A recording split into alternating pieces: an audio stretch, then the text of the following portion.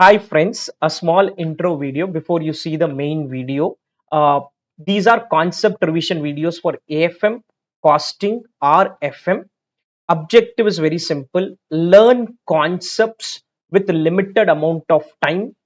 Post concepts, do practice. These are applicable for first time learners as well as new learners, and these are taken from my regular or exam oriented sessions. Now you move to the main video.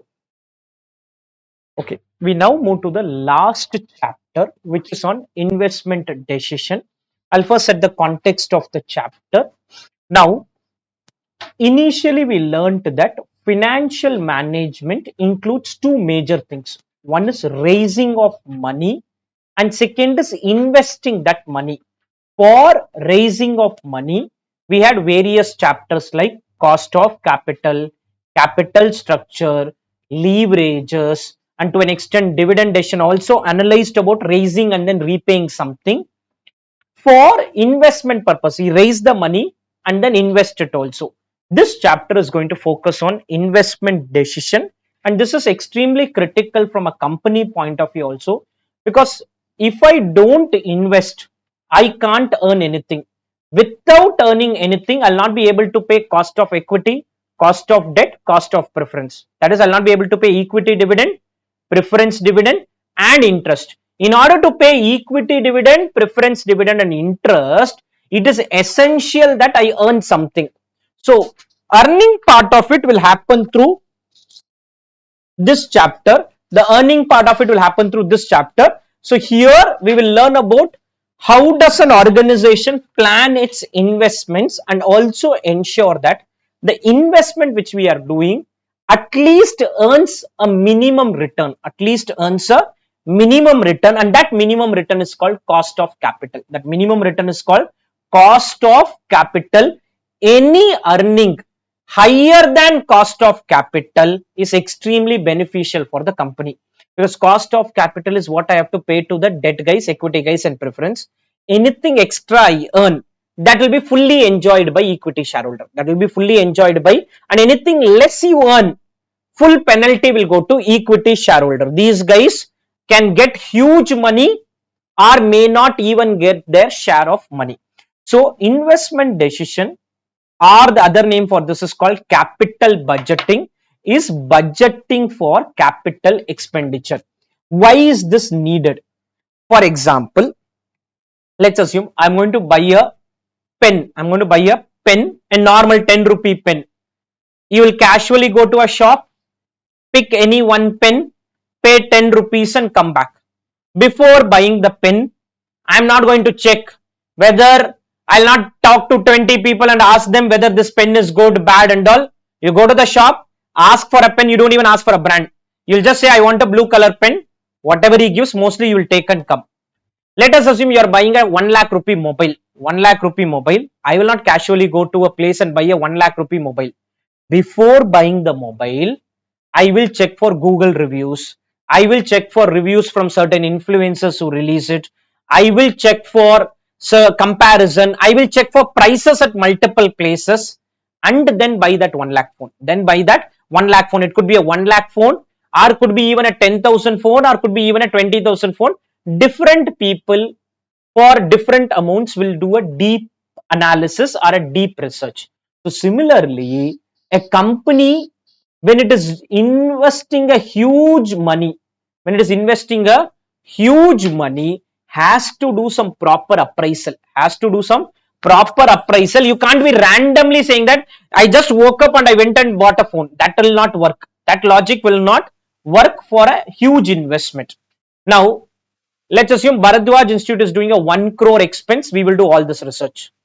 Reliance Industries for 1 crore may not do that research, because for them 1 crore also is not material. For them 1 crore also is an immaterial amount. For them 1 crore also is a immaterial amount, whereas for us 1 crore could be a material amount, and for me personally even 2 lakh could be a material amount. For you personally even 20,000 could be a material amount.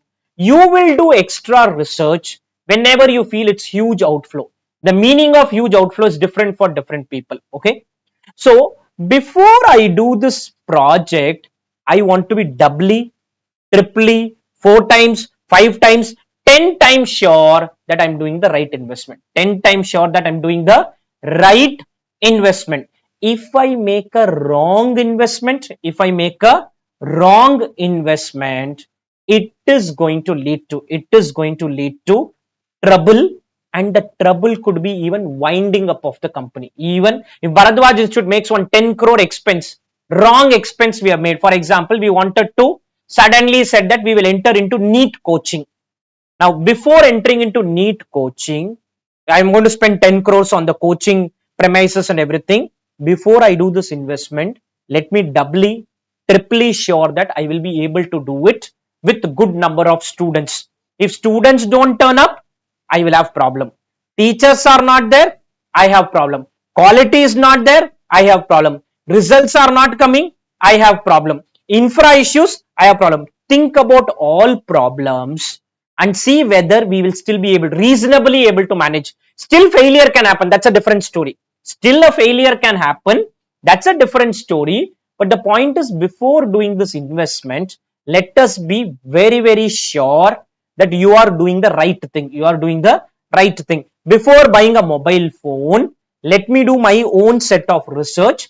After buying, it could be a wrong mobile phone which you have purchased, that's a different story. That's a different story, that your decision went wrong. I have no problem with that. But before you take the decision, let us do extra research. This extra research is called capital budgeting. The research part of it you are not going to do. What are we going to do here is, research would be done, one story would be given to you. You have to convert into profits, cash flows, and do some analysis on returns. Understanding, if I have to do practical world a capital budgeting exercise, I have to tell next year how many CA inter students we are going to get. Now for that I have to do a lot of research. What are you going to do? An exam problem will come saying that Bharadwaj Institute is opening a branch. The branch will have 20 students in year 1, 40 students in year 2, 80 students in year 3, 150 students in year 4, 300 students in year 5, and thereafter it will continue at this level. Is this viable or not? Along with revenue, expenses of teachers, expense, fixed cost, variable cost, all that I bring in and prepare a model, and the model will ultimately tell me whether it is a viable project or not a viable. Your job is the easier part. What you need to do, I'll give you numbers, you need to put them into proper numbers and then take a decision. Practical world, it is very difficult, because practical world I'll have to estimate that it is going to be 20 students, 40 student, 80 student, 100 student, 150 student, 300 student. That forecasting has to be done. In order to do this financial analysis, we have totally 6 techniques we are going to learn. One is called payback technique, discounted payback technique, NPV technique, profitability index technique, ARR technique, IRR technique. I'll be explaining all of this. Today's session, I think only concepts will go. Problem I touch or not, I don't know, but only concept we are going to focus initially. Okay. So again, understand the story. I want to open one branch in Chennai, another branch. To open the branch, I need to buy some furniture. I may have to buy the building itself. I may have to do some interior expenses. All this involves outflow, and that could be a huge outflow of money. What is huge depends. For me, 1 lakh may not be huge now. When I was a student, even 10,000 was huge. Maybe today 1 lakh is not huge. For you, maybe 20,000 also is huge. So it all depends on person to person. For Tata Consultancy Services or Tata Group, even 50 CR may not be huge. Even 50 crores may not be a huge amount. Concept is very simple. Before you do a huge investment, let us do extra research. Now, what is the extra research? I'm going to do an example where I'll explain all the techniques also. You just need to be with the calculator, okay? When I say, you calculate and tell me, okay? Now, you need not write anything. When I tell you something, you please open a calculator and tell. Otherwise, nothing for you to tell.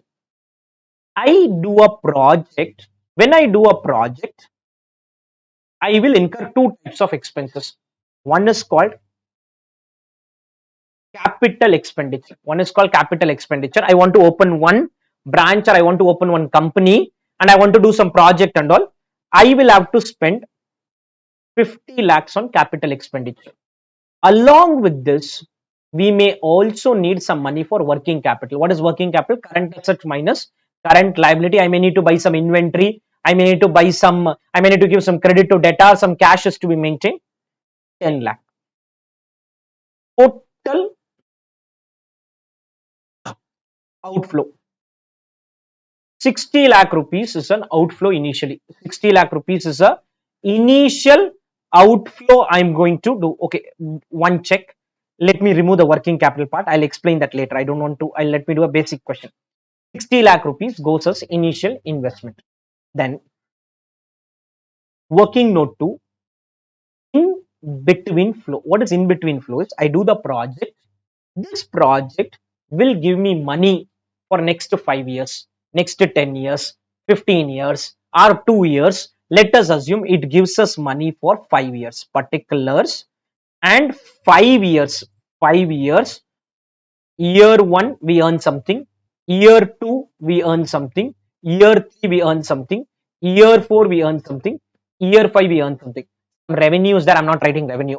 Less variable cost, less fixed cost, less depreciation, PBT, less tax, PAT. Let's assume PAT. I'm directly writing the profit after tax out of the project. Profit after tax. What is profit after tax? After deducting everything. After deducting everything I am going to earn out of the project. Let us assume it is 10 lakh, 15 lakh, 20 lakh, 5 lakh, 15 lakh. This is what the project will give. 10, 15, 20, just, or let me make this is 15 lakh. This is also 15 lakh. Okay. This is the money I'm going to get every year. I'm going to get every year profits. In profits, do we deduct depreciation when we calculate profits? Please participate. Yes, we normally add back depreciation and call it as cash flow. Why cash flow and all needed as we proceed? Okay, I add back depreciation. Why depreciation is subtracted in profits? So that income tax is calculated properly, because under income tax, depreciation is to be subtracted. So, assuming SLM method, 12 lakh every year, no salvage value. Okay, 12 lakh every year. I get 22 lakh, 27 lakh, 32 lakh, 27 lakh, 27 lakh.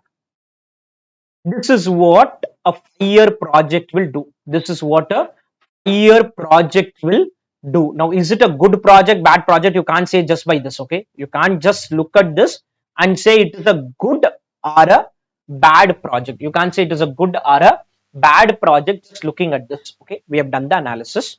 Cash flow, invest 60 lakh. Somebody comes and tells me invest 60 lakh today, you will get 22 in first year, 27 in second year, 32 in third year, 27 in fourth year, 27 in fifth year. Looks lucrative, but I still don't know whether it's a good project or a bad project.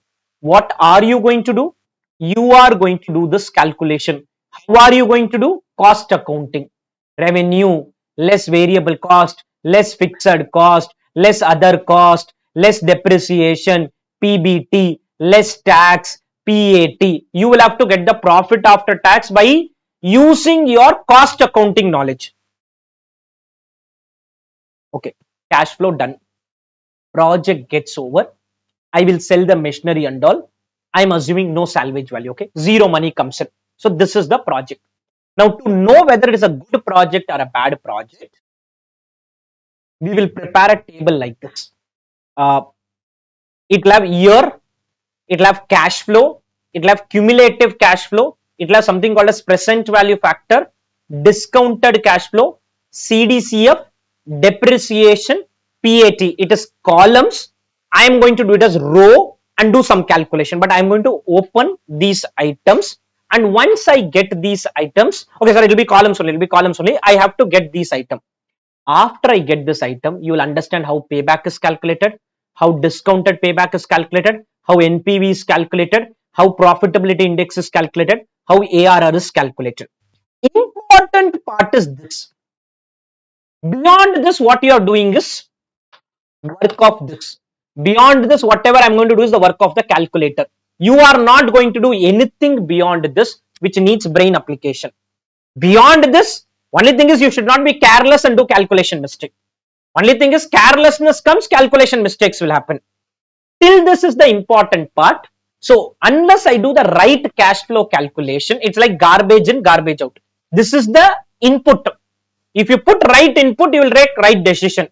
If your input itself is garbage, output is going to be garbage. So that is the important rule. I need to have proper analysis done here and get this correctly. What is getting this correctly? When is the outflow? How much is the outflow? How much is the inflow? How much are the expense? All analyzed together and ultimately tell me 60 outflow, 22, 27, 32, 27, 27.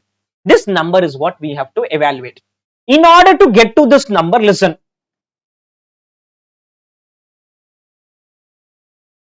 Just give me a minute.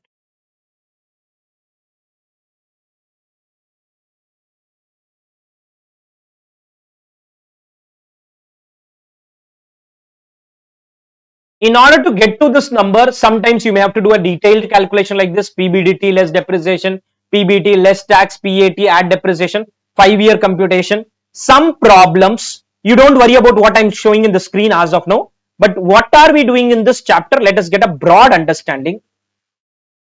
Sometimes it may go like this: year 1, year 2, year 3, year 4, year 5, year 6, year 7, year 8, cost saving, depreciation, maintenance, PBT, tax, PAT, add depreciations here. Important part is getting CFAT. CFAT is cash flow after tax, cash flow after tax. And there can be questions where even the computation can go for such a long number of quick orders, number of overnight orders, number of quick delivery, number of overnight delivery, expenses, revenues, IT expenses, advertising, delivery partner salary.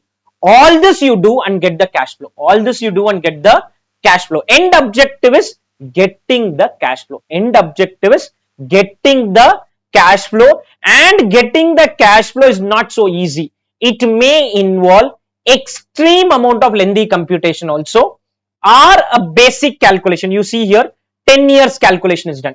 10 years calculation is done and we have to get the cash flow. Assuming you got the right cash flow, thereafter you are doing formality. We are now going to first understand how formality is done. Initial question, cash flow will be given.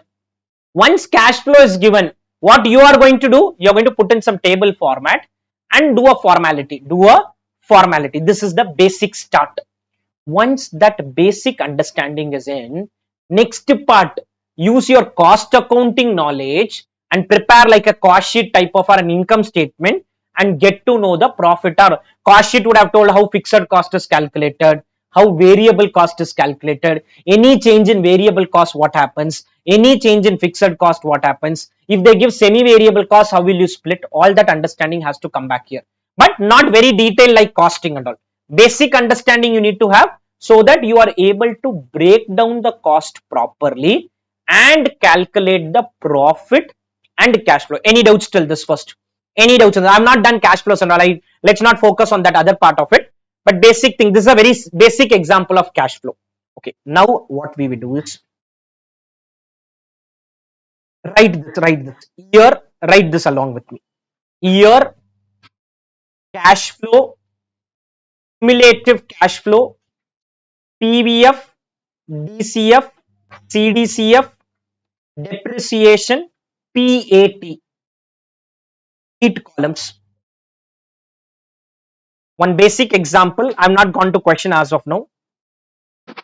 Cash flow, cumulative cash flow, PVF, DCF, CDCF, depreciation, PAT.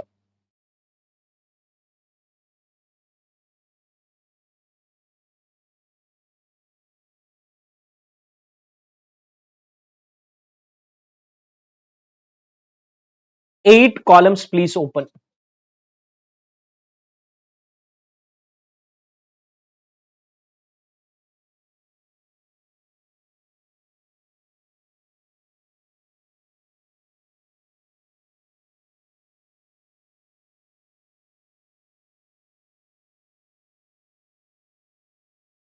Can you discuss?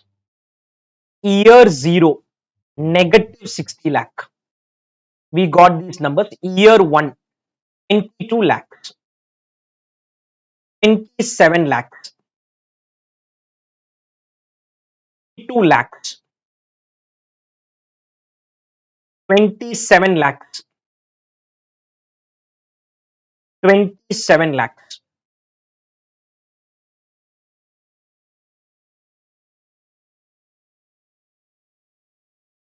Year cash flow. Every question on capital budgeting, this has to be correct. Year, which year the cash flow is happening and how much is the amount. If you get this correctly, next 6 columns are formula driven. The word cumulative means get the cumulative value of this. What is cumulative? Right, minus 60. Minus 60 plus 22 is how much in the calculator? Minus 60 plus 22.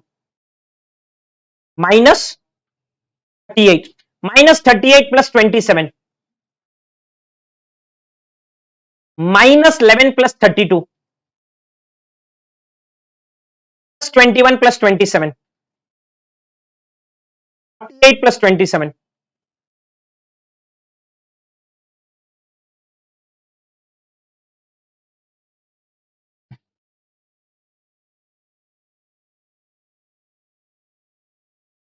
60, 38, 11, 21, 48, 75. Any doubts in this?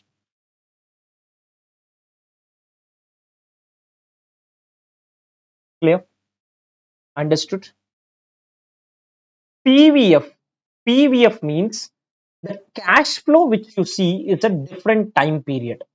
And we learnt in time value of money, they can't be added. They can't be added. So capital budgeting says bring all of this to today. How will you bring all of this to today? By multiplying with present value factor. By multiplying with present value factor. So listen, PVF at one rate we write here. That rate is cost of capital. That rate is cost of capital. Because at least that much you have to earn. So I discount all the number at cost of capital and bring it to today. And bring it to today. Let us assume it is 20%. Year 0, 1. Year 0 is 1. 1 divided by 1.2. Write the number. 833 694. Keep pressing equal to, keep writing value. I7 9 482 402.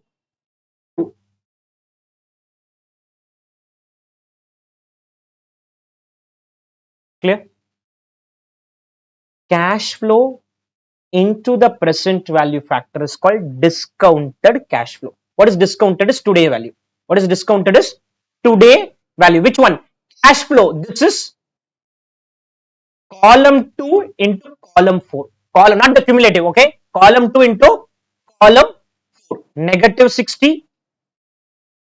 22 lakh of first year is worth today. How much we are calculating? 22 lakh of year 1 is worth 1832 600.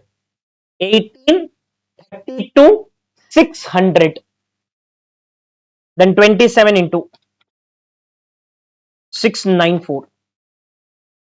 1873 800.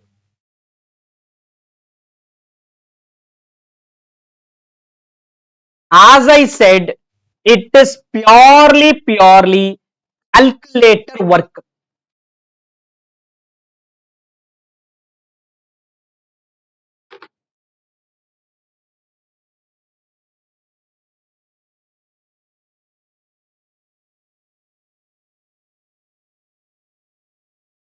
Clear? DCF, cash flow into the present value factor.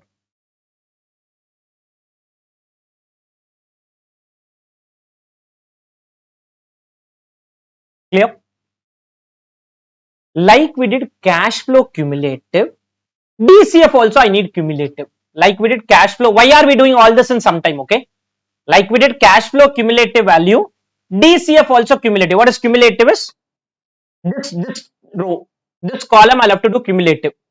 Any doubts till this? Understand the workings very clearly. How cash flow calculated are later. Minus 60 plus 1832 600 minus 41 67 400, then in the calculator plus 1873 800 22 93 600 1852 800 440 800 860 600.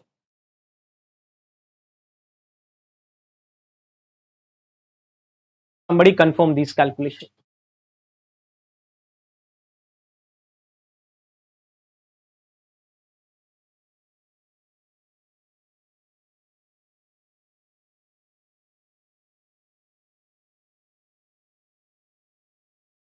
Any doubts on the numbers? Clear? Can we proceed? Okay. Depreciation and PAT, listen. NA. Listen. Year 0 is basically one single day. Year 0 means today. Year 1 means one full year. Year 1 is one full year. Year 2 is one full year. Year 3 is one full year.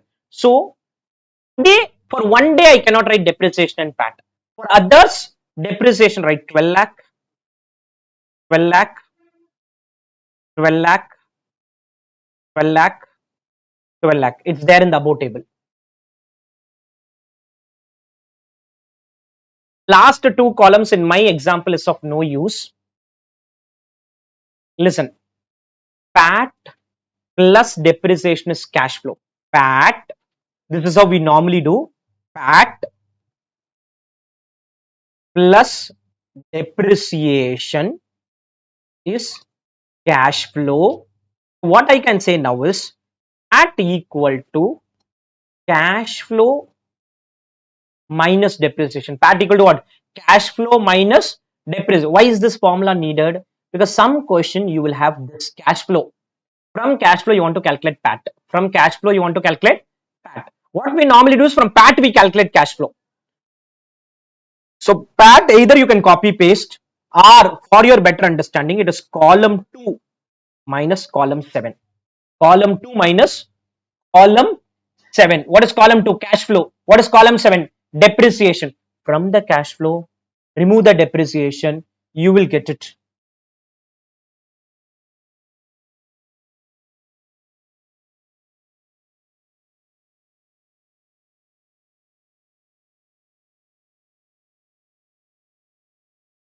Clear? Now tell me what is the number. 22 minus 12 is 10. 27 minus 12 is 15, which will match the PAT number at the top. Okay. Then 32 minus 12 is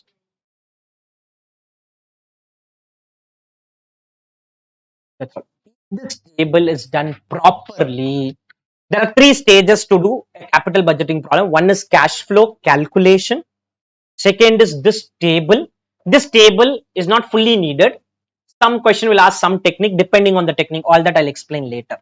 Now we have 6 techniques. I'm going to do one by one each of the technique. You are not going to write anything now. You are not going to write anything now. Understood the table till this? Any doubts on this? Okay. The first, yeah. Can you tell me how that CDCF is computed? Okay, there's a doubt how CDCF is computed. CDCF is cumulative values of this. Start with negative 60, then negative 60 lakh plus 1832 600, which is negative 41 67 400.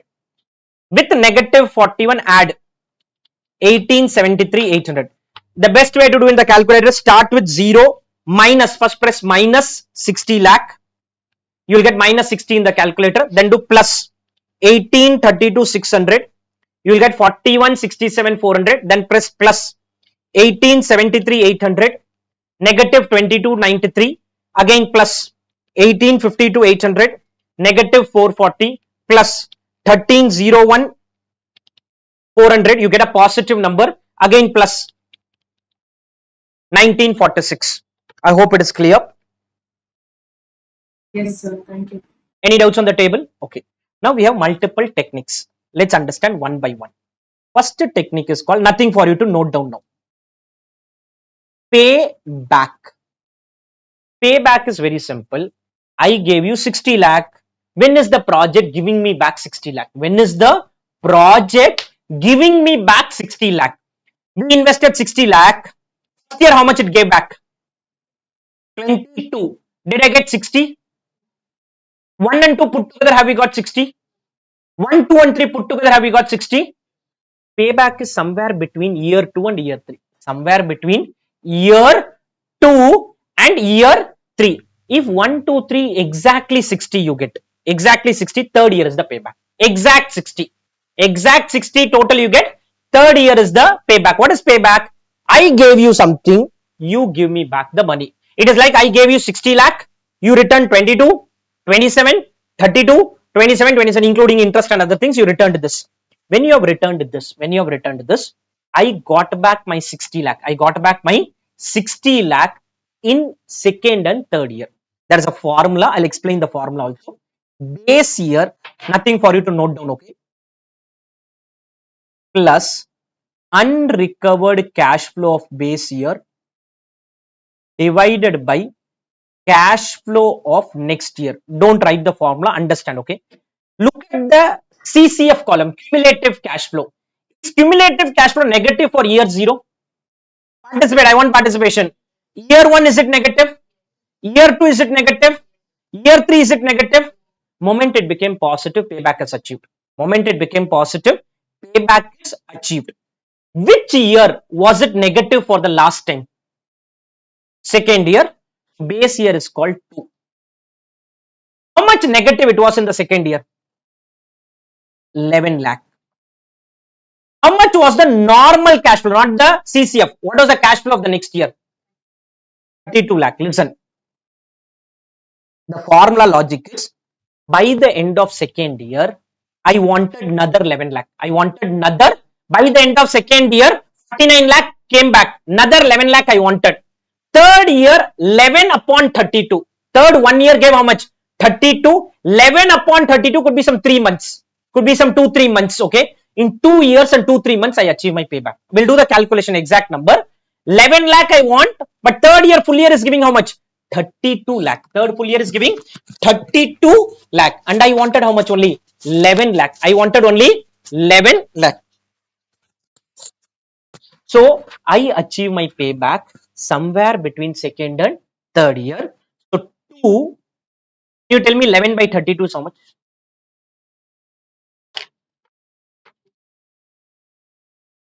0.34375. So listen, my payback is 2.34375 years. OR. This decimal you got, no, do into 12. The decimal part alone into 12. 2 years and 4.125 month. 2 years and the decimal part alone into 12, okay? The decimal part alone into 12. Logic I'll explain again. By the end of second year, I have got 49 lakh. So very happy. I got 49 lakh. Another 11 lakh I wanted. Third year is a bumper year again. I got 32 lakh. 11 upon 32 is my payback period. 11 upon 2 years already done. Another 11 upon 32. 11 upon 32. This is called payback. The concept says lower the better. Lower the better or earlier the better concept. Payback as early as possible. Payback as early as possible. Whenever somebody is doing an investment, an investor may ask, when is the payback period? When is the payback period means in what time will I get back the investment? For example, Hotel Sangeeta opens one restaurant. They will assess when are they going to get back all the furniture, all value put together, in how many years will we get back that money? In how many years will we get back that money? I am a Ola driver. I'm going to use Ola car. I buy a car. in how many years will the car value be recovered? In how many years will the car value be recovered? 1 year, 2 year, 3 year, 4 year. The life of the car is 10 years. Payback 9 years. No use of buying that car because life only 10 year. 9 year only I recover my investment. 1 year only profit for me. 1 year only profit for me. Able to understand the concept? So payback formula is base year unrecovered cash flow of base year divided by cash flow of next year divided by what? Cash flow of next year divided by cash flow of next year. Lower the better. If you want to do only payback in a question, only payback, you don't need other things, okay, then only these three columns. That is why you see a tick there. Year, cash flow, cumulative cash flow. Others are not needed. Others are needed for some other technique. So I have done it because I know everything I have to explain you. Only three columns are needed. What? Year, cash flow, cumulative cash flow. Others are not needed. For which technique?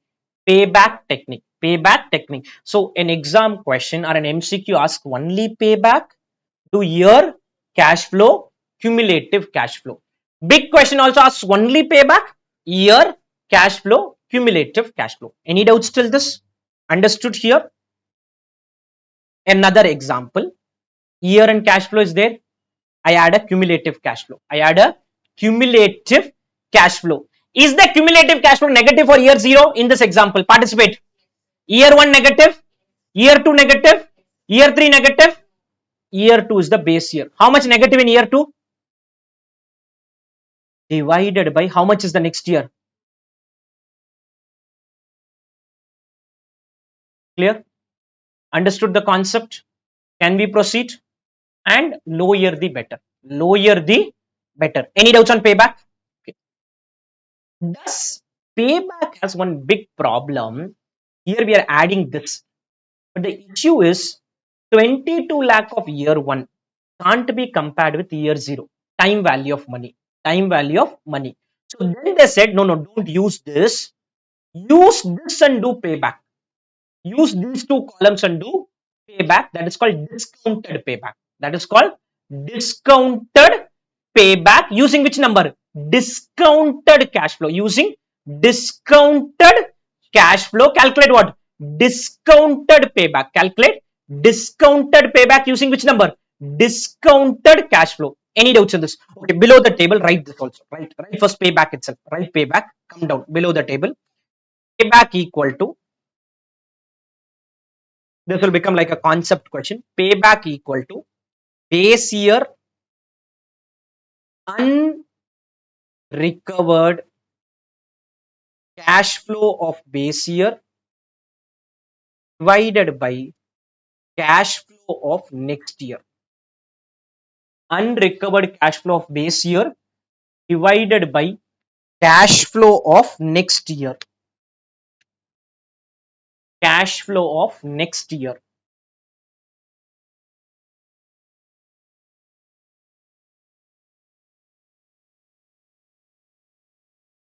Cash flow of next year. Yep, can we start? Is the CCF negative for year 0? Keep participating. When I ask, I want participation. Is it negative for year 0? Year 1? Year 2? Year 3? No. Second year. Last time negative. How much negative in second year? Divide by how much is the cash flow of next year? You can leave as it is or decimal part into 12. Decimal part into 12. Decimal part into 12. 2.34 years or 2 years and 4 months. Okay, 2 years and 4 months. I'm rounding off the months and this 2 decimal. Any doubts on the concept here? Understood the concept? Can we proceed? This is the first technique, payback technique. For payback, the tick mark there will say year, cash flow, cumulative cash flow. Other columns I did not use here. Next, discounted payback. Discounted payback equal to discounted payback equal to this is a better technique. Same formula, base year plus unrecovered discounted. The word discounted has to be added. Unrecovered discounted cash flow of base year divided by discounted cash flow of next year. The word discounted, add it.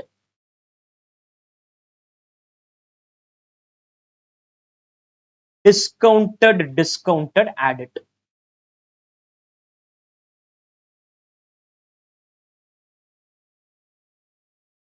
Clear?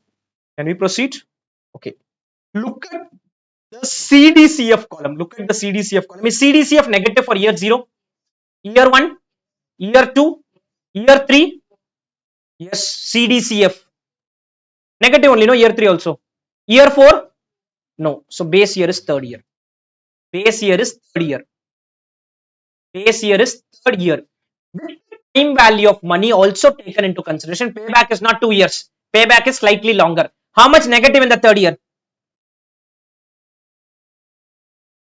440. And how much is the DCF? DCF of next year? 1301 400.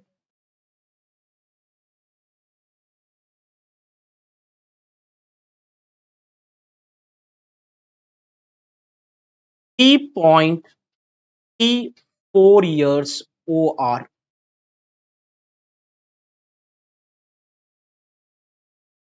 3 years and 4 months. 3.34 years, the decimal part alone into 12. Decimal part alone into 12. Payback is shorter. Discounted payback takes little bit more time. But for both, earlier the better. I want payback to be as early. If I have two projects, one with a lower payback period is preferred. One with a lower payback period is preferred. And if you are comparing discounted payback, one with the lower discounted payback is preferred. Any doubts till this? Understood? Can we proceed? First technique we saw is payback base year plus unrecovered cash flow of base year divided by cash flow of next year. Lower the better. Base year refers to the last year in which cumulative cash flow is negative. One line is there that I'll explain in some time. Okay. Then we saw discounted payback considering time value of money, unrecovered discounted cash flow of base year divided by discounted cash flow of next year. Again, lower the better. If you want to do discounted payback, you need year column, you will need cash flow column. CCF I don't need. I don't need cumulative cash flow, but I need PVF, DCF, CDCF. PVF, DCF and CDCF. 5 columns we need. 5 columns. Year I need, cash flow 100% I need, PVF I need, DCF I need, CDCF. Any doubts till this? Understood? Can we proceed? Next, right. ARR, accounting rate of return. Accounting rate of return on initial investment. Accounting rate of return on initial investment. Accounting rate of return on initial investment. Listen, payback, discounted payback, NPV, IRR, any other technique is focused on cash flow. FM normally gives too much importance to cash flow and less importance to profits. Reason is cash flows can't be manipulated. Profits can be manipulated by an organization by doing some provisions, this, that, and some story you can bring in. So focus is always on cash flow. Focus is always on cash flow. If cash flows are not there, project may get rejected. Accounting is always bothered about profits. So this is the only technique where we use profits. If question does not ask ARR, the last two columns are of no use. Depreciation and PAT column. Depreciation and PAT column. So accounting rate of return, listen, return. Anybody asked what is the return we earn? Return is nothing but what I get divided by what I give. Anybody asks, I created an FD. FD gives me 5,000 interest every year and FD value was 50,000. 5,000 upon 50,000, 10% I earn. 5,000 upon 50,000. In this project, how much is the investment we made? 60 lakh, and we are earning profit, not cash flow. Okay, average of all of this, average of all of this. Rather than taking 1 year number, we will take average of first, second, third, fourth and fifth. Can I calculate ARR for every year? That will be different answer. ARR for every year, first year different ARR, second year different. ARR means what are we earning, what are we earning. So the formula here, right, average profit, average profit divided by initial investment into 100 to express in percentage. Go to the last column and tell me the average. 5 years average. 5 years average. 15 lakh. 15 lakhs. 15 lakhs divided by 60 lakh. 15 by 60. 15 by 60. How much percentage? Clear? Accounting rate of return 15 by 60. 15 by 60, 25%. This higher the better. This is higher the better. Logical. Payback, earlier the better or lower the better. Discounted payback, lower the better. And this higher the better. Any doubts till this? Understood the concept? Clear? There's a variant. Listen for some time and then you write accounting rate of return on average investment. Okay, on I don't want you to write. Listen, average investment. Listen, I invested 60 lakh on the project. Here I invested year 0 I invested 60 lakh. Every year my investment value technically goes down because of depreciation. Every year my investment value technically goes down. Year 0 60 lakh invested. At the end of first year the value is only 48 lakh. At the end of second year the value is only 36 lakh.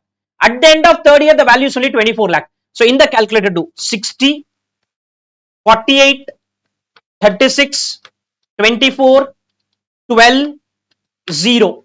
In the end we reach a 0 value. Start with 60, 48, 36, 24, 12, 0.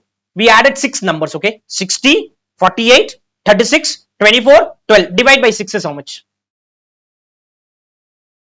30 lakh you're getting. I'll repeat again. I invested this detailed calculation not needed. I'll give you the shortcut. Okay, 60 lakh I invested, then became 48, then became 30. How 48? 12 lakh depreciation. 12 lakh depreciation. So one concept is average investment. Listen, you need not write. Started with 60, became 48, became 36, became 24, became 12, became 0, divided by 6. R, don't do all this. Started with 60, ended with 0. Started with 60, ended with 0 and just divide by 2. Started with 60, ended with 0. The formula for average investment is original investment plus salvage value, which can be 0 also, divided by 2. Original investment plus salvage value divided by 2. Everything is there in the concept book. Don't focus too much on writing the formula and all that is there, but understand the logic. One option is to do 60, 48, 36, 24, 12, 0. I says no, don't do all that and all. You just write original value, salvage value, divide by 2 and calculate the ARR. Both obviously will give different answer. Which is better? Nothing like that. Both are done if problem is silent. Okay. Now write accounting rate of return on average investment, average PAT by average investment into 100.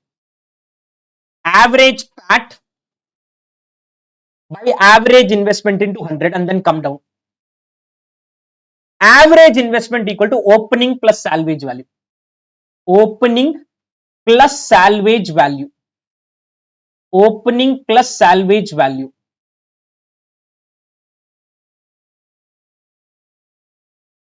Opening plus salvage value. What was the opening investment we did here? 60 lakh. Any salvage value was there? No. Zero salvage value divided by 2. 30 lakh.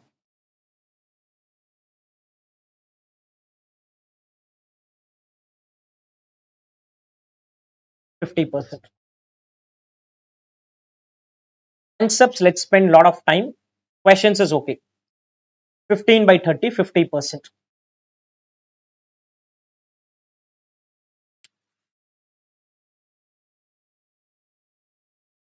Clear? Can you proceed? 15 by 30, 50%. Can we proceed? This is the third technique. ARR, only technique based on profits, average PAT by initial investment, average PAT by average investment, average is opening plus closing by 2, closing is equal to salvage value. Closing is equal to salvage value. Any doubts till this? Any doubts till this? Can we proceed? Understood till this? Next, right, fourth technique. Net present value. Net present value. Net present value,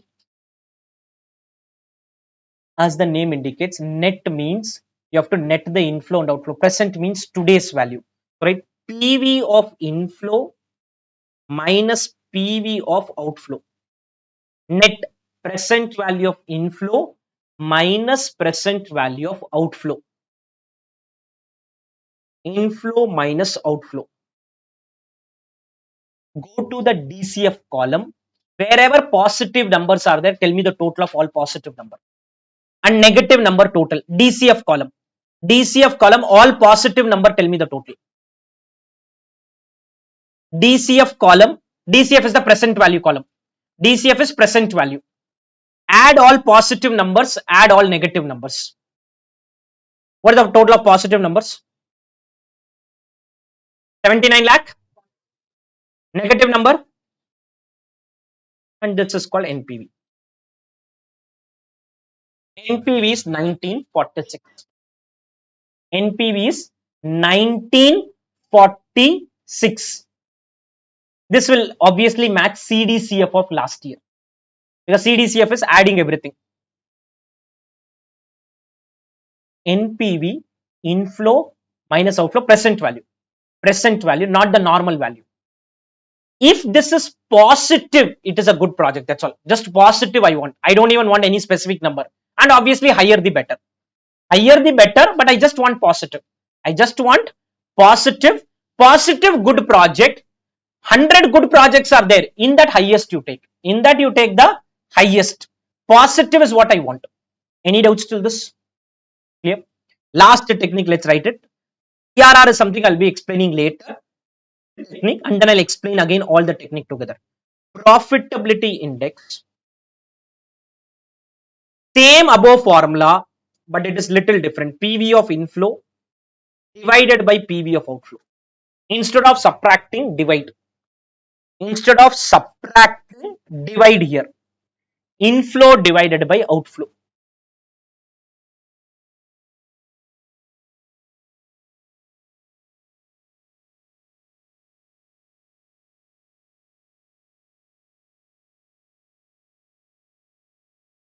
(1.3243 times) or into 100 you can do 132.43%. Percentage also okay, times, normally times is what ICAI does.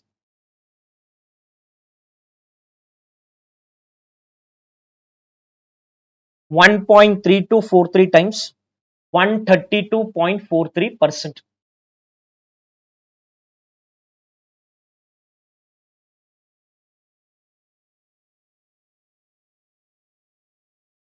5 techniques we have talked about. IRR technique we can't do now. It will take time. May not happen today. Any doubts till this? Understood? Okay. I'll repeat again now. Done till this? Let me repeat. Okay. Tell me what is the formula for payback? Base year plus unrecovered cash flow of base year divided by cash flow of next year. Don't look at anything in your notebook. Base year is the CCF negative for year 0,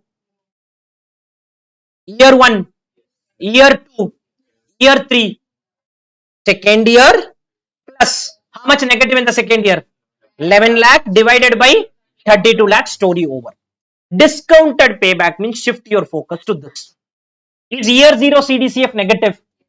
First year negative, second year negative, third year negative, fourth year negative. Third plus how much negative? 440, 800 divided by the next year DCF. How much? 1301 400. 1301 400. Clear? Any doubts on this?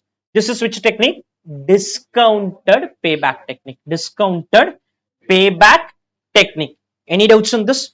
This is second part. Then came the third technique, which is accounting rate of return.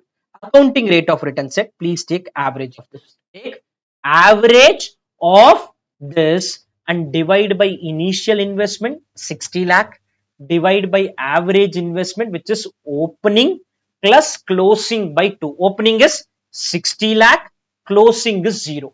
60 lakh plus 0 by 2. 60 lakh plus 0 by 2. 60 lakh plus 0 by 2. Any doubts on this?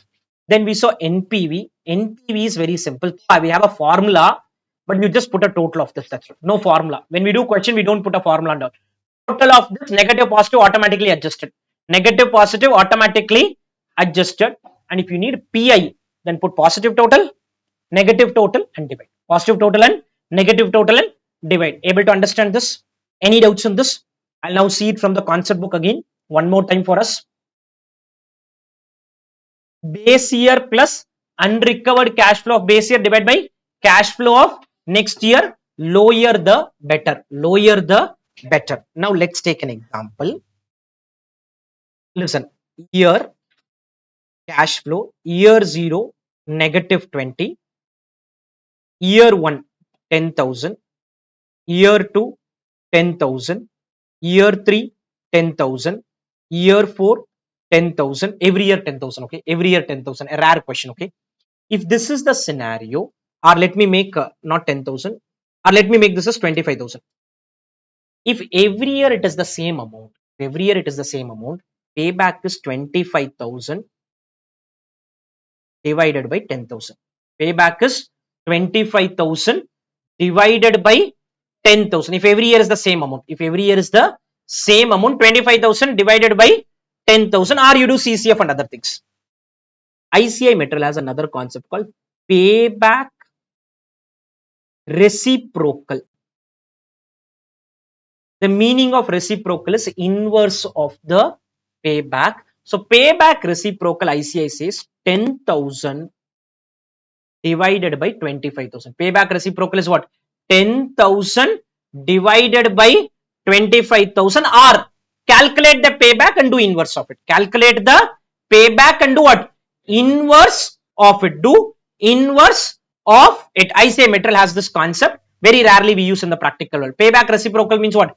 Inverse of the payback period. Calculate the payback period, inverse it, or you can say 10,000 as you can say average cash flow, every year cash flow divided by investment. Divided by investment. What is payback?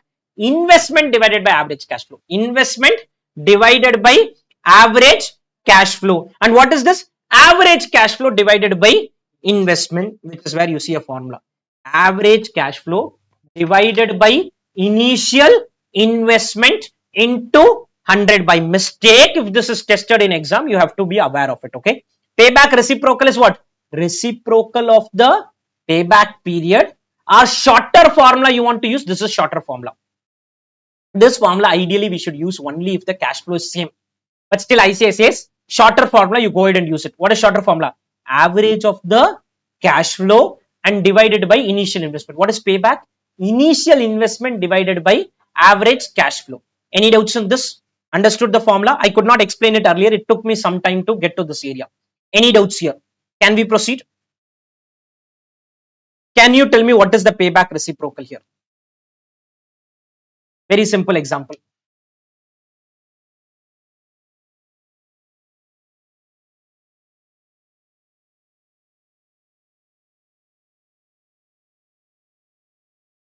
What is the formula I said for payback reciprocal?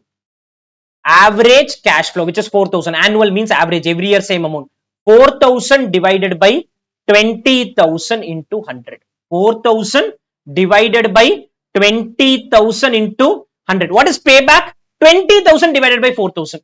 20,000 divided by 4,000. 20,000 divided by 4,000 is the payback period, and payback reciprocal is 4,000 divided by 20,000. Able to understand this? Discounted payback, I've already discussed. What is discounted payback? Participate.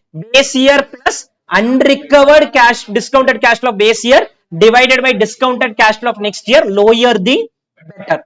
One example is there at home. Whenever you practice, do the examples. That itself is sufficient. Examples you do properly, you will get the grip on the concept. NPV and PI are given as one concept. NPV inflow minus outflow. PI inflow divided by outflow. NPV, higher NPV is better. This is greater than 1 is better. Greater than 1. Positive. If it's positive, this will be greater than 1. If it's negative, this will be less than 1. Negative mathematically will become less than 1. Positive mathematically will become greater than 1.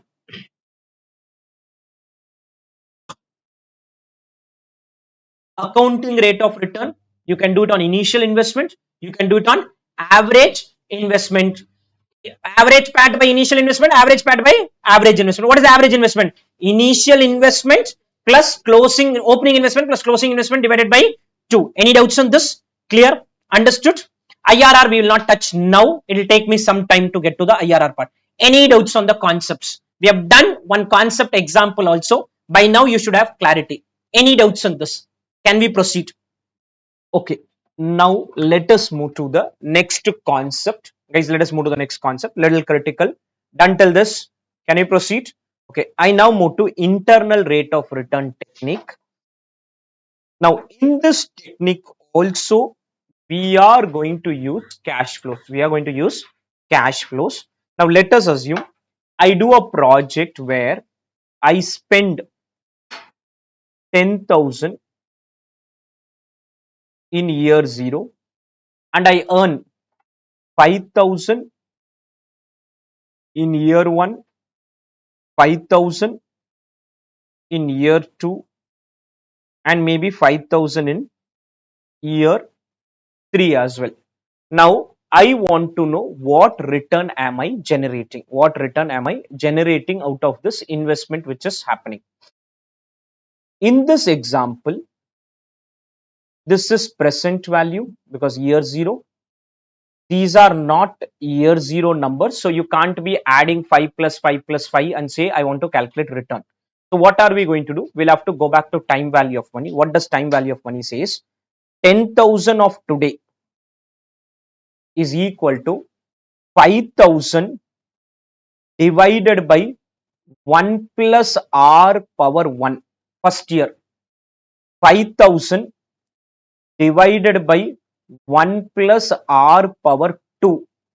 5,000 divided by 1 plus r power 3. 1 plus r power 3. You need to find out an r. You need to find out an r where this side 10,000 will match the other side as 10,000. Will match the other side as 10,000. Now, how you find? That is tricky. But if you can find a number, maybe I try 8%, 9%, 10, 11, 12, 13, 14, 15, 16. Some number has to match where 10,000 which I paid and the other side which I get. I'm not getting 10,000. I'm getting 15,000. But I want to discount it at some rate so that it adds up to 10,000. R is called as rate of interest For us, it is called rate of return. R is called rate of interest, and for us, it is called rate of return. Before even we try proceeding with balance calculation, how we are going to get, we'll see in some time. But in the practical world, if I want to know this number, I will just do, I paid 10,000, 5,000 I get in first year, second year, third year.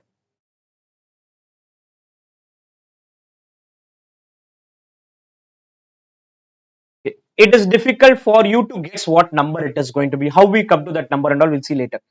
10,000 is equal to 5,000 divided by 1 plus 23.38%. 23 point. Now, how will you get 23.38? Not possible. You can't immediately guess it is going to be 23.38. That and all we'll see later. But if I do 23.38, if I do 23.38, I should get the other side. I should get the other side as 2338 power 2 and 5,000 divided by 2338 power 3. In the calculator, 5,000 divided by 1.2338. Don't press any other key. Keep it as it is. 2338. What is the number you get? 4052.52. Again divide by 2, 1.2338. Again 1 point, that number 2338. This is 2 times division, 32.58. Again another time you do 26.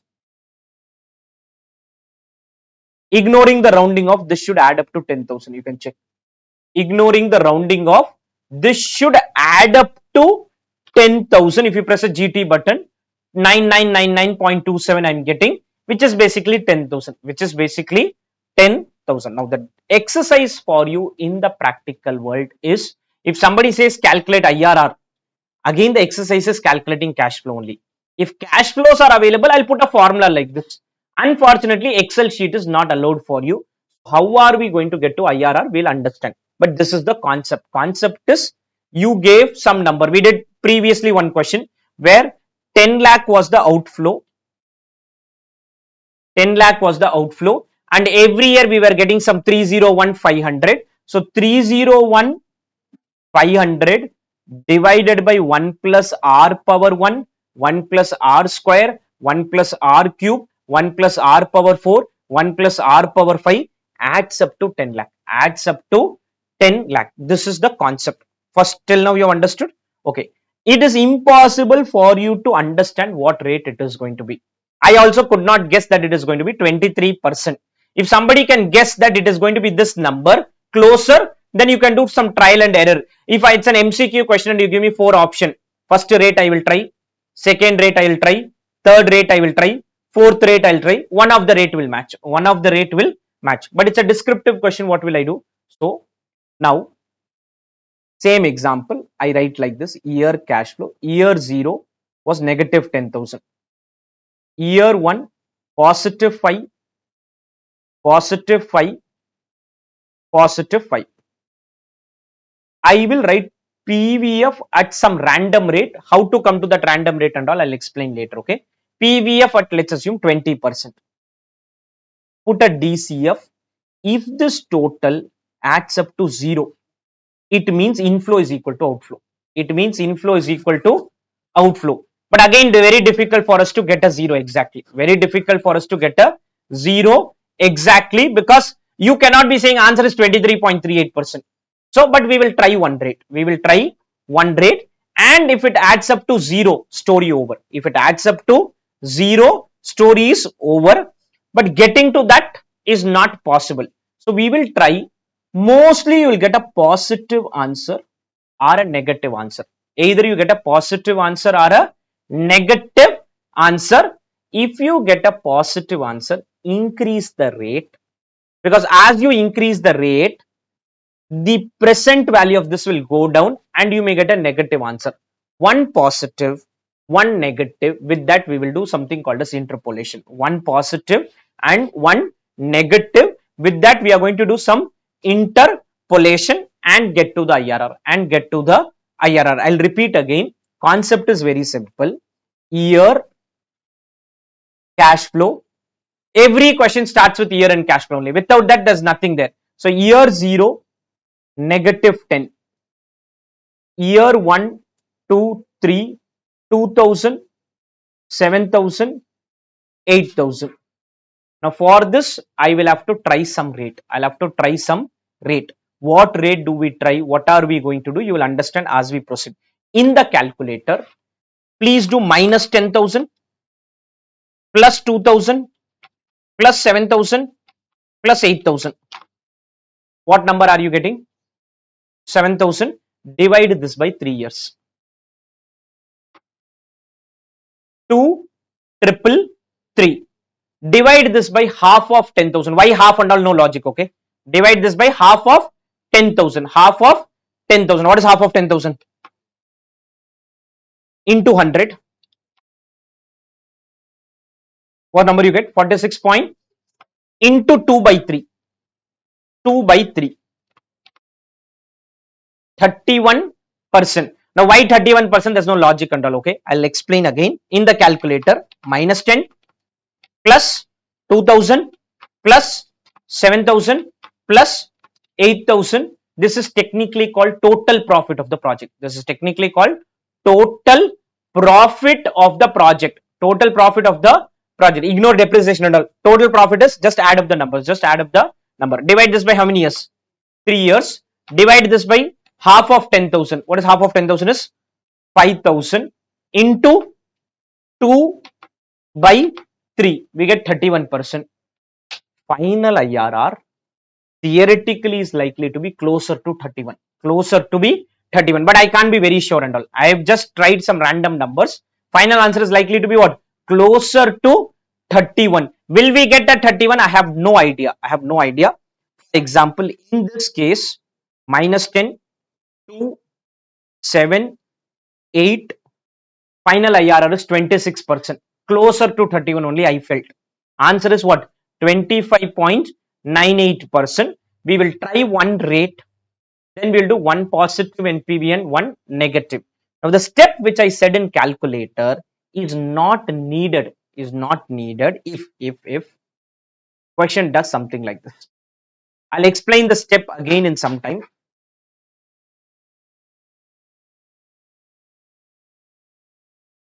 Some question will say compute the IRR and below this they gave this, which means IRR will be between 14 to 18. Between 14 to 18. Don't try all this step which I said you. Try at 14, maybe try at some other rate, and we are done with the IRR. We are done with the IRR. 14 and 18 is given. 14, 15, 16, 17, 18. How we do IRR and all, I'll explain as we proceed. Okay. Any doubts till this? So the concept is IRR means the discount rate which NPV is 0. NPV is 0 means it doesn't mean we are not earning anything. At that discount rate, inflow is equal to outflow. At that discount rate, inflow is equal to outflow, and I am trying to find what R.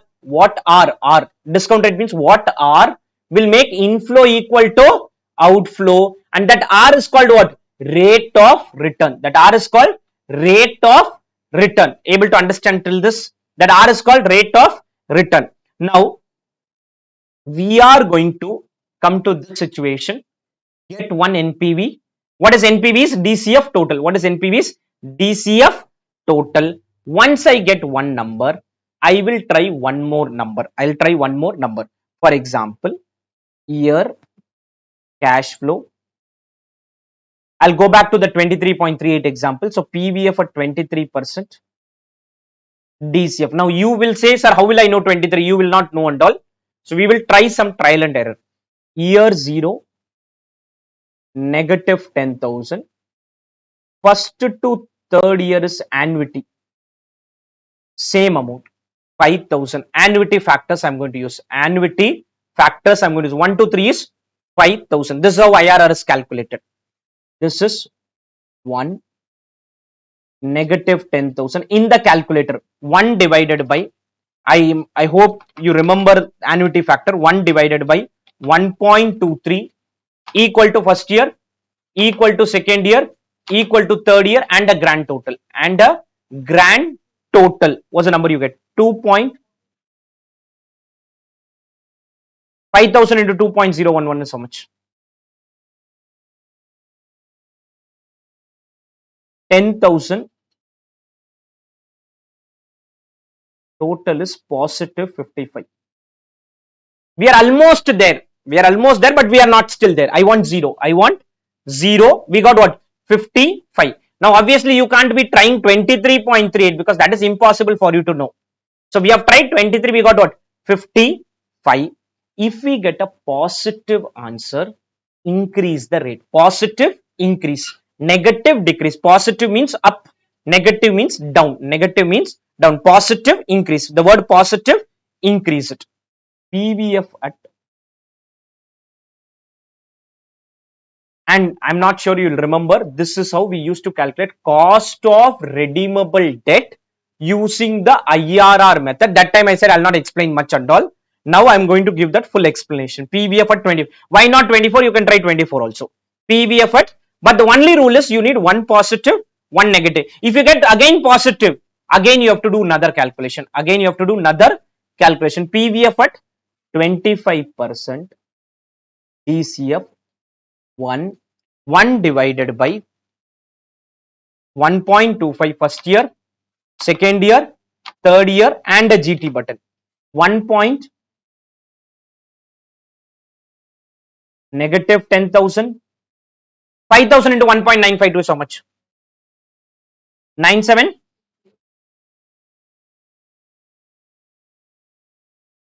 Negative 240. Negative 240. Now, best way if you can get exact 0. Problem is your notebook can't handle it because you can't be guessing 23.3. I know the final answer now. 23.38. But how will I get exact 23.3? So we tried 23. 23 itself is difficult to know, but we still tried 23. Now we have tried 25. Any doubts till this? Any doubts? In between 23, 23 is giving me positive answer. This is giving me negative answer. Somewhere in between, you will find a rate which gives you exact 0. Which gives you exact 0. Any doubts till this first? Any doubts on this? 23, 25. Understand the working. I don't want you to write anything. When writing is needed, I'll tell you. Now, IRR, we have a formula. And also there is a timeline approach. Both I had explained earlier, but now I'll explain in detail. IRR is equal to L1 NPV at L1 divided by NPV at L1 minus NPV at L2 into L2 minus L1. L1 means lower discount rate, NPV at the lower discount rate. Find out, see what logic we are doing is lower discount rate plus what is NPV at the lower discount rate divided by the difference in the NPV multiplied with the difference in the rate. Multiplied with the difference in the rate. In this example, the lower discount rate is 23. NPV at the lower discount rate is 55 divided by 55 minus of minus will become plus into 25 minus 23. So this is 23 plus what? 55 into 2. 55 into 2 divided by 295. Divided by 295 we get 0.37, 23.37%. This answer is also approximate only. Exact you want, go through the Excel sheet. This depends. For example, we try 23 and 25. No, if you try 23 and 30, when the gap increases between the two rates, the accuracy will go down. The accuracy will go down. Someone says, I'll try 10% and 30%. When you try 10 and 30, your IRR may turn out to be even 22% in the 10 and 30. As the gap widens, the accuracy of the answer goes down. As the gap widens, the accuracy of the answer goes down. This is the concept as of now. Clear? I will give you time. Again, I'll explain it and then we'll do one more example and then we get to question. Okay. Now, this is what we did. Another way to do the IRR is timeline approach. Timeline approach is 55 at 23, negative 240 at 25, somewhere here is 0. The difference in rate is 2%. Difference in NPV is 295. Difference in NPV is 295. Positive 55 is becoming negative 240. So what concept they said is 2% change, 295 change. NPV changes by 295. We are at 55. 55 should become 0. We are at 55. 55 should become 0. Question mark change equal to 55 change. 2 equal to 295. What is 55? 2 equal to 295. What is mathematically 55? Cross multiplication. 55 into 2 divided by 295. You will get 0.37. 23 plus another 0.37 is 23.37. What is this cross multiplication is? Cross multiplication is this. 55 into 2 by 295. 55 into 2 by 295. Should I remember the formula? Not necessary. But if you remember, directly write the formula. Else present it in timeline way. Else present it in time. By mistake, you forgot the formula. Present it in timeline approach. What is the timeline approach going to say? 2% change. NPV change is how much? 295. Question mark change 55. Any doubts till this? Any doubts on this? Okay. I write again year, cash flow, PVF, DCF, year 0, negative 20, year 1, 10,000, year 2, 12,000. That's all. I'm not writing beyond this. Okay. Only 2 years. Okay. In the calculator, right? Minus 20 plus 10 plus 12. How many years is the project? Divide by 2. Divide by half of 20,000. Half of 20,000 into 100 into 2 by 3. Into 2 by 3. How much you get? 6.67. 6.67. I'll repeat again. Minus 20 plus what? 10,000 plus 12,000. How many years? Divide by 2. Then divide by half of 20. Half of 20 is how much? 10,000 into 100 to express in percentage into how much you got? 6.67. PVF at 7%. I'm trying 7%. Okay. Any number 6 or 7, your wish. Okay. I don't want you to write anything. Okay. PVF at 7%. 1 divided by 1.07. How much? 92. Next one. 87. Negative 20. 9350. 104. Put a total of this.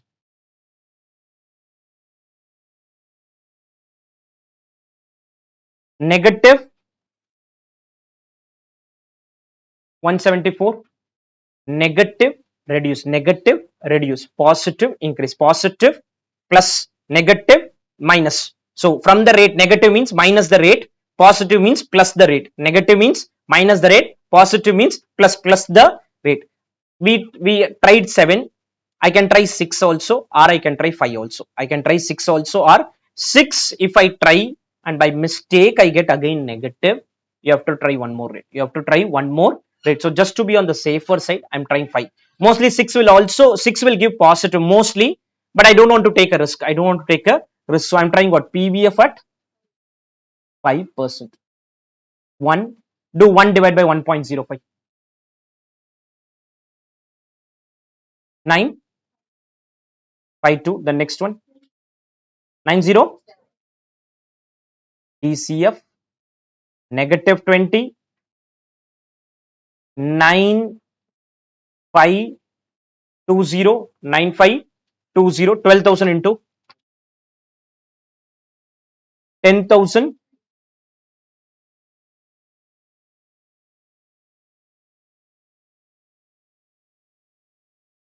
40.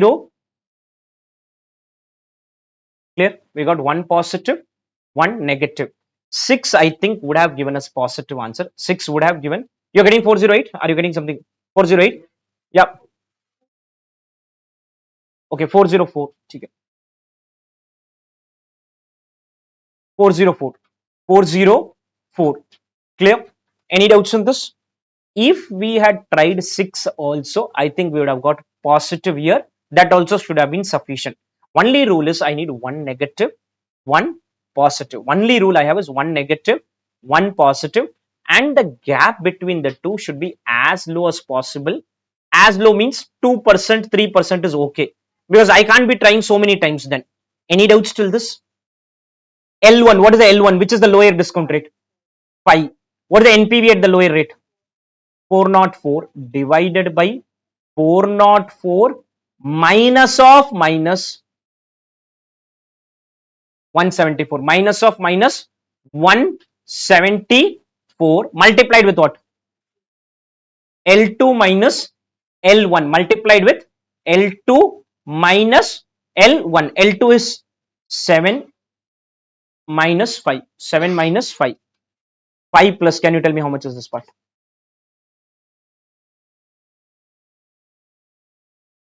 1.40. This is called IRR. This is called IRR. Clear? Any doubts on this? Any doubts on this?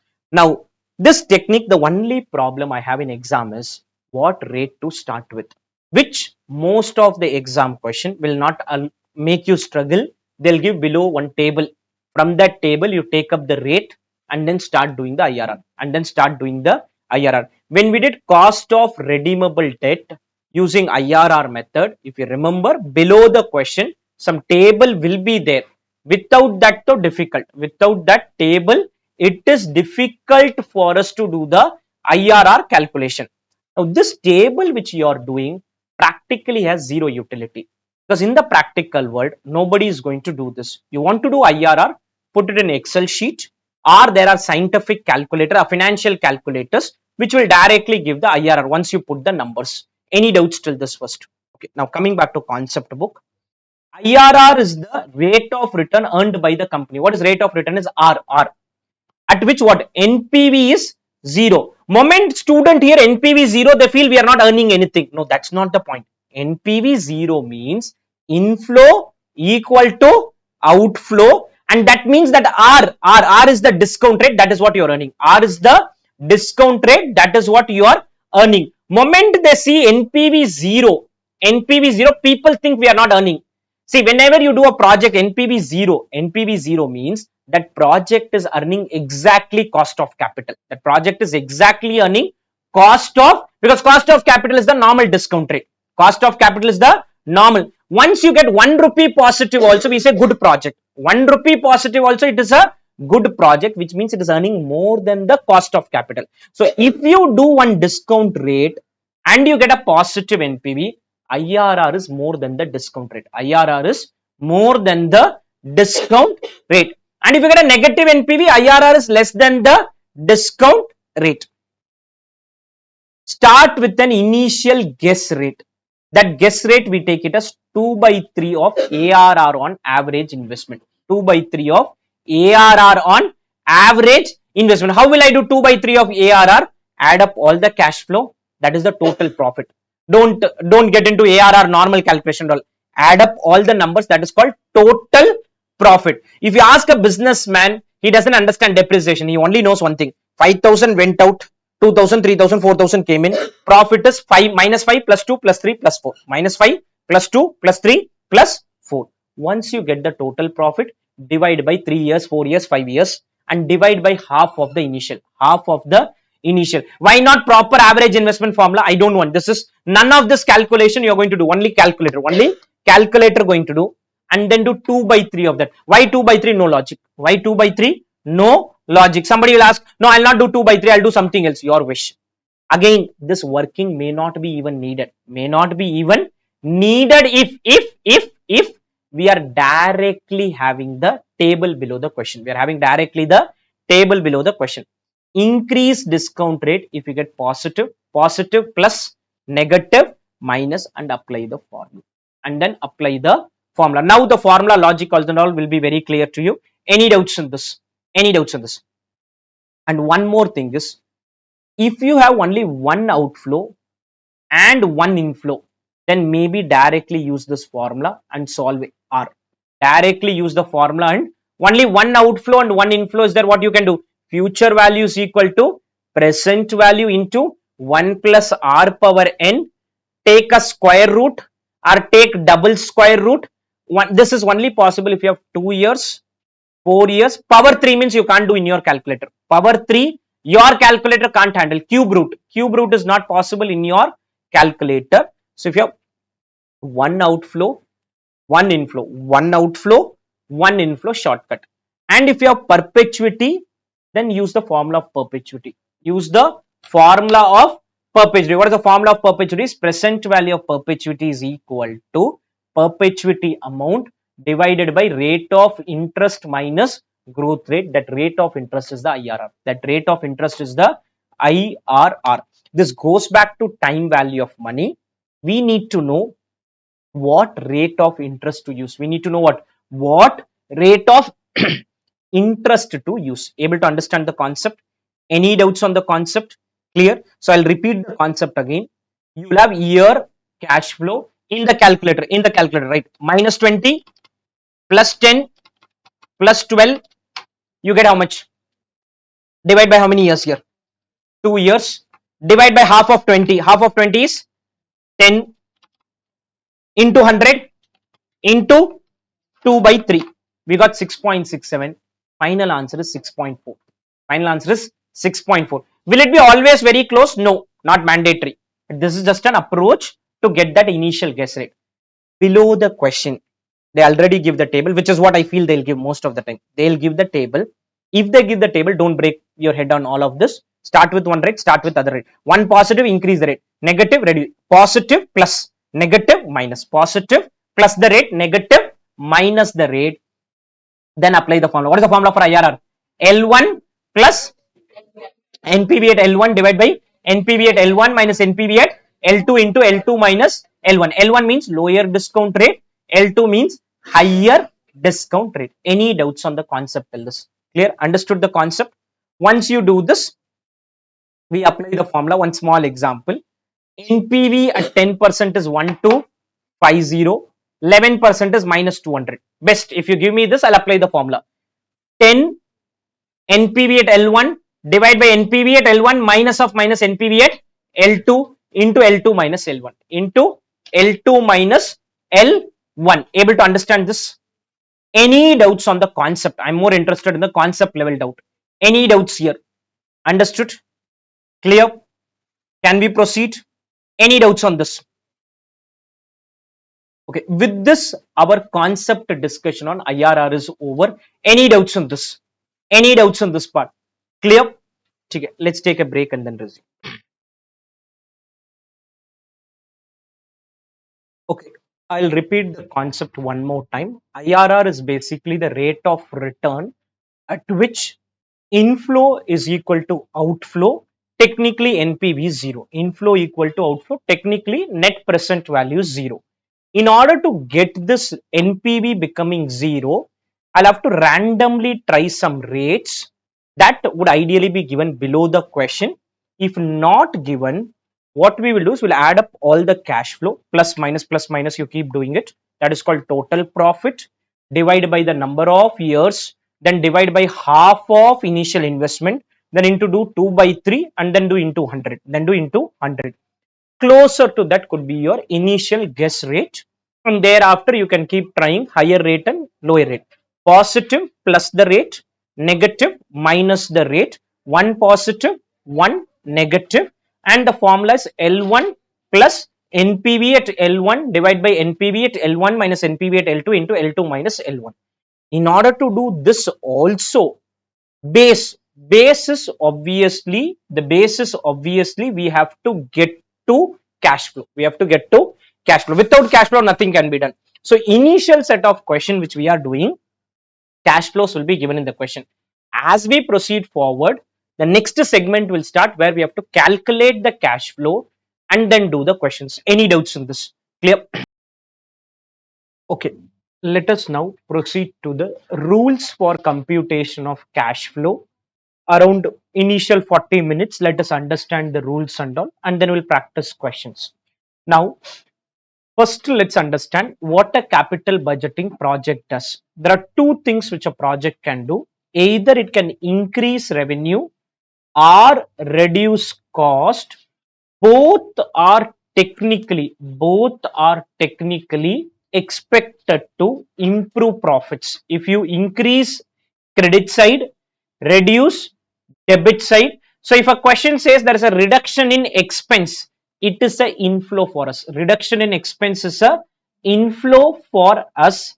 An increase in income is also inflow for us. Reduction in expense or increase in income, both for analysis purpose are considered to be inflow in our analysis. So if I take a building on rent, stay in the building, I save cost. Stay in the building, I save cost. That cost saving is an inflow for our analysis. Why is it an inflow? Because it will improve profits indirectly. Any improvement in profits is like a net income. To put it very simply, either it can increase your inflow or reduce your outflow. Both in net terms will increase your bank balance. In the end, if you increase inflow, bank account balance will increase. If you reduce outflow, again bank balance will increase. A small example: a company presently incurs a cost of 2 per ton to dispose of waste which is getting created. So in my manufacturing process, some waste. It has identified an alternative approach to process the waste, enabling it to sell the processed waste at 20, cost is 15. So if I process, I earn 20 minus 15, also save 2 rupee disposal cost. Earlier I was disposing the waste. Now I need not dispose the waste. Earlier I was paying rent, now I need not pay the rent. So in this example, we are incurring a cost of 2 per ton to dispose the waste. Once I do some project or something, this 2 lakh rupees we will save. 2 into 1 lakh also earn 20 minus 15, 5 into 1 lakh.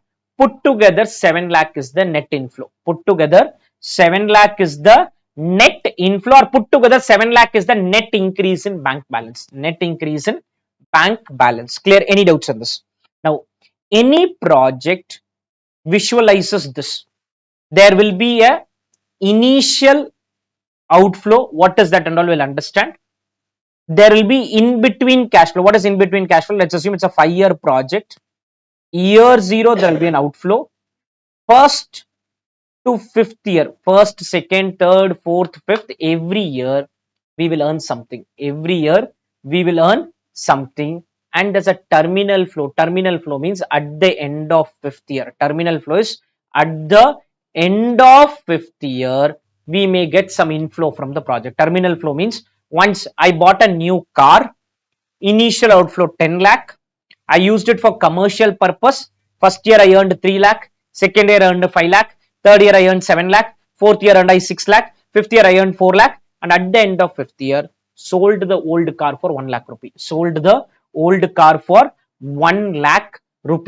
there will be an initial outflow. There will be an in between inflow. In between means every year we will get this amount. and there'll be a terminal inflow, normally inflow, okay, normally inflow. This is broad rule, okay. Let us take the example of car itself. I am starting a project. When I start a project, working note 1, initial outflow. There'll be a initial outflow from the project. Once you start a project, there'll be an initial outflow. Nothing for you to look at the screen. Understand example. Particulars, amount,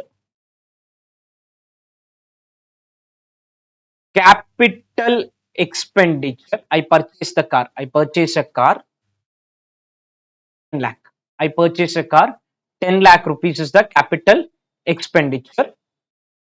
Installation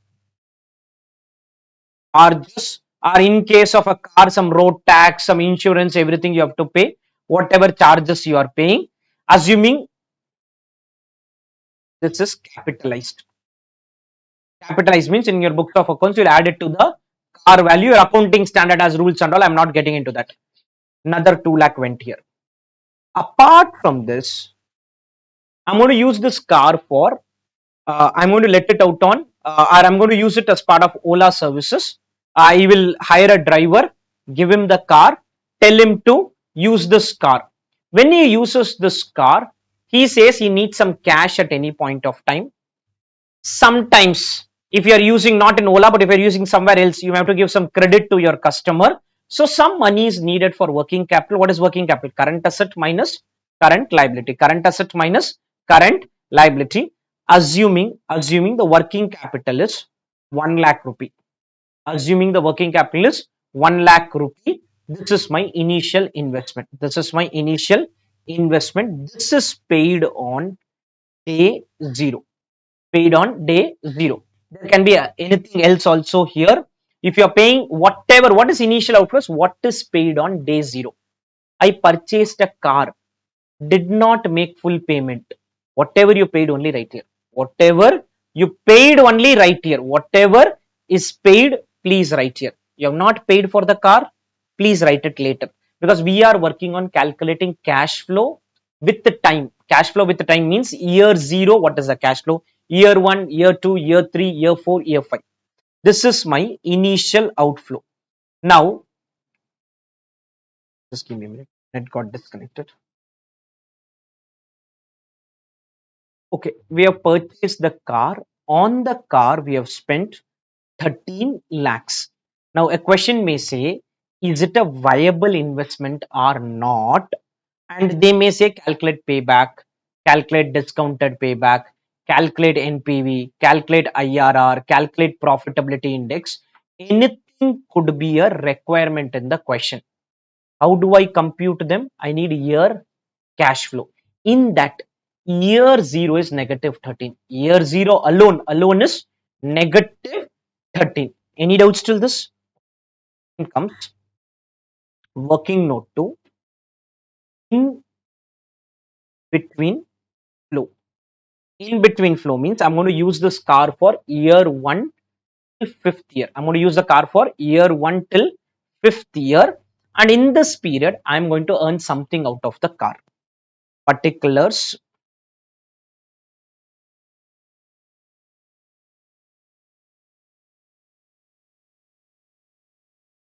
year 1, year 2, year 3, year 4, year 5. 5 years we are going to use the car, and car will bring us some income, some expenses, some taxes, some depreciation, everything you will have to analyze. For example, I start with revenue. AC remove. We start with revenues. Let us assume the car will bring me 5 lakh. Next year I'll write the amount, but I'll not put a total and all. Next year I'm just writing random amount. Next year it is 6 lakh, 4 lakh, 3 lakh, 10 lakh, some random amount. Okay. How do you predict this? That is our analysis, because question will give data, practical world assumptions. So this is my assumption that Bharadwaj Institute will have so many students. With that, I estimate revenue. If I take Bharadwaj Institute as an example, then cost saving. The car which I'm taken, one purpose I'm going to use the car is I told the car owner or I told the car driver that you will also take my kids to school and come back. Earlier I was paying 20,000 per month for this. Earlier my kids were going in an outside auto or something and we were paying, let us assume, 20,000. So when I use my own car for my own purpose, I save, let's assume, 2 lakh 50. I save 2 lakh 50, but I'll incur expenses now. I save this money. What expenses I incur? Less. Driver cost. I have to pay for the driver, which is 2 lakh. Next year could be 2 lakh 40. Next year could be 3 lakh. Next year could be 3 lakh 50. Next year could be 4 lakh. Some random numbers I've written. Okay. Driver cost is there. Then less. Petrol cost. How will you estimate petrol cost? Operating costing. Operating costing. They'll not get to that level and all. But basically, I'll have to estimate the petrol cost depending on how many kilometer travel will happen. All that will have to bring into picture. Petrol cost is 1 lakh, 1 lakh 50, 2 lakh, 2 lakh 50, 3 lakh. Okay. Random number. Some year loss and all can be there. Let's not worry about it. Less insurance cost. I have to take a insurance for the car, 20,000, 40,000, 30,000, 35,000, 25,000. Okay, like this, lot of expenses can be there. You'll have to keep writing them. One of the expense will be depreciation also. One of the expense will be depreciation also. Depreciation is cost minus salvage value divided by life, WDV method. WDV method. One by one, we'll have to keep writing various items. Assuming depreciation is 2 lakh.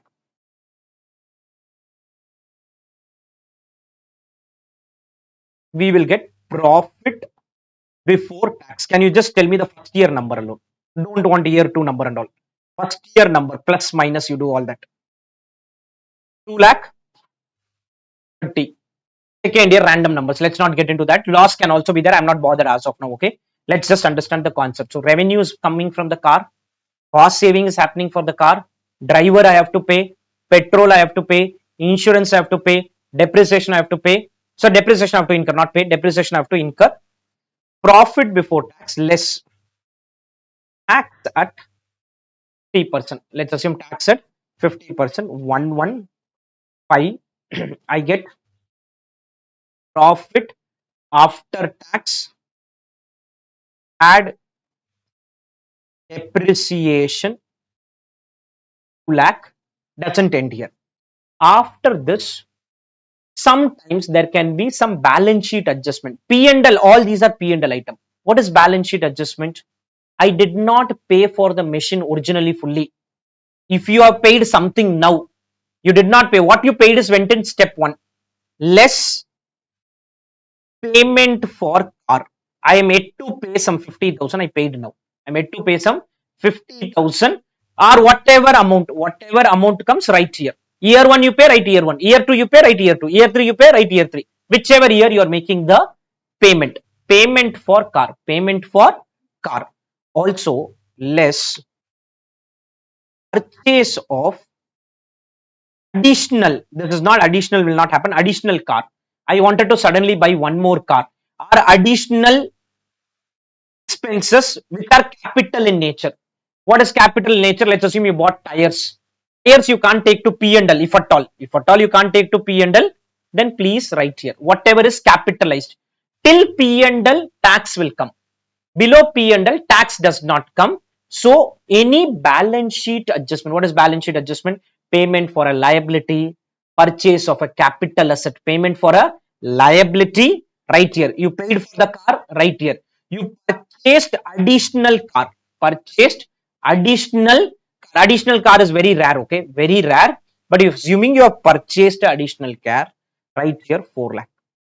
Right here 4 lakh. Purchased. I did not purchase additional car. I purchased additional two-wheeler. I needed a two-wheeler for some purpose, okay? Whatever be the scenario, okay? Outflow. Then less increase in working capital. I started with working capital. Suddenly the requirement of money has gone up. Suddenly, one example of working capital is inventory. Petrol inventory we are keeping, let's assume. Originally we said we will keep 1 lakh rupee worth of petrol. When normally nobody will keep, but I'm just giving an example. Now you have decided you want to keep more petrol. You want to keep more petrol. Another 50,000 gone here. Another 50,000 gone here. And rare situation had decrease in working capital. Like increase can happen. Now there is a decrease in working capital. Which year decrease? Second year decrease is 20,000. First year increase, second year decrease, third year increase, fourth year decrease, fifth year over, story over. All money will come back. All money will increase can also happen, decrease can also happen. So you may pay for the car if you have not paid. You may purchase an additional vehicle if needed. You will have an increase in working capital. You will have decrease in working capital. Why all of this written here? Because they are not having tax impact. They are not having tax impact. Some question says driver cost is not a tax deductible expense, not happening in the practical world. But if somebody says driver cost can't be deducted for income tax, right after PAT, right after PAT, right after PAT, because till PBT, I want to follow Income Tax Act. I want to follow income tax rules. I want to follow depreciation. You would have learned that there's a Companies Act depreciation. There's an Income Tax Act depreciation. What is subtracted is Income Tax Act. What is subtracted is Income Tax Act. I am not interested in Companies Act depreciation. I'm not interested in Companies Act depreciation. Any doubts till this? Now, so what you see here is straight away return. What will be given to you? 1 lakh units are sold at the rate of 5 per unit. 1 lakh into 5. 20,000 units are some saving is there. Variable cost will be there. Fixed cost will be there. Any change in variable cost means what? Any change in fixed cost means what? All those rules you'll have to bring in step by step. Clear? Understood this? Ignore the numbers. Understand the bigger story. After this all is done, cash flow after tax, I don't want any total. Let's assume this is 10,000, this is 50,000, this is 2,50,000, this is 4,50,000, this is 7 lakh. Where will this go? Year cash flow, cumulative cash flow, PVF, DCF, CDCF, depreciation, PAT. That stage now we are reaching. After getting what? First year cash flow, second year cash flow, third year cash flow, fourth year cash flow, fifth year cash flow. Till now, very happily, this number was given to you. This number was given to you. Now, you are going to do all these calculations. You are going to do all these calculations. I made to complete fully. First is capital expenditure, working capital, revenue, cost saving, all cost other than depreciation. If you want to write separately, okay, PBDT can come in between. Somebody says, no, I don't want to write PBDT, no problem. Directly deduct depreciation also, and we get what? PBT, deduct tax, PAT, add back depreciation, payment for original machine, purchase of additional machine, increase in working capital, decrease in working capital, and you get the cash flow. To get to this number, I have to do so many calculation. I have to do so much computation. Any doubts till this? Same thing, you did so many questions where cash flows were given directly. Cash flows were given directly. Any doubts till this? Understood till this? Can we proceed? Any doubts in this?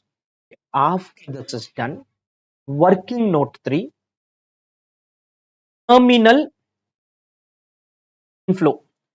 Terminal inflow.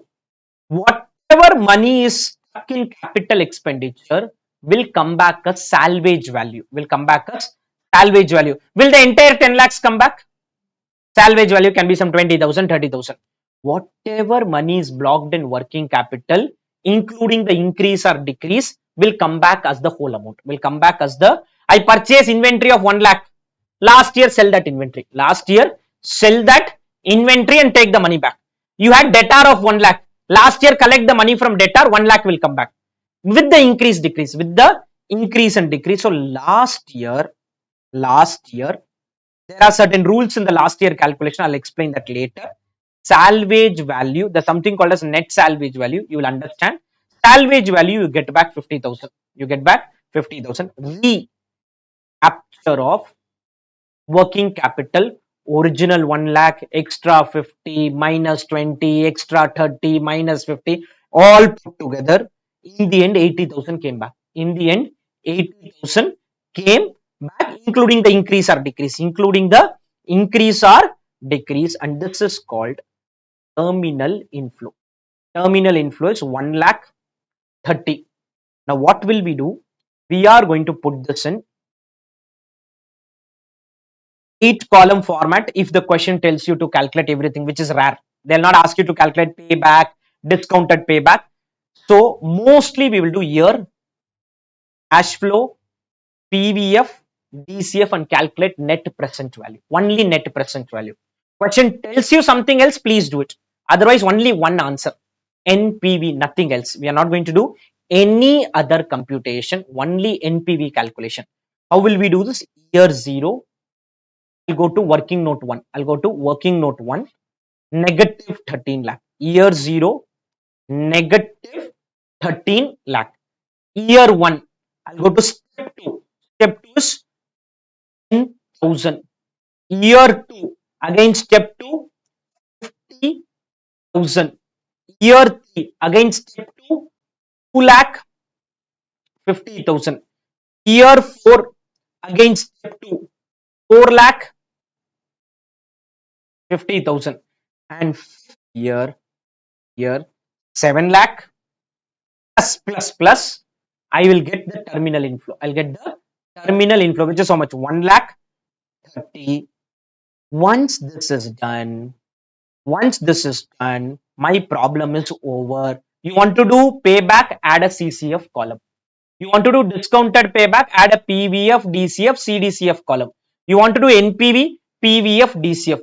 You want to do IRR, PVF, DCF, one positive, one negative, one positive, one negative. Profitability index, then add it.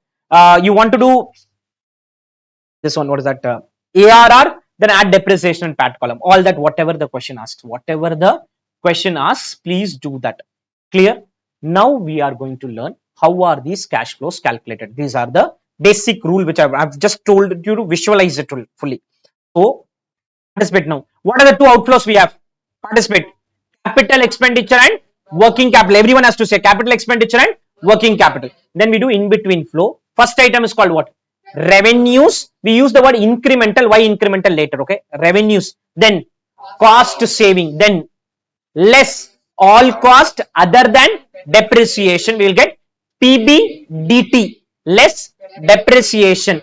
PBT. Less tax. PAT. Add back depreciation. CFAT. Less purchase of additional machine. Payment for original machine. Less increase in working capital. Add decrease in working capital, and you get revised cash flow after tax. Then comes terminal inflow. Two things. What are the terminal inflow? Net salvage value, recapture of working capital. Net salvage value and recapture of working capital. Once you do this, you get total terminal inflow. What will I do with this?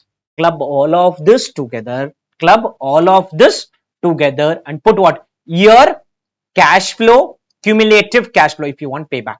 Don't want payback? Year cash flow, PVF, DCF. If you want NPV, IRR, or profitability index. You want discounted payback, CDCF column. You want ARR, depreciation and PAT column. Or ARR you want to do, PAT is already there year wise year. From here also you can take an average. Here also you can take a average depending on the requirements. Any doubts till this? Now there are certain rules for calculation of cash flow. There are certain rules for calculation of cash flow. Let us understand them one by one. Okay, I go back to this example only. I'll remove some of the items here. Okay, revenues 5 lakh. Revenues 5 lakh. Insurance is 1 lakh. Depreciation is 2 lakh. PBT is 2 lakh. Tax is 0. There is no tax in the company. There is no tax in the company. There is no tax in the company. PAT is 2 lakh. Add back depreciation 2 lakh, and we get Flag. Ignore other items. Okay. Ignore other item. If taxes are not there in a company, no need to subtract this. No need to add back this 5 minus 1 directly 4. 5 minus 1 directly 4. 5 minus 1 directly 4. If taxes are not there, ignore depreciation. Taxes are not there, ignore depreciation. Taxes there, consider depreciation. Taxes not there, ignore depreciation. Taxes not there, what? Ignore depreciation. Any doubts on the first rule? Taxes not there, ignore what? Keep participating. You'll have to keep telling with me. Taxes not there, what we ignore? Depreciation. Some question will say the company has certain tax exemptions. Tax is there, but exemptions are there. Again, ignore. Again, if you are not paying income tax, ignore depreciation. Why we subtract and add back? To calculate the right tax. Tax itself not there, what should I subtract then? Tax itself not there.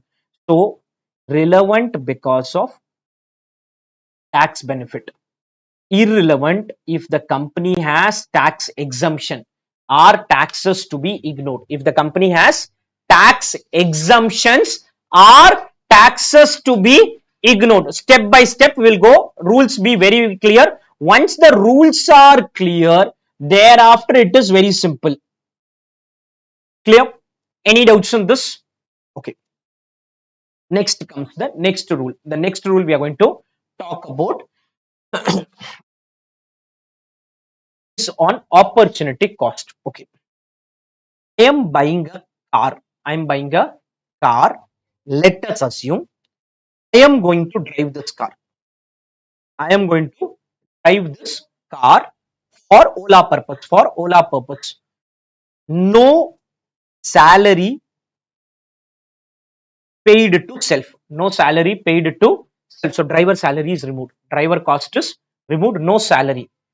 But I was working earlier and earning 25,000 per month. I was working earlier and earning 25,000 per month. This is the story. Okay. I am going to drive this car. No salary paid to self. I was working earlier and earning how much? 25,000 per month.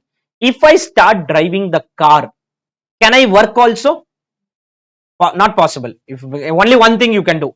So capital budgeting says less, not driver cost, less opportunity cost 25,000. Less opportunity cost 25,000 into 12 you can do if you want the monthly calculation into 12. Able to understand the concept? Will I pay any salary to self? No, I'll not pay any salary. So question may give data like this, saying that you are going to do this project on a building owned by self. On a building owned by self. This building can be let out on rent. This building can be let out on rent. Can be let out on rent at 20,000. That 20,000 is opportunity cost. That 20,000 is opportunity cost. What is opportunity cost? If you are giving up something, if you are giving up something because of this car purchase, if I give up something because of the car purchase. Another example, car will be parked in my house. Earlier, this space was let out. That car space, I did not have a car, but I had a space, was let out for 5,000 per month. This 5,000 is opportunity cost. This 5,000 is opportunity cost. Able to visualize the example? I got a car. Because of the car, what problems I'm facing? One, my 25,000 gone. Second, it was earlier there was space. That space I let it out to someone and he was paying me 5,000 rupees.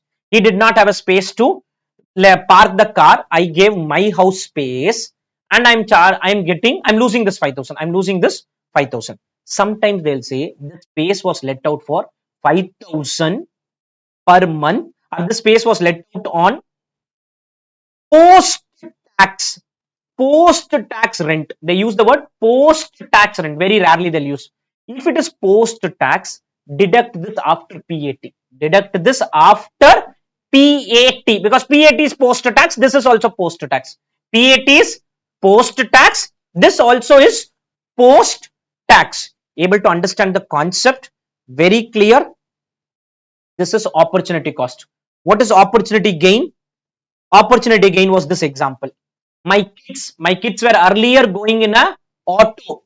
Now because of the car, I save that money. I save that money. That money is like an opportunity gain. That money is like a opportunity gain. Able to visualize this? Initial 1 hour will go in my concept discussion only.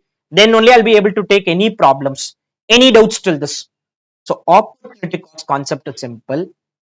Cost of benefit foregone. If it is given pre-tax, consider before PBT. Consider before PBT, where any item you write. If it is given post-tax, very rare. Post-tax considered after PAT. After PAT, consistency. Any doubts till this? Clear? Okay. Next example.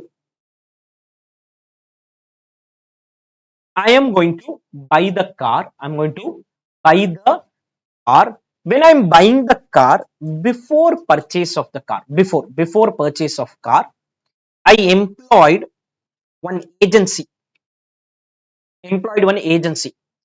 I told this agency, you do research in Chennai location, because I'm planning to buy 500 cars, let's assume. You do research in Chennai location and tell us whether our business is viable or not. Whether the car business is viable. What will he do? He will talk to people, understand from people. Do they feel a need for a car? Do they feel that they are finding difficulty in transportation? So he does some research and tells me that 5 lakh people will be using on a daily basis. Every person will pay you 100 rupees. 5 lakh into 100 is your revenue. Some numbers he will give.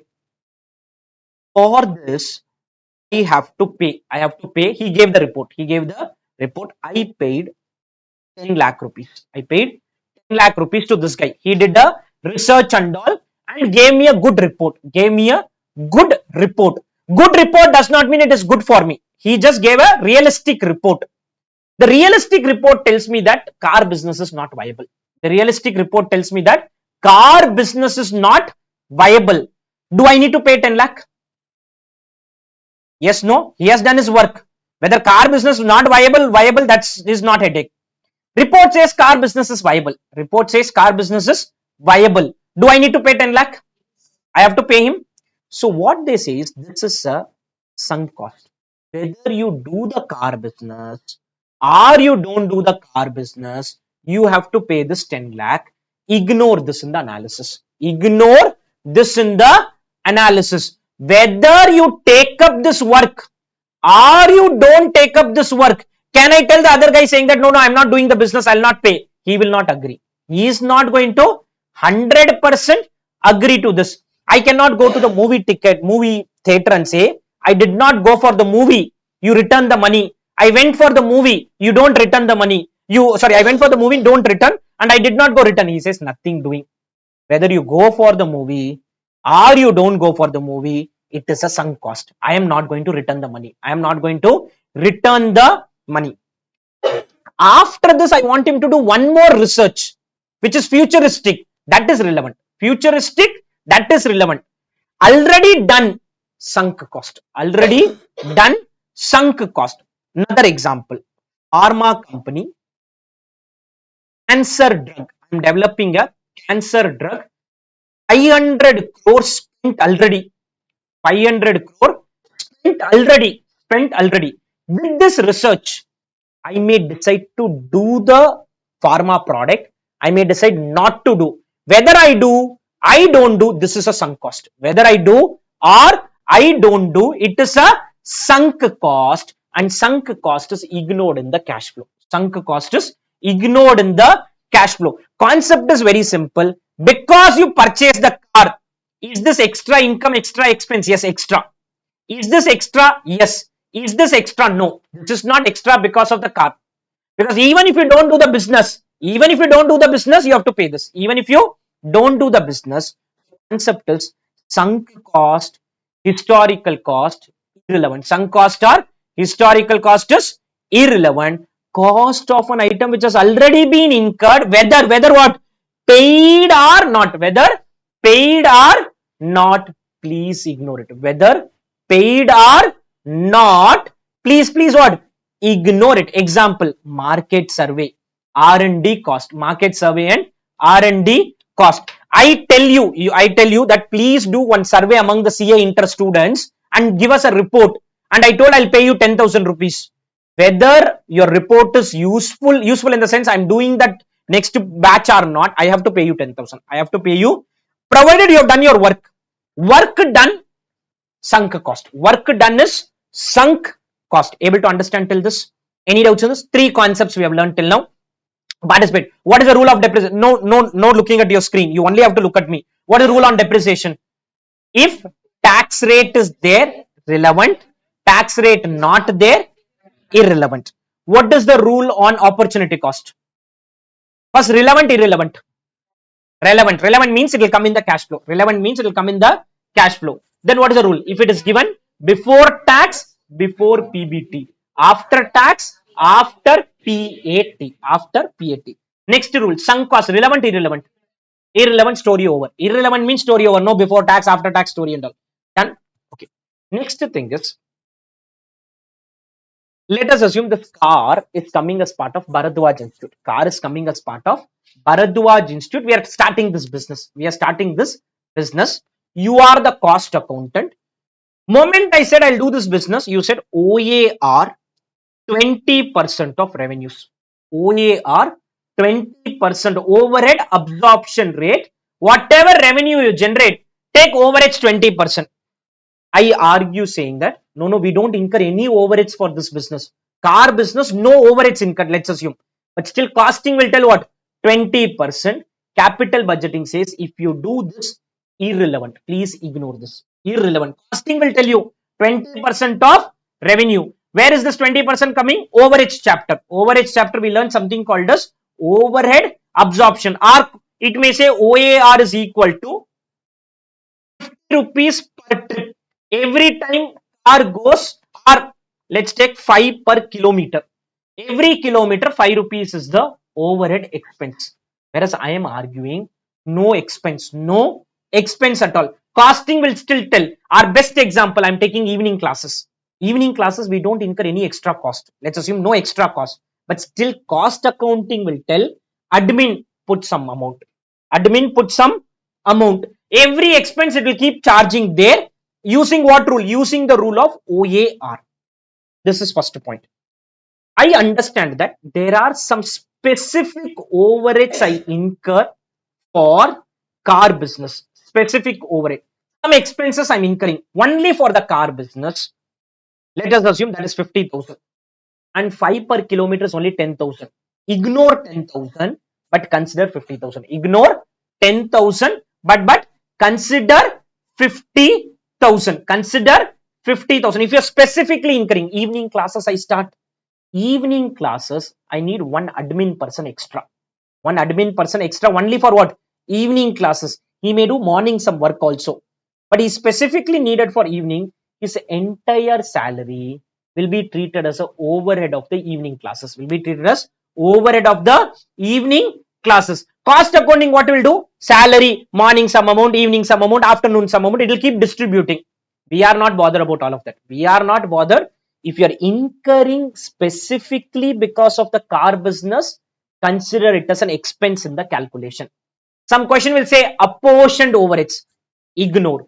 Corporate overheads. Ignore. General overheads. Ignore. Distributed overheads. Ignore.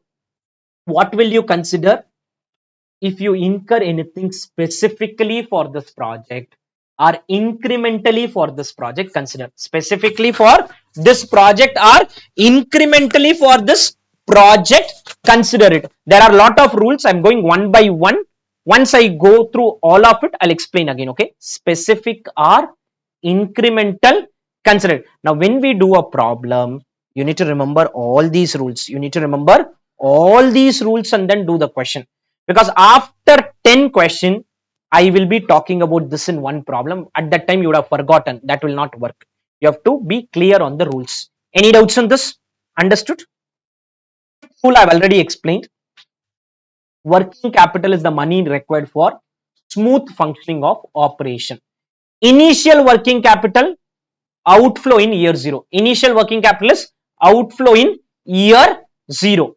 Increase in working capital outflow in the in between years. Outflow in the in between year. Decrease inflow and finally recapture. Finally recapture. Money out, money in, out, outflow in, inflow. Any doubts on this? This rule I've already explained, so I'm not spending much time on this. Any doubts till this? Can we proceed? Last rule I have to explain, then I go through all the 6. I give you some time. Rules are still not over. There are still points to be explained. Any doubts till this? Can we proceed? Last rule is reward exclusion. What is the discount rate we use? Cost of capital. Cost of capital. How you calculate KO? KD into weight of debt, KE weight of equity, KP into weight of preference. KD depends on interest, KE depends on equity dividend, KP depends on preference dividend, and capital budgeting says whatever you pay to these guys, don't add it in the cash flow or don't subtract in the cash flow. Don't consider this in the cash flow analysis because discount rate will take care of all of this. What is discount rate? Discount rate is KD, KE. You are paying higher interest, higher discount rate. You are paying lower interest, lower discount rate. What is the impact of discount rate? As the discount rate goes up, NPV keeps going down. As the discount rate keeps going up, NPV keeps going down. So capital budgeting says any amount reward, any reward you pay to the providers of capital. Who are providers of capital? Equity guy, debt guy, preference guy has to be ignored in the analysis. Has to be ignored. It doesn't even say this. It says even more. Let us assume this side is I am the debenture holder. This is the company. Debenture holder gives something to the company. What he gives? He gives, I issued debenture. Company issued debenture. Money comes in. Ignore in cash flow. Ignoring. I pay something back. What do I pay? I pay interest. I pay principal. Ignore. Any cash flow between the owner and the company. Between the owner and the company is ignored. What are the cash flow? Issue of debenture, redemption of debenture, issue of term loan, repayment of term loan, payment of interest, buyback of equity share, issue of equity share, payment of equity dividend, payment of preference dividend, redemption of preference share, issue of preference share. Any cash flow between the owner and the company. Between the owner and the company. Question will say, I purchased a car by taking a loan. Purchased a car by taking a loan. Loan is not inflow. Loan is not inflow for analysis. Loan is not inflow for analysis. Purchase the car, just stop at that. Purchase a car, how you paid and all, I'm not bothered. How you paid, I'm not bothered. So last concept is capital is contributed by equity shareholder, preference shareholder, debt holder. Ignore interest, preference dividend, equity dividend. Ignore interest, preference dividend and equity dividend. Any doubts till this? Any doubts on this? I will revise this again, but I'll give you 2-3 minutes. Go through concept 10 fully, concept 9 also. 2-3 minutes. Lot of things to be explained now. 2-3 minutes for you first.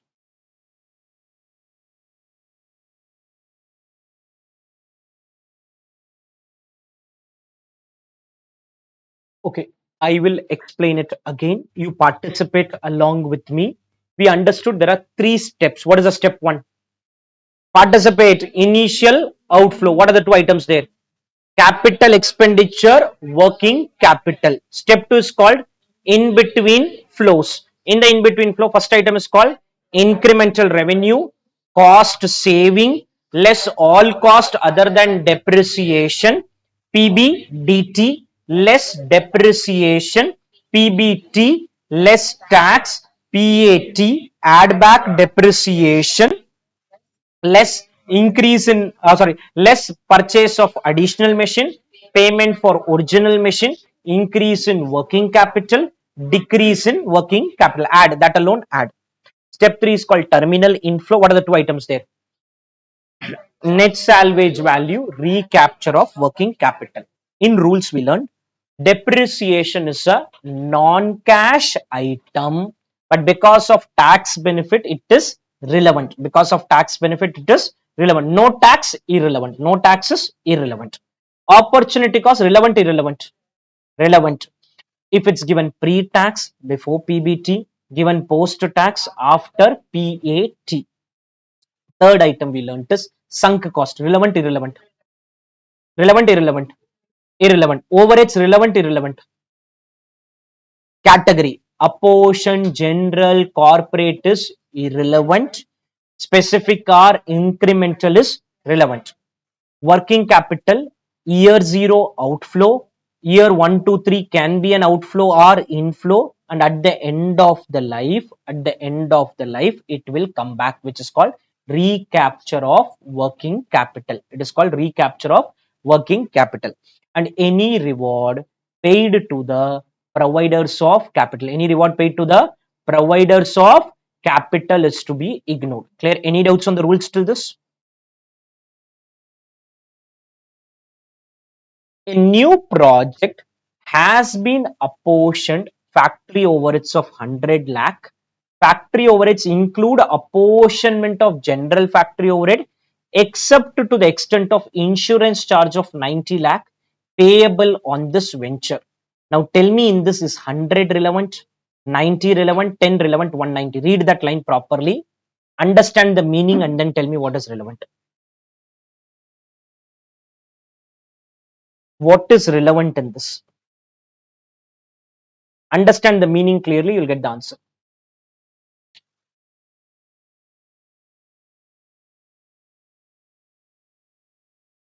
Which amount is relevant in this? Entire 90. They have said factory overheads include apportionment of general. You stop here. Relevant is 0. Relevant is except the insurance, which is specific. Insurance alone is specific. If that said factory overheads include apportionment of general factory overheads of 90 lakh and the balance is insurance specifically. Balance is insurance means 10 lakh is relevant. Balance is insurance means 10 lakh is relevant. They're saying this is general except to the extent of how much? 90 lakh payable on, except to the extent of 90, except to the extent of 90. Any doubts on this? Understood? Clear? Initial working capital 20 lakh, first year rises, second year decreases. Ignore the choice and all. This 20 lakh is what? Is it outflow or inflow? Outflow when? In year 0. In year 0. What happens in the first year? Increases to 25. Extra 5 lakh outflow. Extra 5 lakh. Ignore the choices, okay? Extra 5 lakh outflow. Then happens what? 3 lakh is inflow. Decreases means 3 lakh is the inflow. Now let us look at the choice. They have given choice of outflow of 5 lakh in year 1 and inflow of 3 lakh in year 2. They have not talked about year 0 in the option, okay? They have not talked about year 0. Any doubts on this? Read this and tell me what is the initial outflow.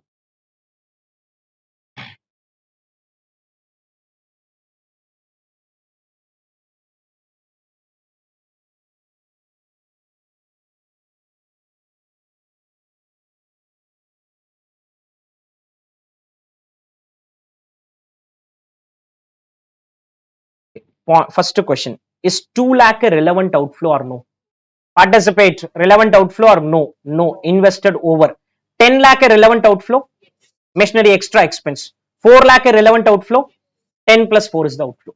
10 plus 4 is the outflow. Ignore that 2 lakh. Ignore that 2 lakh from the story. 10 plus 4 is the outflow. A hospital is contemplating acquisition of a diagnostic machine which will give a after tax cash flow of how much? 80,000.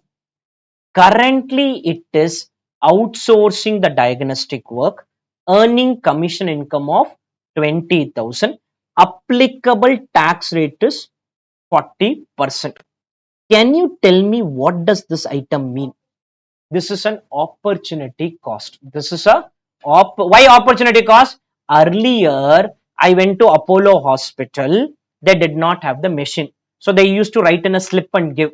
I used to go outside, take a lab test and come back. When I come back and give the report, this agency was paying 20,000. Agency was paying 20. Is it pre-tax, post-tax? Anything mentioned about that 20,000? Nothing is mentioned pre-tax.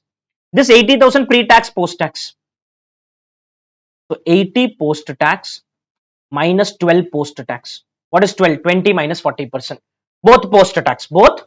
If both were pre-tax, let us do both pre-tax. Let us do both pre-tax. When I do a proper question, this 80,000 will not be given directly. 80,000 you have to calculate. So when you are calculating, commission deducted pre-tax. Commission deducted pre-tax. If post-tax numbers are given, commission deduct after tax. But the important point is it is opportunity cost. Important point is it is opportunity cost. Able to understand the example?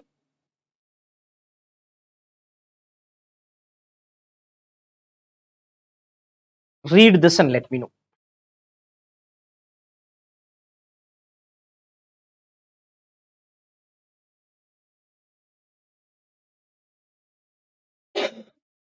Just one line I'm writing. Wage cost of 40, idle worker. The word idle should be there. Now read and tell me.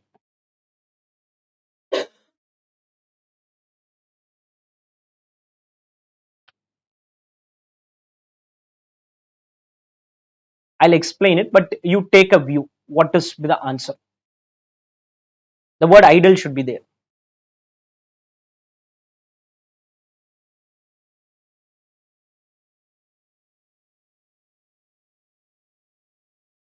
What according to you is the relevant cost?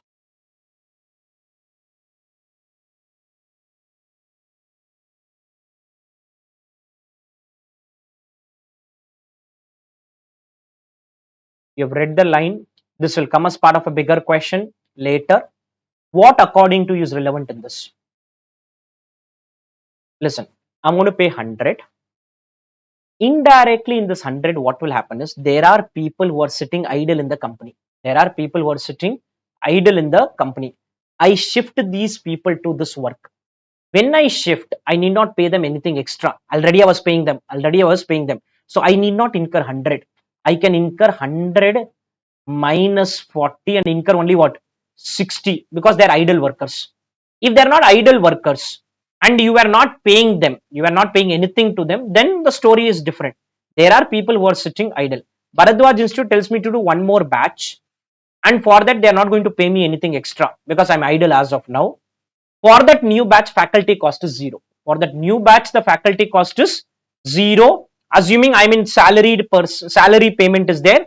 Whether I take that batch or not, they have to pay me salary. So by taking the batch, they don't incur anything extra. Only thing they do is they are able to make proper use of my services. So if I suddenly take a evening batch and I don't get paid anything extra, faculty cost for evening batch is 0. Faculty cost for evening batch is 0. Able to understand the concept? Any doubts on this? Okay, just give me a minute. 4 more concepts we have to do, then only we'll be able to go to the question. Slowly I will discuss these concepts. Next concept is salvage value. What is this concept? Let us understand now. Any doubts till this? Will be little heavier initially. Unless I do questions, you will not get grip. But I want to touch all the concepts because I don't want to keep coming back to the concepts. Any doubts till this? Any concept clarity is missing? Can we proceed? Particulars. You be in lesson mode. Situation 1, situation 2, situation 3, situation 4. Sale value or salvage value of the car after the life is over. After the life is over, life is 5 years. Okay, I don't want to use it beyond 5. Beyond 5 also it can be used. At the end of 5 years, I'll sell the car for 1 lakh. I'll sell the car for 1 lakh. Against this, there is a book value. What is book value? Is cost minus first year depreciation, second year depreciation, third year depreciation, fourth year depreciation, fifth year depreciation. So cost minus 5 years depreciation. Book value means value as per the books of accounts. Okay, or value as per the income tax books of accounts. There is a separate accounting in income tax and separate in this. The book value is 50,000. It can be any number. Okay, it can be for situation different numbers I'll give. Okay, car book value is 50,000. In this case, there will be a capital gain. There will be a capital gain as per Income Tax Act. I'm selling it for how much? 1 lakh. In the books, what is the value? 50,000. So I'll pass a journal entry called the asset account will be credited for 50,000, bank account debit to asset account to P&L account. To P&L account, I made a profit of how much? 50,000. If you made a profit, income tax guys will say tax pay. Income tax guys will say tax pay at 40%. Tax paid at 40%. Practical world, capital gain can have a different tax rate and normal income can also have a different tax rate. All that questions will give. Okay, I have to pay tax on this. I have to pay tax on this. That is 20,000. Concept is net salvage value. What is net salvage value? Sale value. Sale value, which is 1 lakh. This is inflow minus 20,000. You will have to write this in step 3. You have to write 80,000 in step E and not 1 lakh. Salvage value is different. Net salvage value is different. In this example, 1 lakh sale value, book value 50,000, capital gain is there. On the capital gain, you have to pay what? Income tax. You have to pay income tax. Able to understand till this? Any doubts in this? Second situation, 1 lakh, book value 1 lakh 50. Book value 1 lakh 50. Will we have a capital gain or capital loss? Loss is 50,000. On loss, 20,000 is called tax saved because this loss will be set off against some other income. Tax saved, and now my NSV will become 1 lakh and 20,000 is an inflow. 20,000 is a inflow. 1 lakh is inflow. 20,000 is also a, like cost saving is an inflow, tax saving is also inflow. Tax payment outflow, tax saving inflow. Tax payment outflow, tax saving inflow. Tax saving inflow. Any doubts on this? Clear? Third situation, sale value 0. Sale value 0. Book value is 1 lakh. I don't have any sale value, but book value is there. I don't have any sale value, but book value is there. Book value there means capital loss 1 lakh. On this 40,000 is tax saved. No sale value, but NSV 0 plus 40,000. NSV 0 plus 40,000. 0 plus 40,000. 40,000. Question will say there is no sale value, but still we will write NSV. We will still write NSV if there is any book value. Sale value 0, book value 0, capital gain 0, tax paid 0, everything 0. Everything will become 0. Sale value 0, book value 0. So a question says sale value 0 does not mean book value 0. Does not mean book value 0. Book value can be there. Sale value not there, book value there, you will have NSV. Sale value there, book value not there, still there will be NSV. Last situation, 1 lakh sale value, no book value, no book value, capital gain 1 lakh, tax payment 40,000, and final NSV is 1 lakh minus 40,000. 1 lakh minus 40,000, 60,000. I have left line in between because it's not continuation. Because students suddenly think minus 20 is NSV. No, it is not a continuation. It is not a continuation. That's why I left a line in between. I left a line in between. NSV sale value plus tax saved minus tax paid plus tax saved minus tax paid. Any doubts till this? Understood? Certain situation, sale value, book value, capital gain or loss. I think more or less what I've talked about. Different situation and certain rules are given here. All these are fine. NSV is different from salvage value. Different from salvage value. NSV is what? Sale value plus tax saved minus tax paid. Plus tax saved minus tax paid. Any doubts on this? Not a continuation. Not a continuation. One more situation which I did not talk about. Both are same. In this situation, we are very happy. This will be 0, this will be 0. Final answer directly 1 lakh. If sale value, book value same, NSV is same. Sale value, book value same, no tax impact. Sale value, book value same, no tax impact. Any doubts till this?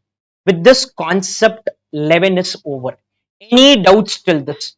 Clear? Understood? We'll take a 10-minute break. Then I may touch one concept more and maybe we'll start doing questions. Any doubts till this? Understood? Clear? I'll take a break now. 10 minutes break.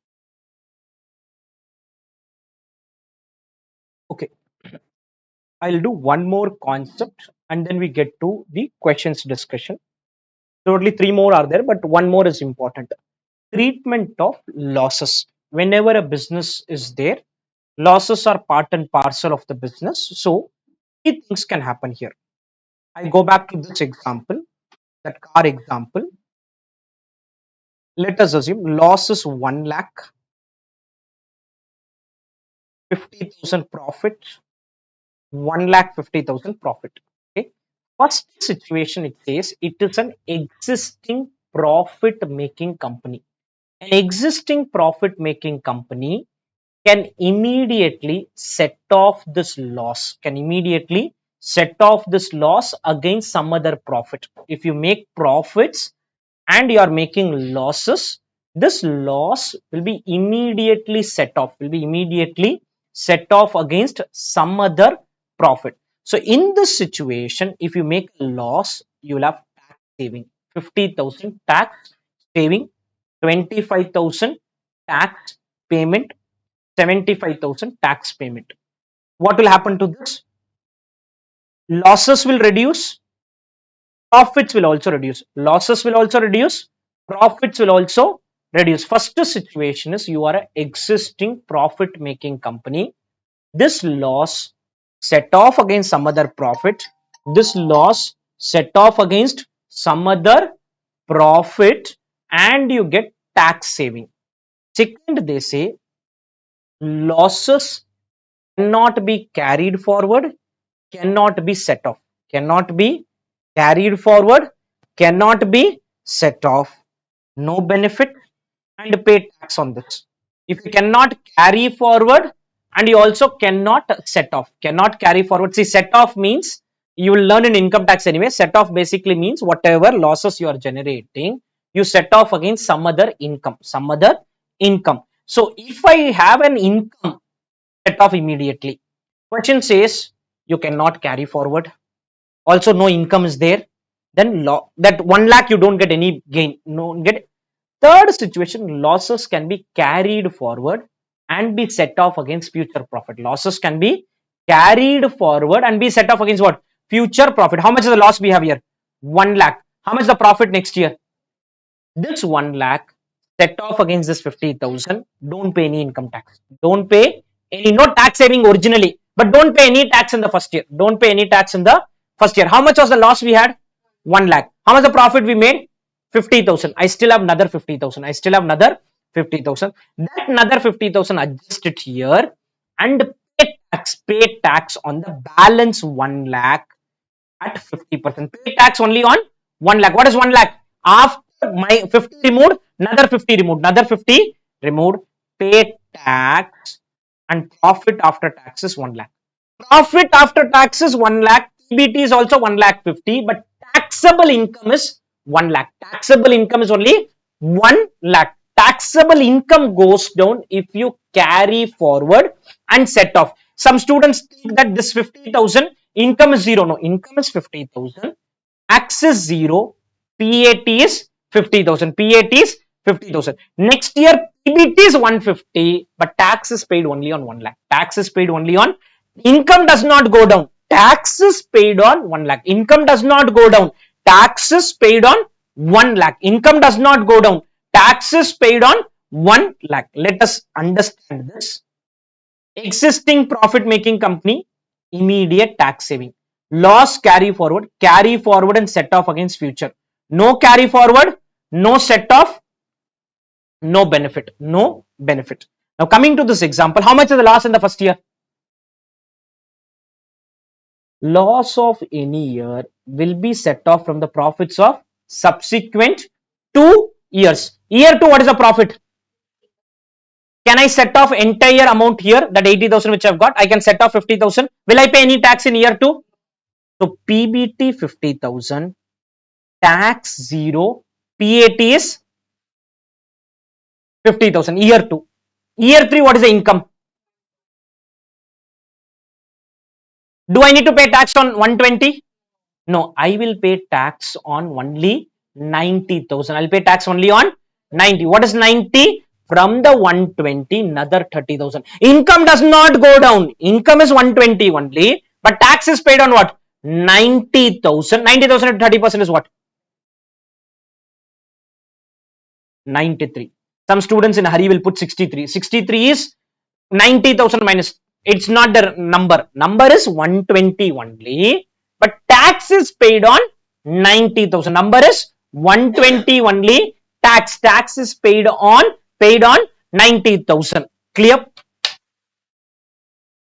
One level of concepts are ready. I still have, just give me a minute, small points, but I can take that up later. I don't want to do keep concepts now. One level of concepts are ready. I'll have to come back to concepts later, but I'll quickly discuss now again. Participate. What are the 3 steps? Everyone has to say initial outflow, in between flow, terminal flow. What are the 2 items of initial outflow? Capital expenditure and working capital. In between flow starts with revenues, cost saving, all cost other than depreciation, PBDT less depreciation, PBT less tax, PAT, add back depreciation, CFAT. You can write CFAT or you need not write also. Then what? Less purchase of additional machine, payment for original machine, increase in working capital deducted, decrease in working capital added, and you will get revised cash flow after tax. Next step 3 is what? Terminal inflow. What are the 2 items? Net salvage value, recapture of working capital. Net salvage value rules we will discuss as we proceed. Then we went to concept 10. Concept 10 said, first depreciation. When it is relevant, tax there. When it is irrelevant, taxes are not there. Opportunity cost, relevant, irrelevant? Relevant. If it's given before tax, deduct before PBT. If it's given after tax, if it is silent, before PBT. Silent is before tax. Silent is before tax. Sunk cost, what should I do? Historical cost, irrelevant.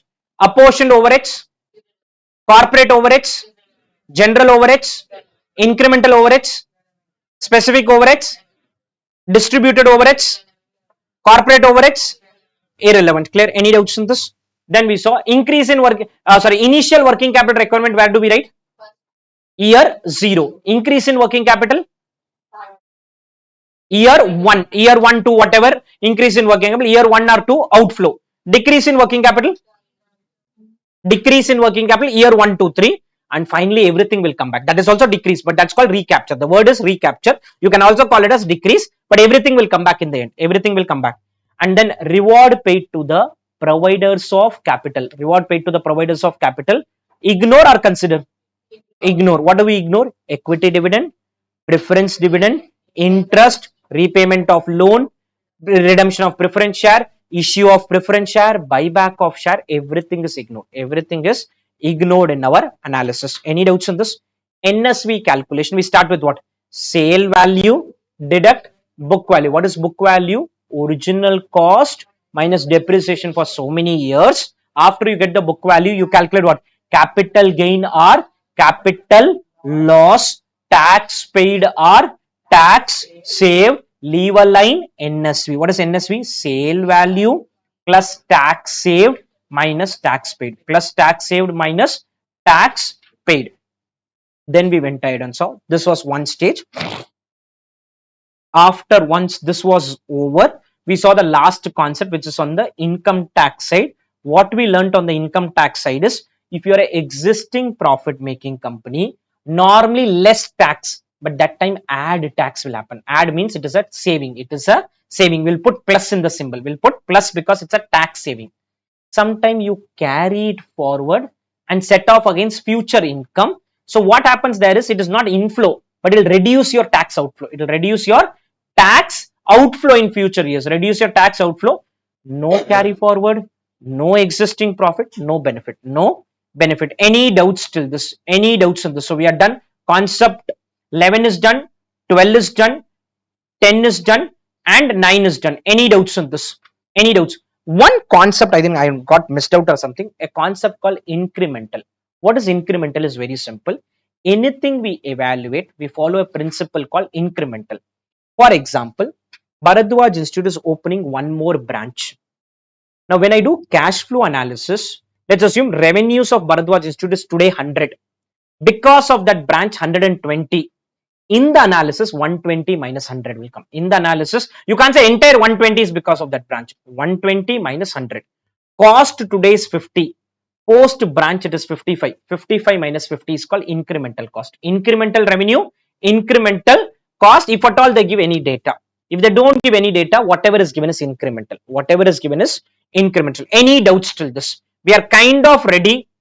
The chapter is almost over only, but a lot of questions we have to practice and some more concepts we have to discuss. Any doubts here? Done? Good morning, friends. Okay, let's continue with the discussion. In the previous session, we have learnt about more concepts of capital budgeting. First thing we learnt is, a capital budgeting exercise can either lead to increase in revenue or reduce in cost, and both will ultimately improve profits and considered as inflow in our analysis. Then we learned the steps where there is an initial outflow, which is outflow at the start of the project. There's one, capital expenditure, and second, working capital. Then there is an inflow which happens throughout the project, which is in between flows, where we start with revenues, cost saving, all cost other than depreciation, PBDT, depreciation, PBT, tax, PAT, add back depreciation, and 4 line items were there: purchase of additional machine, payment for original machine, increase in working capital, decrease in working capital, and you get your cash flow after tax. Then came terminal flow, where we had 2 items. One is called net salvage value and second is called recapture of working capital. Then as we proceeded ahead, we saw certain rules. The first rule was on depreciation. Depreciation is a non-cash item, so cannot impact cash flow, but it has tax benefit. So if there are taxes paid by a company, consider in the cash flow calculation, deduct depreciation and add back depreciation. Opportunity cost, cost of benefit foregone, it is a relevant item. Pre-tax before PBT, post-tax after PAT calculation. Sunk cost or historical cost is irrelevant. The cost which is already incurred, and it will not form part of step 1 to step 3. Overhead cost, apportioned general corporate is irrelevant, and specific or incremental in nature is relevant. Working capital money, there are 4 types of requirement here. One is initial working capital, outflow on day 0, increase in working capital, outflow in year 1, 2 or 3, decrease in working capital, inflow in year 1, 2 or 3, and ultimately recapture of working capital, which is at the end of the life, could be 3rd, 4th, 5th, whatever year. Reward exclusion principle basically says ignore the reward which is being paid to the providers of capital. The capital can come from equity guys, debt guys, preference guy. Ignore equity dividend, ignore preference dividend, ignore interest on long-term loan, and ignore any other form of cash flow between the owner and the company. Then we saw a concept called net salvage value, which is basically different from the salvage value concept which we use. NSV is equal to sale value plus the tax saved on capital loss minus the tax paid on capital gain. We do the calculation. Zero sale value does not mean zero NSV. Zero sale value does not mean zero NSV. That is one concept we need to be aware of. We note down the various items and then automatically get to the answer. If there are losses made by an organization, if you are an existing profit making company, the loss can be offset against the existing profits and immediate tax saving in the year of loss, basically plus the taxes will be added in the statement. If you cannot set off immediately and you also cannot carry forward, story over, no benefit.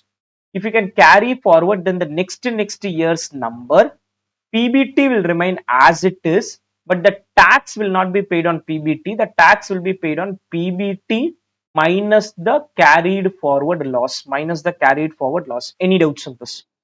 Few more concepts. Concept 13. Treatment of subsidy or government grant. First, there is an error in the diagram. Here, I know it got pulled up. This will come down. Exempt is something which will come here, and capital subsidy two parts. Capital subsidy two part to adjust with cost of asset, not to adjust with cost of asset. To adjust with cost of asset, to adjust with cost of asset, not to adjust with cost of asset. First make that correction.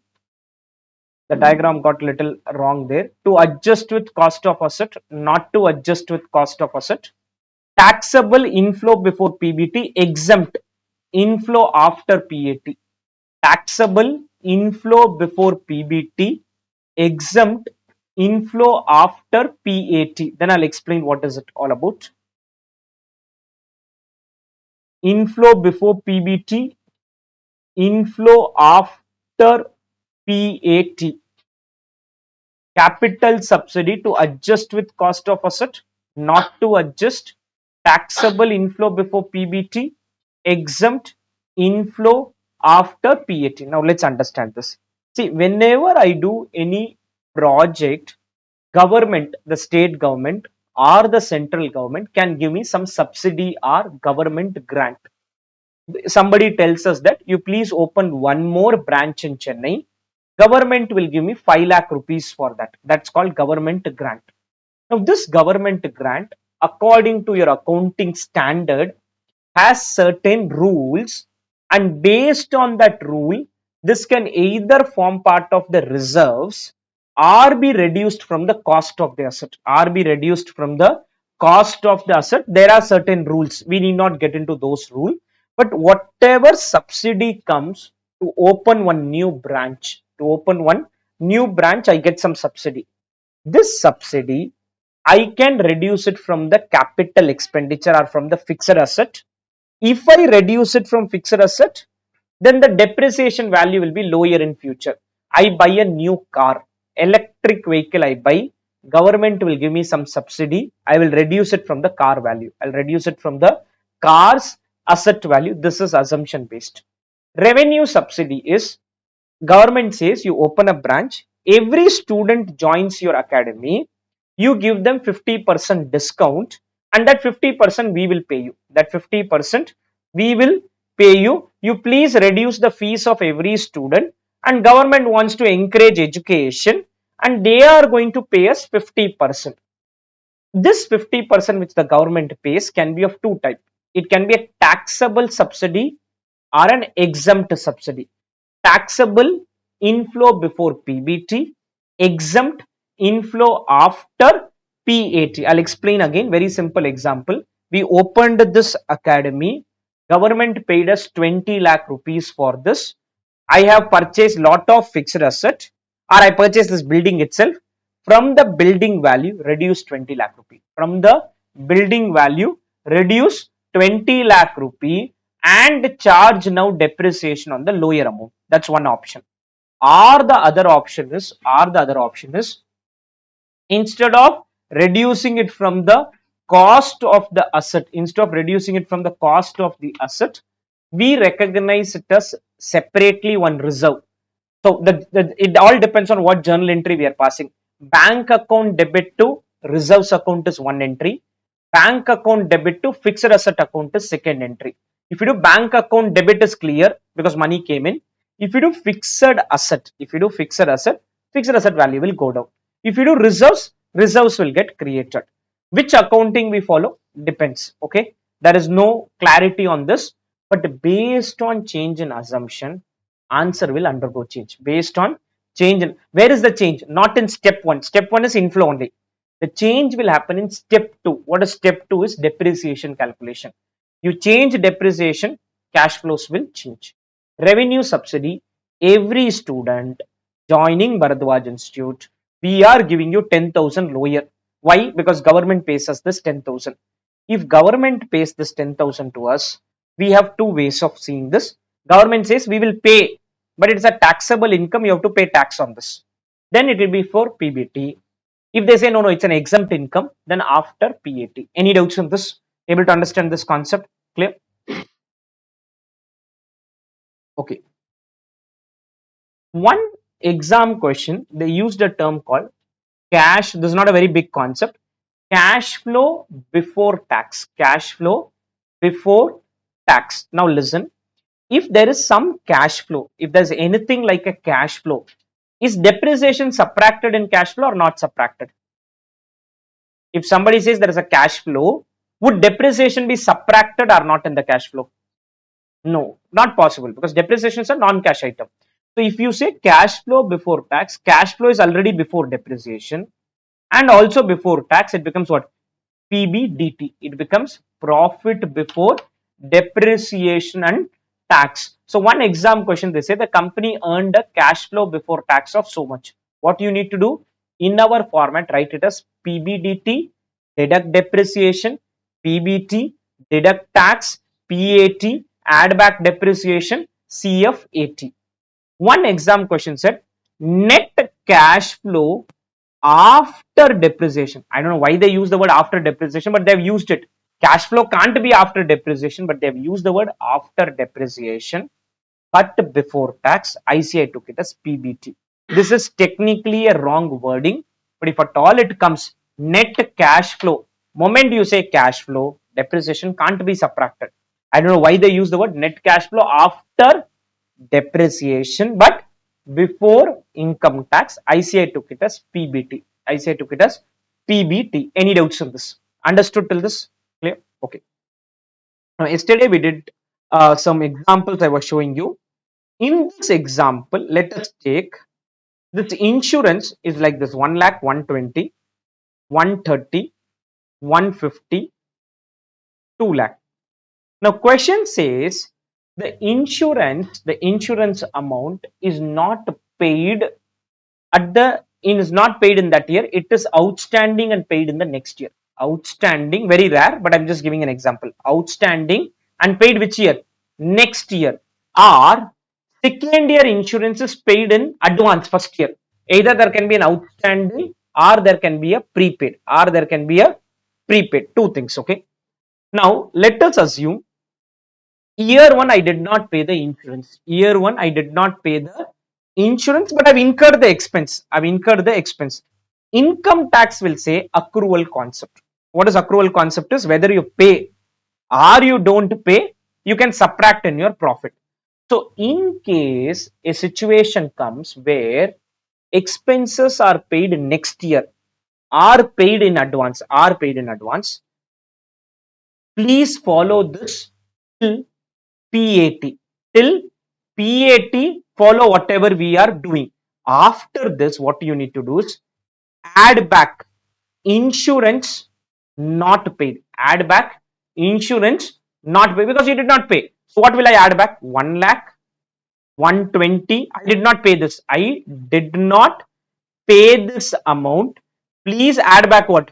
Insurance not paid. Insurance not paid. Whatever you have not paid, please add back.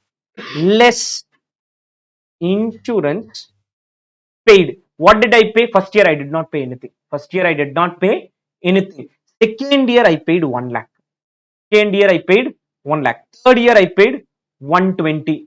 Fourth year I paid 130. Fifth year I paid 150. Doesn't end year. You may need a sixth year also. You may need a sixth year also in this case. You may need a sixth year. This is paid later. If you paid in advance, delete all this, let it be as it is.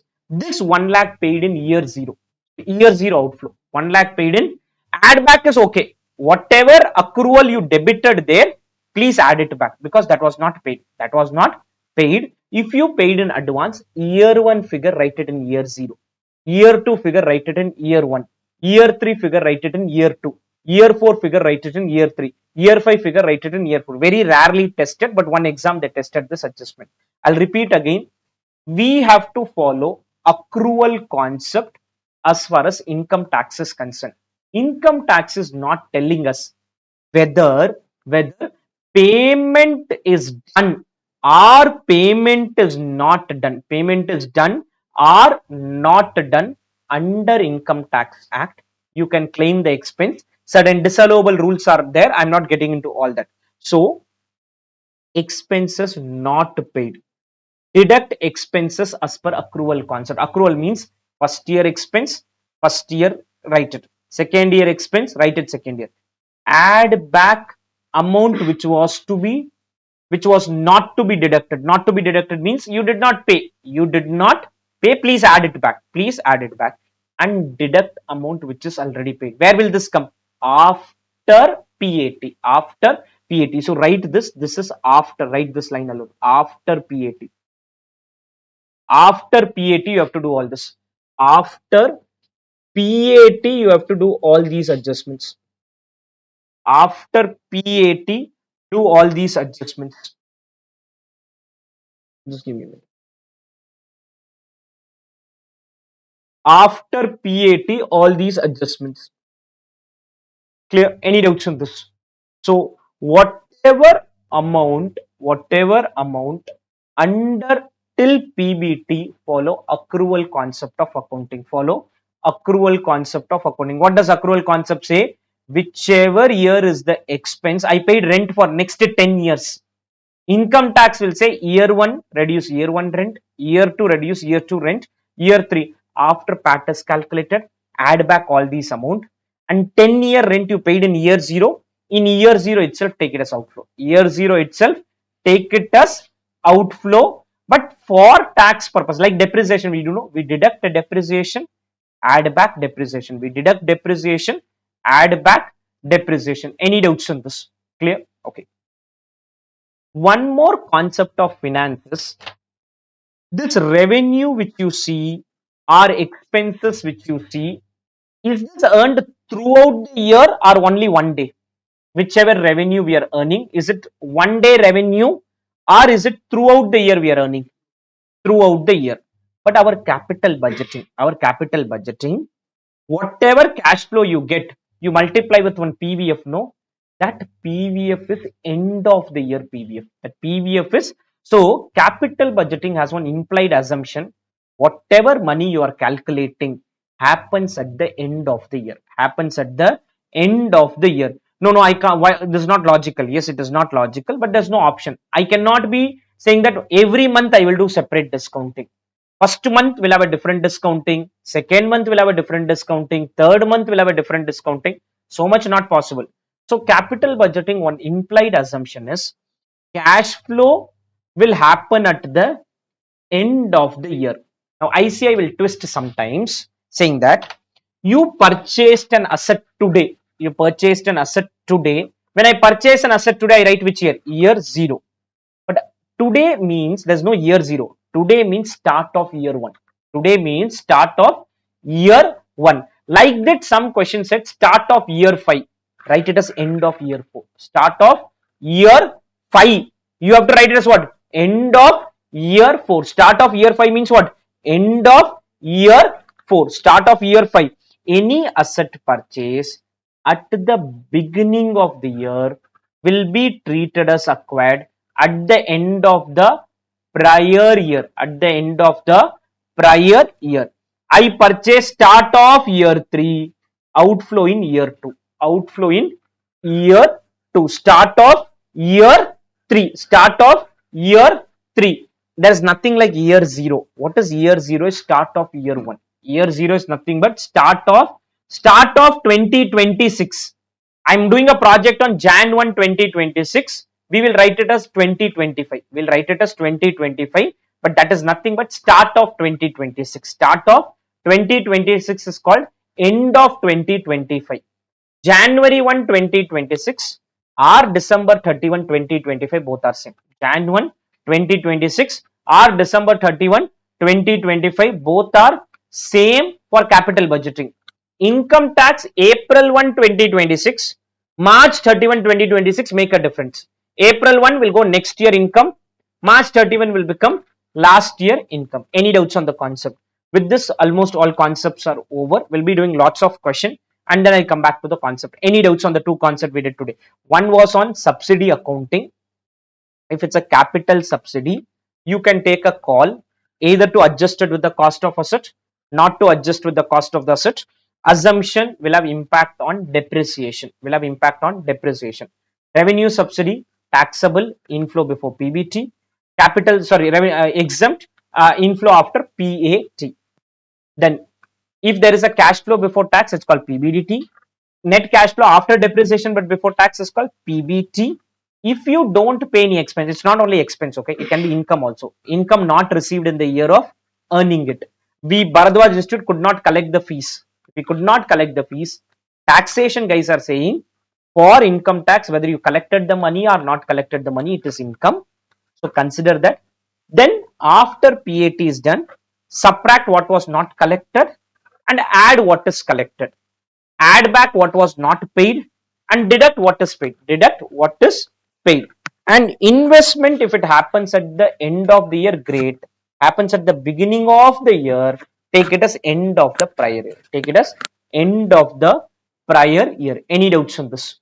Clear? Understood this? Can we proceed? Any doubts on the concept here?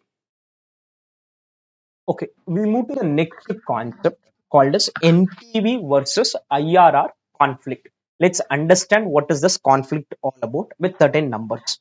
Okay, year, cash flow, PVF, DCF. I may change the numbers. Okay, PVF 10%, year 0, year 1, year 2, minus 10,000, 8,000, 8,000. This is a project. I want to calculate NPV of the project. What we do for NPV? 1 divided by 1.1. So 1 divided by 1.1 power 0, which is 1 itself, 909,826. We multiply this, calculate NPV.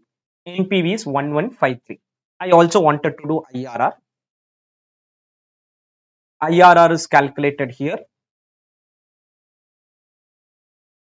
17.87. There's an NPV calculated, there's a IRR calculated. For you taking this calculation will take time, but let's understand the concept. Another project where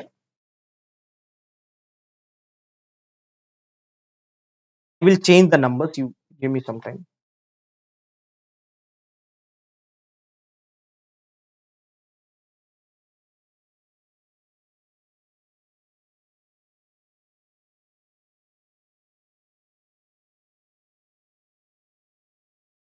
Okay, in the below example, there are two examples. Okay, which one has better IRR? Which is better IRR? You have the IRR numbers. Tell me which is better. Participate.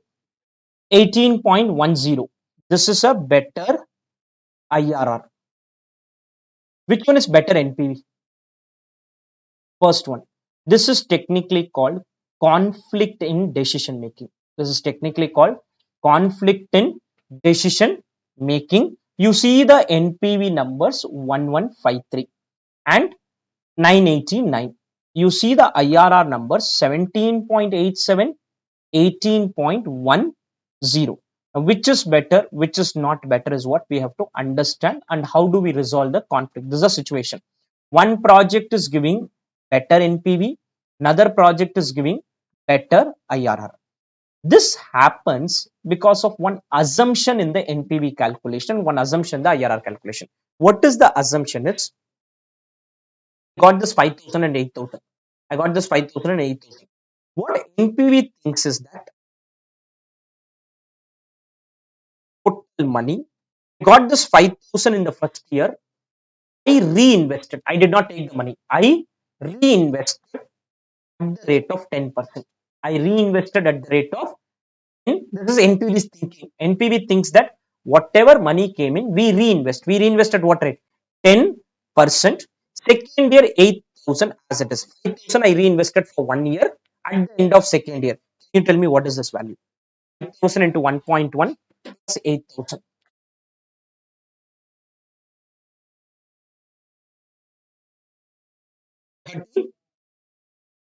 NPV thinks that if you invest 10,000, you will end at 13,500. This is thinking of NPV. This is the thinking of NPV. Invest 10,000, end with 13,500. End with 13,500.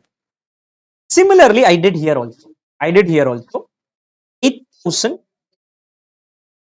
into 1.1 plus 4,500. 13,300. Which is better? 13,500. 13,500. NPV has an implied understanding that whatever money came in, you reinvest. At what rate? At the rate of 10%. What is reinvestment? I do a project. First year, Bharadwaj Institute makes profit. Either I pay dividends or I put it somewhere else. I put that money somewhere else. What is somewhere else? Open one more branch. NPV says that second branch will give you 10% income. NPV thinks that the second branch, when you open, you will get how much income? 10% income. IRR says, no, the story is wrong. Whatever I got, I will reinvest at 17.87. I'll reinvest at what? 17.87. This is IRR thinking. IRR has a thinking. NPV has a thinking. This concept got tested to me in an interview after clearing chartered accountancy. After clearing chartered accountancy and after working at one place, I went for an interview for a second company. They tested there, saying that what is the change in reinvestment assumption for NPV and IRR technique. For NPV and IRR technique. So 5,000, we reinvest at what rate? 17.87 plus 8,000. Can you tell me how much money is there?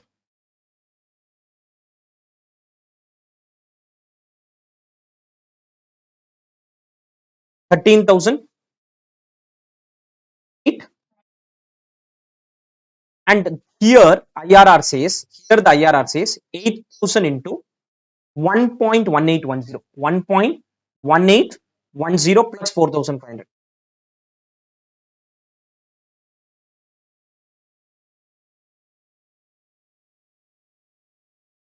13.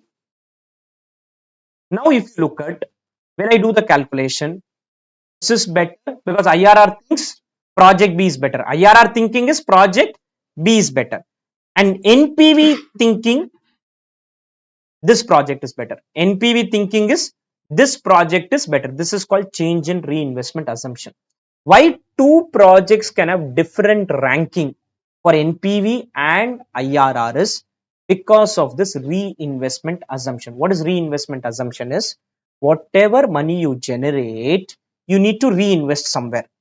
When you reinvest, are you going to earn 10% or 18 and 17% is the story. Which is realistic is 10%. Which is realistic is only 10%. That is why NPV is considered to be a superior technique as compared to IRR. But there are also certain challenges are there. NPV is a superior technique as compared to IRR. But there is still some challenge. What is that challenge? You'll understand. Any doubts till this? So what we do here is all this calculation not needed in exam. Okay. For your understanding that there is something called as NPV versus IRR conflict, situation in which NPV prefers one project, IRR prefers other project, arises due to different reinvestment assumption. NPV assumes Reinvestment will happen at cost of capital. What is cost of capital? Is PVF at 10%. PVF at 10%. IRR assumes reinvestment will happen at IRR rate. IRR assumes reinvestment will happen at IRR rate. Any doubts till this? Should I present all this calculation? No. Do I need to present this? Yes. You need to calculate NPV. You need to calculate IRR. Classroom discussion, NPV, IRR may be very simple calculation, but first we have to do that. We have to do NPV. We have to do IRR. Any doubts till this? If NPV says project A, IRR says project A, story over. Story over. Don't do anything beyond that. Don't do anything beyond that. If both say project A or both say project B, where is the conflict? One project, for example, I change here, make it 5,500. Better IRR, better NPV. Better IRR, better NPV. And if I add 5,500, NPV says 14,300 better, IRR says 14,948 better. IRR also says project B, the reinvestment assumption. NPV also says project B, story over. But the problem is not that. Problem is this. If this happens, we go with one principle. If the life of the two projects is same, life of the two projects is same, go ahead with whatever NPV says. Go ahead with whatever NPV says, because NPV is a superior technique. NPV is a superior technique. If life is different, what happens? I'll explain. Okay. Can you quickly calculate the NPV for this, right? Year cash flow PVF DCF. Example 24. Year cash flow PVF DCF. Year 0, 1 to 5. Other project year 0, 1 to 3. Year 0, year cash flow PVF, only NPV, not IRR, not IRR. DCF. Year 0, 1 to 5. Year 0, 1 to 5. 1 to 5. There's a 2-mark MCQ question. Year 0, 1 to 5.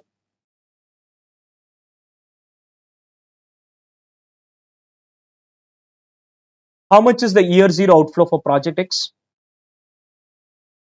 650. 1 to 5, what is the inflow? 1 lakh. Give me 10% annuity factor for 5 years. 5 years annuity factor. 3.791. IRR we are not doing. IRR and all is time consuming. The MCQ is not testing on IRR. Okay. Get me the NPV number.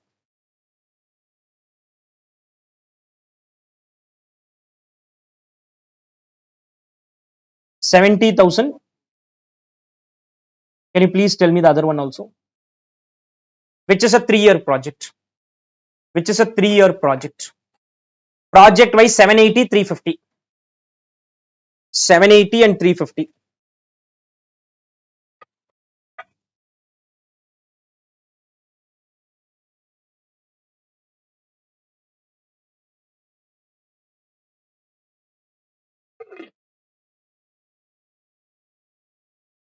Seven lakh 80,000. How much? 3-year question. Okay, it's a 3-year one. 83. 83 4. 90,000 it says. 90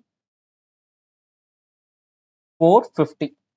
90,000 450.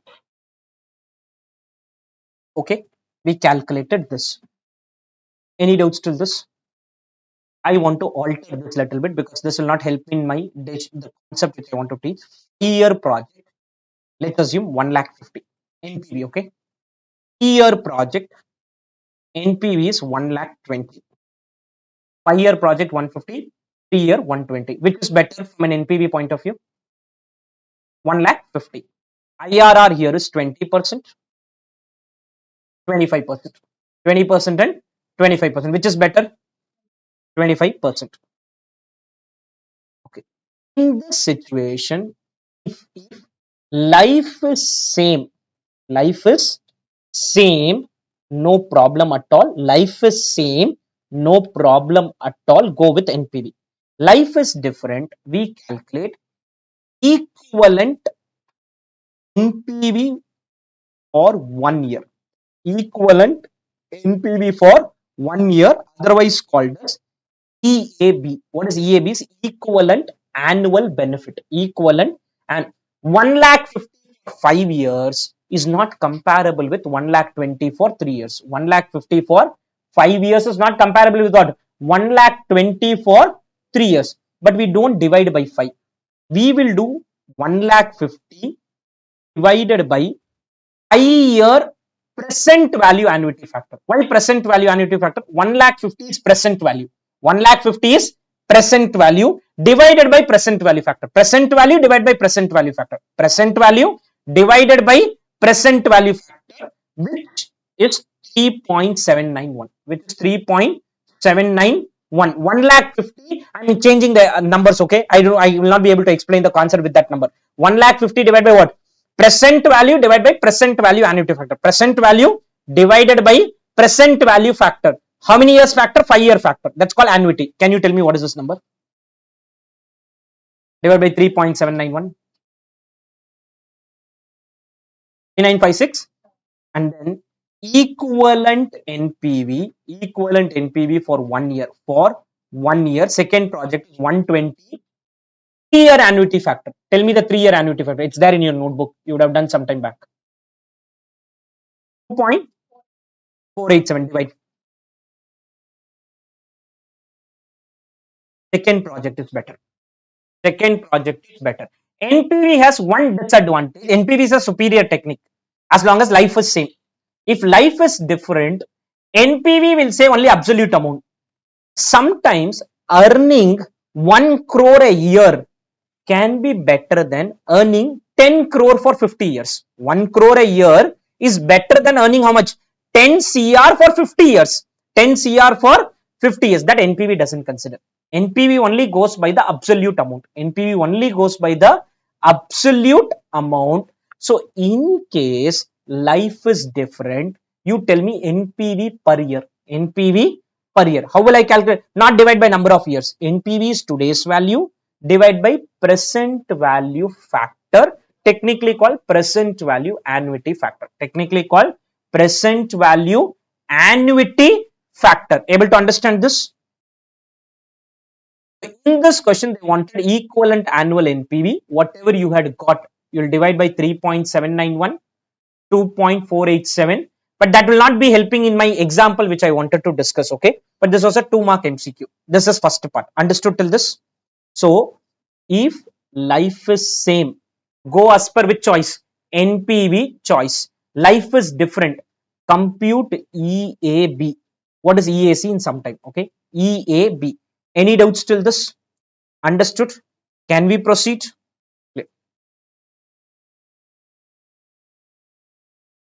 Now I'll explain EAC and then I'll come to that life disparity discussion. Just give me a minute. Yeah.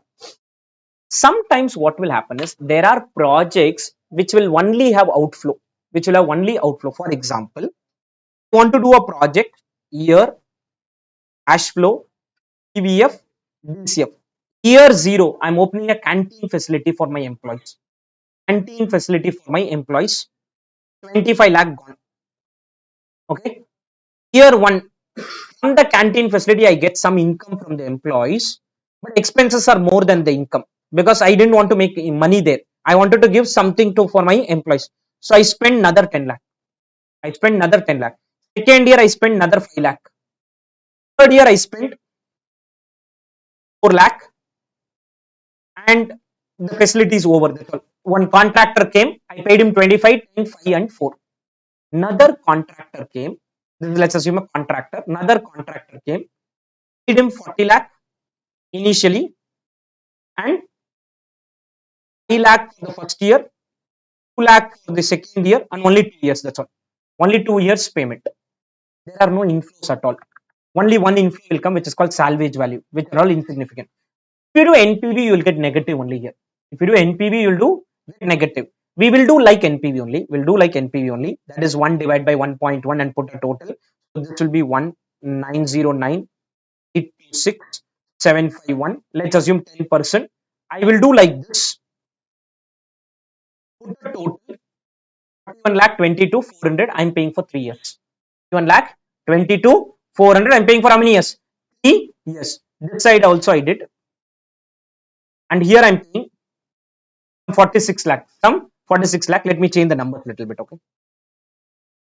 Okay. This side I'm paying 36 lakh. This side I'm paying 41 lakh. This side I'm paying 36 lakh. It may be positive, negative. Negative. Project accepted, rejected. Rejected. But that logic can't work here. This is a canteen facility. Canteen facility is for what purpose? Giving refreshment to my employees. Giving refreshment to my employees. I can't go by NPV logic here. So here we call this as PV of outflow. We call this as what? PV of outflow. We don't call it as NPV. We don't call it as NPV. We call it as net present value of outflow. Net word can also be used, but it's called what? Present value of outflow. Canteen facility obviously is not going to give me income. It is not going to give me income. Or I am running a hotel business. In the hotel business, revenue and all come for food delivery. Only for delivery, I can have contractor 1, contractor 2, only expenses are there. The delivery has only expenses, income comes separately. Because of the delivery, there is no income. I am not charging anything to the customer. Delivery is free. Delivery is free. Where is the money made? In the food itself, I have the margin. In the food itself, I have the margin. I start giving free delivery. Do I take contractor 1 for free delivery or contractor 2 for free delivery? Looking at 41 versus 36, 36 is better. But the problem is this is a 2-year number. This is a 3-year number.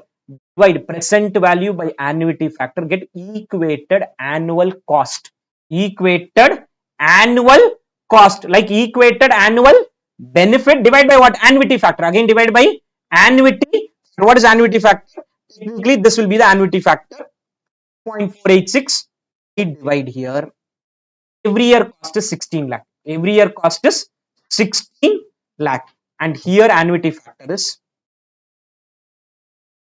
and I divide, every year cost is 20 lakh. 16 lakh is better than 20 lakh.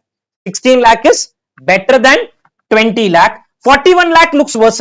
41 lakh looks worse.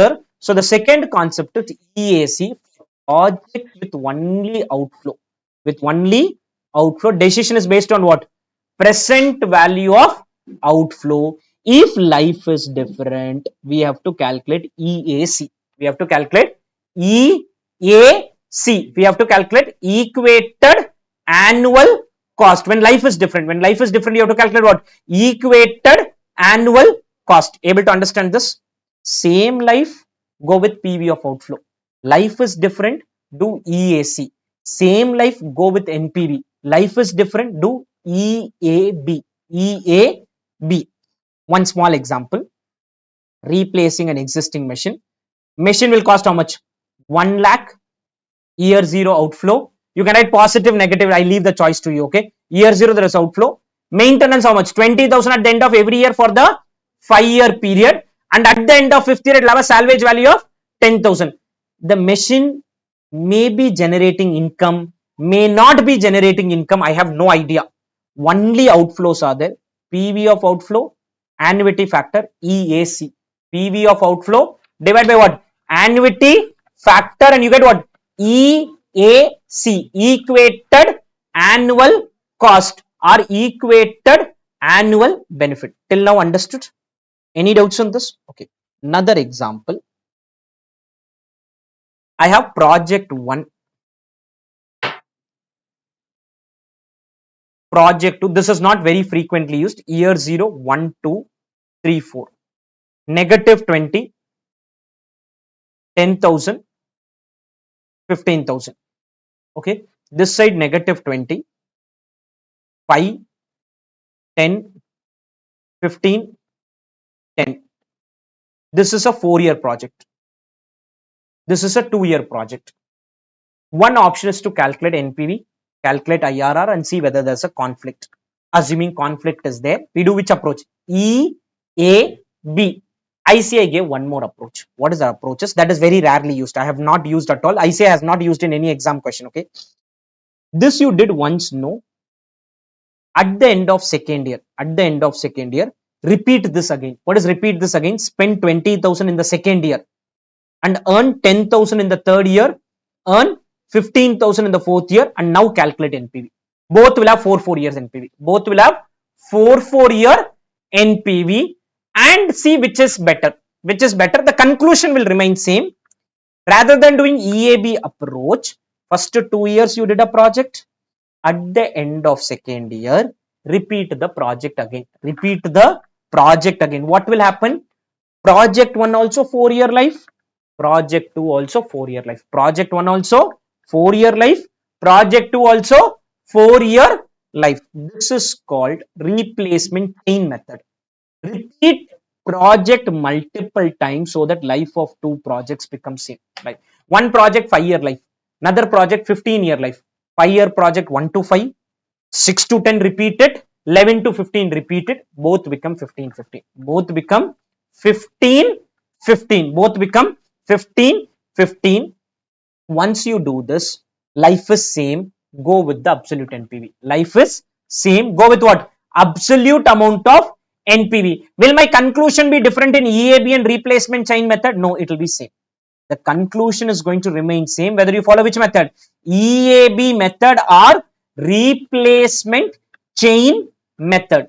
Clear till this? Any doubts on this? Can we proceed? Understood till this? Got clarity? Any doubts? Done? Okay, we'll now proceed to the next set of concepts.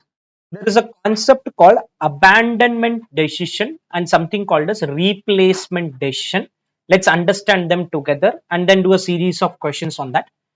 Abandonment basically means, when should I sell an existing machine?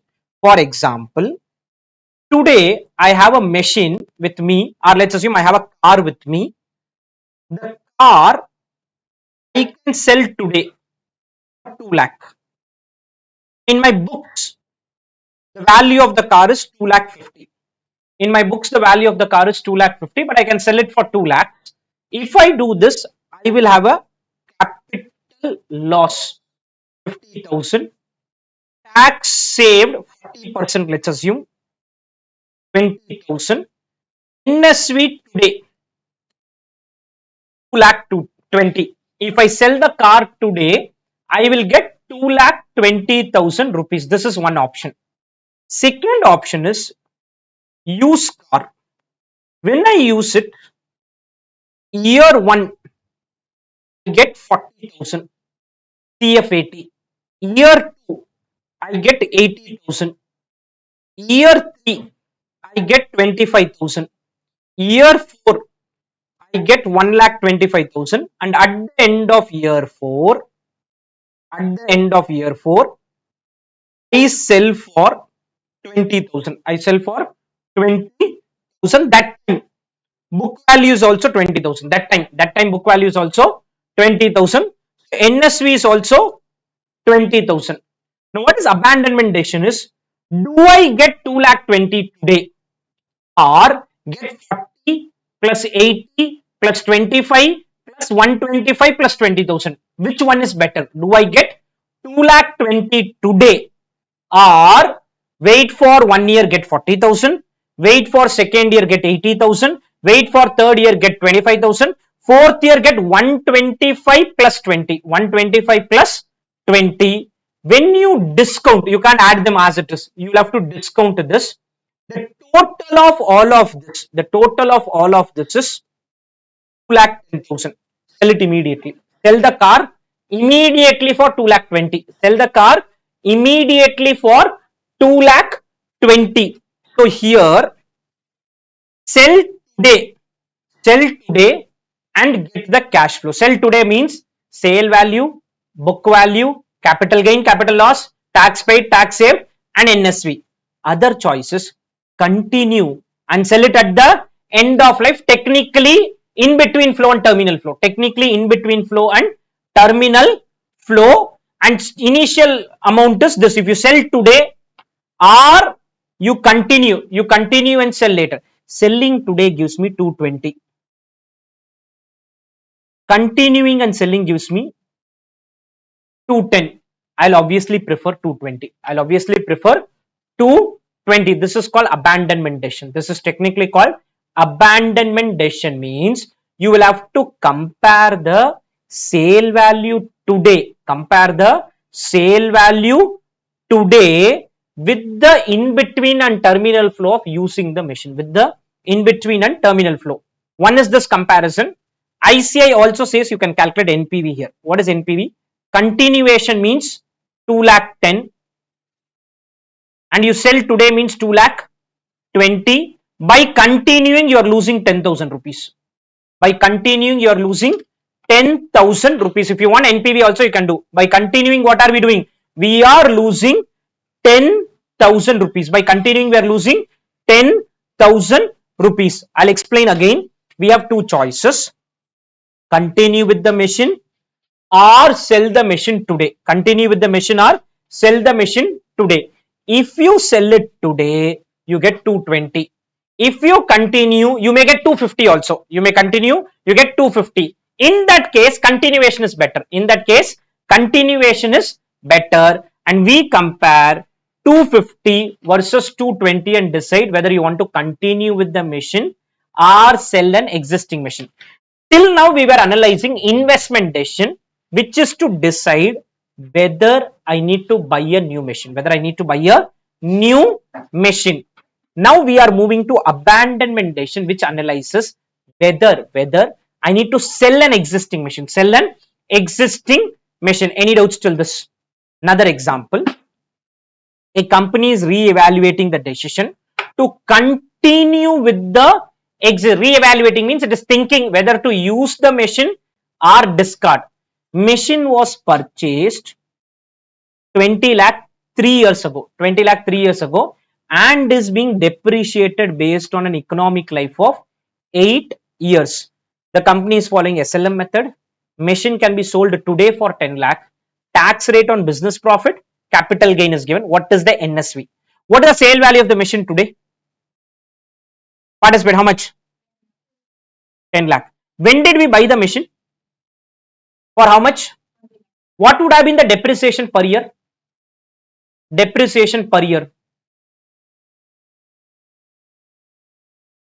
2 lakh 50. So book value today is 20 lakh minus 2.5 into 3 years.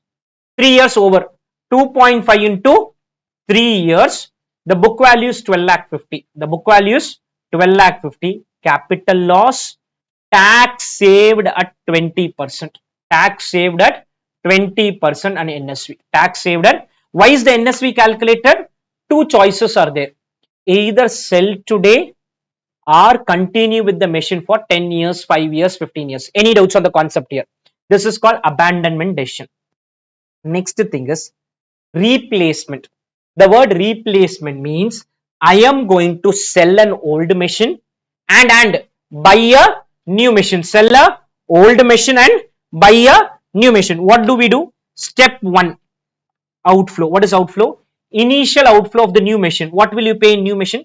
Capital expenditure, working capital minus the NSV of the old machine. Why minus? Because that is an inflow. That is a inflow. Or we will write like this: capital expenditure minus 10, working capital minus 2, NSV plus 5. NSV is plus 5. Automatically it will become net amount. Automatically it will become net amount. Buy the new machine, sell the old machine. Buy the new machine and sell the old machine. This is first part. Step 1, outflow. Then comes step 2 called in between flow. We follow a principle called incremental principle, which you have done in few questions and all. What is incremental principle is calculate the cash flow of the new machine separately, cash flow of the old machine separately, and find the difference. Find the difference. Same way for terminal flow.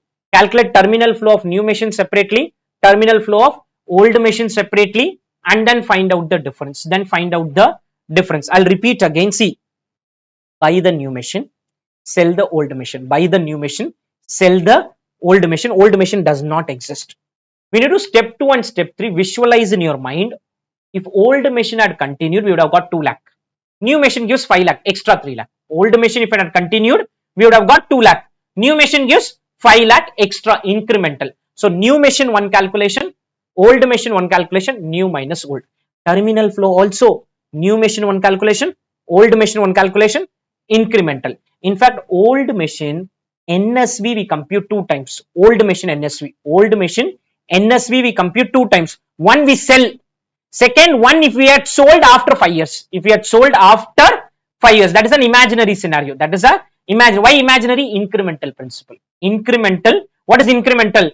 How much new gives how much old would have given. How much new gives how much old would have given difference.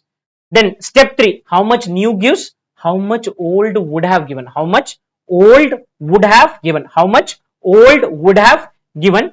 Incremental. Able to understand the concept? Any doubts in this? I'll repeat again. There'll be a new machine, there'll be a old machine. Old machine is sold on day 0, sold on day 0. But when we do step 2 and step 3, step 2 and step 3, visualize as if what? Old machine is continuing. Visualize as if old machine is continuing. Get the old machine number, get the new machine number, find out the difference. Old machine no data given, ignore. Old machine no data. If you remember in few question we did one concept called incremental depreciation, new machine depreciation minus old machine depreciation. So all that is because of this principle only. All that is because of replacement. Those questions are also replacement only, but I have added it in investment only because they would not give any data on old machine.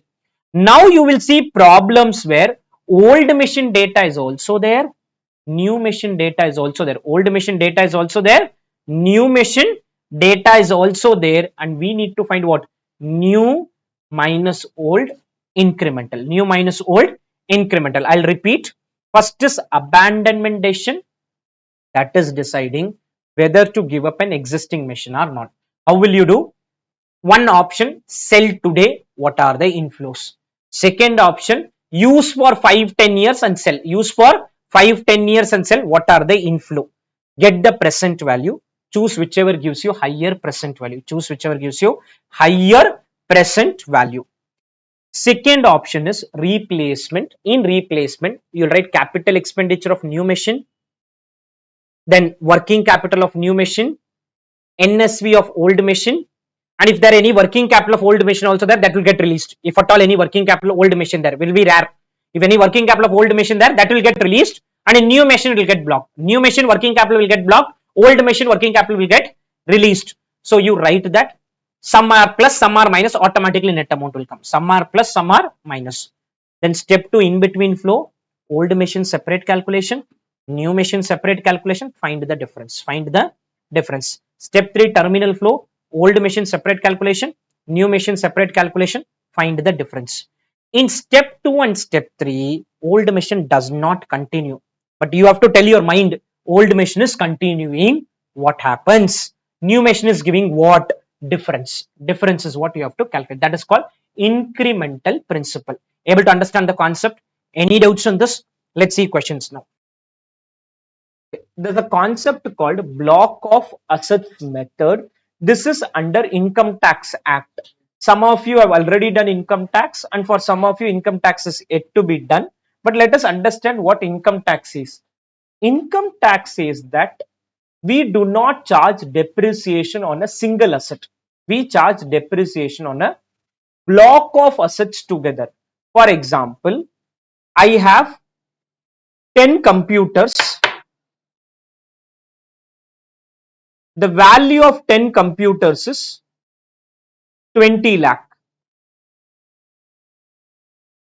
Now, if I sell one of the computer, we normally will say there can be a capital gain, capital loss and all. But income tax says no. One computer you sell, you cannot have capital gain or capital loss. When will you have capital gain? If you sell all the 10 computers. If you sell all the 10 computers, then only capital gain or capital loss will come. So in this 20 lakh, if you sell, this is the value in the books. If you sell one computer, the sale value is, let's assume, 1 lakh. So income tax now says 9 computers worth 19 lakh. The income tax says 9 computers are worth 19 lakh. The 9 computers, the balance 9 computers are worth 19 lakh. 10, 20, 9, 18, that story and all will not work. 10 computers, 20 lakh. One computer you remove, 9 computer will become 19 lakh. I add 2 laptops on this or 2 computers whose value is 6 lakh. Then income tax will say 11 now. Income tax will say 11 computers are there. Now what is the end effect of this? No capital gain or capital loss. We do that step 3, no NSV calculation. No capital gain or capital loss on sale of machine unless the block is exhausted. What is exhaustion of block? All the 10 computers, all the 10 computers or 10 machines have to be sold. All machines have to be sold. Only one machine you sell, two machine you sell, and some more assets are there.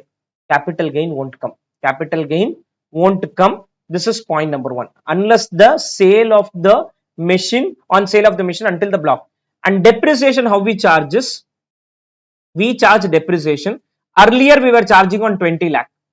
Now later we will do 20 minus 1 plus extra 6. We will charge on 25 lakh. Earlier on 20 lakh, now on 25 lakh, extra 5 lakh depreciation we are charging. On extra 5 lakh, the incremental principle. Earlier 10 laptops, 20 lakh, charge depreciation on 20 lakh. Now what we are going to do is 20 minus 1 plus 6, it will become 25. So on 20 lakh, my depreciation is 2 lakh. On 25 lakh, my depreciation is 2 lakh 50. Income tax or capital budgeting will say extra depreciation is 50,000 rupees. Extra incremental principle. Incremental is what extra does it happen because of the new project. I'll give one more example. Let us assume there are 10 machine. The value is X. I'm not interested in knowing the value. 10 machine, the value is X. I sell one of the machine for 5 lakh. Buy new machines for 20 lakh. Now the block value is X plus 15 lakh. If block of asset method is not there, this 5 lakh when you sell can be a capital gain, capital loss. There can be a capital gain or capital loss. And we used to charge depreciation on 20 lakh. Income tax says, no, you can't do all this. You charge depreciation only on the extra 15 lakh. You charge depreciation only on the extra. Extra we are anyway charging. That's a different story. That's why I did not write the amount.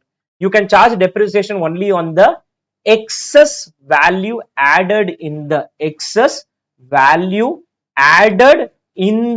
block of asset. Excess value added in the block of asset. I'll repeat again.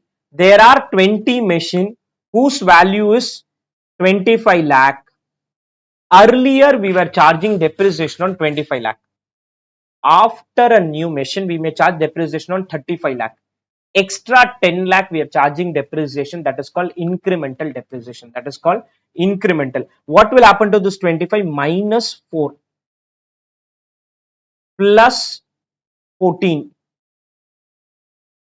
35. Usual approach, charge depreciation on 14 lakh, recognize capital gain here. Charge depreciation on 14 lakh and recognize capital gain or capital loss. Block of asset method say no, you can't be having capital gain or capital loss unless the 25 lakh was only one machine and you sold that one machine, then that's a different story. Only one machine there and you have sold it. Unless the block is exhausted, no NSV computation. And the second point is depreciation will be on the incremental value. What is incremental value? Is purchase price of new machine minus sale value of old machine. Purchase price of new machine minus sale value of old machine. For our understanding, a company follows block of asset, has several machines in the block. Company is selling an existing machine with a book value of how much? 3 lakh for 5 lakh. If you don't follow block of asset, 3 lakh for 5 lakh means 2 lakh capital gain. 3 lakh for 5 lakh means 2 lakhs capital gain. 2 lakhs capital gain. But we are following which method? Block of asset method, and it has what? Several other machine in the block. So one is nil tax paid. One of them is right, okay? It is nil tax paid. These two are wrong. We will not be paying tax. We will not be paying any income tax. Reason is very simple. We have many machines in the block.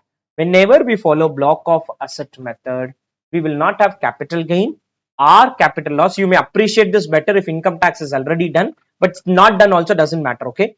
Block of asset method, very simple. 3 lakh you sold for 5 lakh, no capital gain, capital loss. Then new machine is purchased for 10 lakh. Normally you charge depreciation on 10 lakh. Now not on 10 lakh. 10 lakh minus the sale value. 10 lakh minus the sale value, which is how much? 5 lakh. On 5 lakh, 10% is 50,000. On 5 lakh, 10% is 50,000. Able to understand the concept? Any doubts on the concept? Any doubts on the concept? Important point is, under block of asset method, no capital gain, no capital loss till the block is fully exhausted. Till the block is fully exhausted. Any doubts on the concept here? Clear? Can we proceed? Any doubts on this? Capital rationing is very simple. Available money is not sufficient to do all projects. What is not sufficient? For example, I have 4 projects A, B, C, D. 1 lakh is the investment, 20,000 is the NPV. 2 lakh investment, 30,000 is the NPV. 3 lakh investment, negative 5,000 NPV. 4 lakh investment, 40,000 NPV. This is a good project, bad project, good project, negative NPV. Let's ignore this. 1 lakh, 2 lakh, 4 lakh, I need how much? 7 lakh to do the projects. But I have only 5 lakh rupees. I have only 5 lakh rupees, but I need how much? 7 lakh rupees to do the 3 projects. 7 lakh rupees to do the 3 projects, whereas money available is only 5 lakh. How will we pick and choose? The project is called capital rationing. How are we going to pick among these 3 projects? You may say, let us not do B and let us do A and D, 5 lakh will get used. Or maybe let us do A and B and don't do D, because A and B together itself gives me 50,000 and D alone gives me only 40,000. D alone gives me only 40,000. So I don't know what is better project and what is not a better project, which is the right projects to do. So capital rationing means available money is not sufficient. Just check whether there is a capital problem. There is a problem with the capital or not. If there is a problem, calculate, this is investment, this is NPV, calculate something called as profitability index. What is the formula for profitability index? Inflow is nothing but outflow plus NPV. Inflow is nothing but outflow. NPV is more than the outflow. NPV is more than the outflow. So profitability index is 1 lakh plus 20,000 divided by 1 lakh, 1.2. What does 1.2 mean is 1 rupee investment, 1 rupee 20 paise return. 1 rupee investment, 1 rupee 20 paise return. Here 2 lakh plus 30,000 divided by 2 lakh. 2 lakh plus 30,000 divided by what? 2 lakh, which is 1.15. And the last one is, ignore the C, that is unacceptable. 4 lakh plus 40 by 4 lakh is 1.1. Clear? What is profitability index? Is inflow divided by outflow. What is inflow? Investment plus the NPV. Investment plus the NPV. I got all this. This is my first preference, second preference, third preference, ranking. First preference is project A. Now let's assume I have only 1 lakh. Do only project A. You have 1 plus 2, 3 lakh. Do A and B. You have 1 plus 2 plus 4, 7 lakh you have. Do A, B and D. I have only 5 lakh. Now there will be 2 situations in this also. When you have 5 lakh, there will be 2 types of project. One is called divisible project. Another one is called indivisible project. Divisible project and indivisible project. Let's understand what is this. First, any doubts on PI calculation? Divisible means I will do A fully, I'll do B fully. How much money is needed for project A? 1 lakh. How much money we have in hand? 5 lakh. 1 lakh used here, still I have 4 lakh. B will take away how much money? I still have 2 lakh. With that 2 lakh, I will do half of D. Divisible means you can do half project. D needs how much? 4 lakh. But what will I do? Half of D and earn half of NPV. Do half of the project D and earn what? Half of the project D's NPV. Half of the, for example, D is construction of a building. That building, 4 floors you have to construct. Each floor 1 lakh rupee, let's assume, okay? Instead of doing 4 floors, I'll do 2 floors. I'll do only 2 floors and 2 floors I'll not do. 2 floors I will not do if at all possible. If at all possible, that is called divisible project. That is called divisible. If you do 2 floors and don't do 2 floors, people will not buy. Then it is indivisible. Then it is indivisible. You can't do part of the project. So if you can do part of the project, do rank 1. Money available, do rank 2. Money available, do rank 3. Money available, do rank 4. Money available, do part of rank 5. Part of rank 5. Wherever money is available, keep doing it.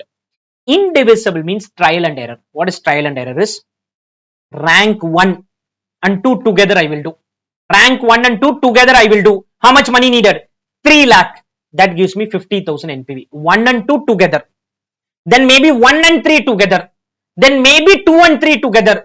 Maybe 1, 2, 3 together. Only thing is whether we have money or not, you have to see. Money is how much? 5 lakh. Money is 5 lakh. We are going to do combination. 1 and 2 together 3 lakh possible. 1 and 3 together 5 lakh possible. 2 and 3 together not possible.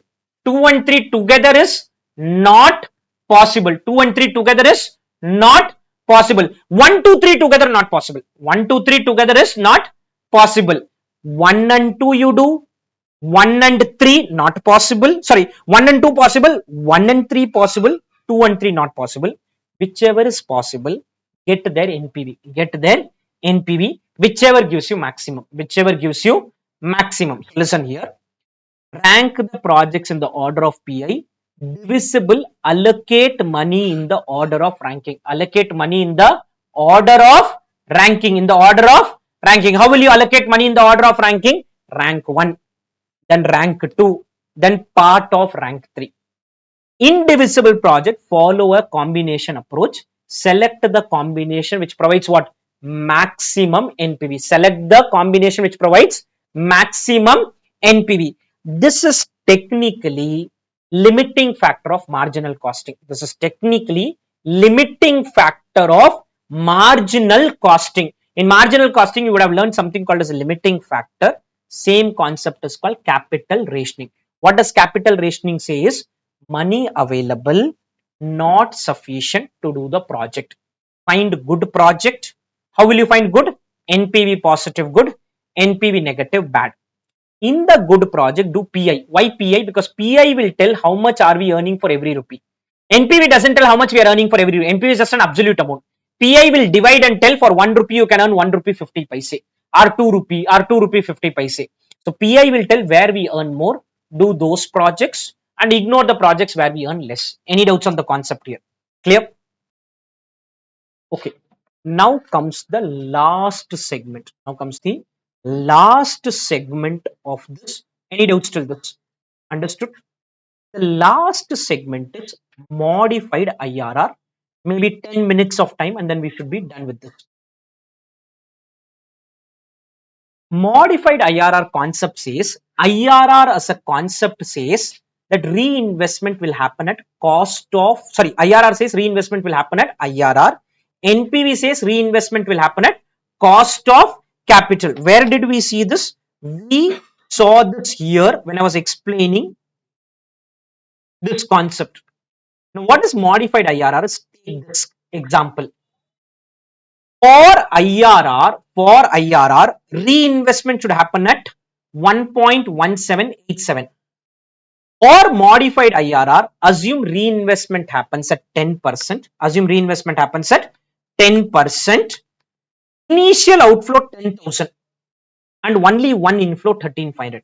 One outflow, one inflow. One outflow, one inflow So I have to now calculate IRR as future value is equal to present value into 1 plus r power 2 in this example. 1 plus r power 2. Future value is 13,500. Future value is 13,500. Present value is 10,000. 1 plus r power 2. 1 plus r power 2. I'll explain again this example which we did earlier. There is a year 0 outflow, first year inflow, second year inflow. IRR was 17.87%. NPV was 1153 at 10% discount rate. NPV says reinvestment will happen at cost of capital. IRR says reinvestment will happen at IRR. IRR says reinvestment will happen at IRR. Modified IRR clubs them together. Clubs them together. What it says is whatever money you got, you reinvest. You reinvest at what rate? At the cost of capital. Reinvest at the cost of capital. How will we reinvest at the cost of capital? We'll see in one example. Okay. Reinvested at the cost of capital. One outflow, one inflow, and calculate IRR with that. One outflow and one inflow, calculate IRR with that. I'll better explain you with an example. Let us see this example. An investment of 136 yields the following cash flow: profit before depreciation but after tax. After tax means tax is already deducted. Okay. Determine MIRR. Determine MIRR considering 8% cost of capital. Listen, how will you do IRR is year cash flow, year 0 negative 136, year 1 30,000, year 2 40, year 3 60, year 4 30, year 5 20, one positive, one negative. For this is called IRR. One positive NPV, one negative NPV is called IRR. For our quick understanding in Excel, can you tell me what is the year 0 outflow? Can you tell me the year 0 outflow? Negative 136. Year 1, year 2, year 3, year 4, year 5. With this, calculate IRR. If you calculate IRR, it's called normal IRR. This is called normal IRR 10.69. Modified IRR will be little different. Modified IRR is going to be little different. What is that difference and all we'll understand. Any doubts till this? This is called normal IRR. Now, right, computation of modified IRR. Computation of modified IRR. This got tested in one of the exam question. There was one practice question for you to do at home. There was a modified IRR part. I said don't do it because I'm yet to explain, and now you'll learn modified IRR. Okay. Modified IRR. Maturity cash flow equal to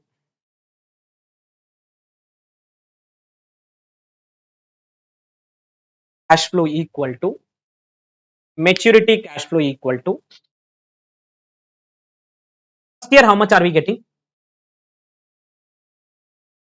What is the inflow we are getting first year? 30,000 into what is the cost of capital? Listen, into 1.08 power 4. Listen for a minute. I get 30,000 in first year.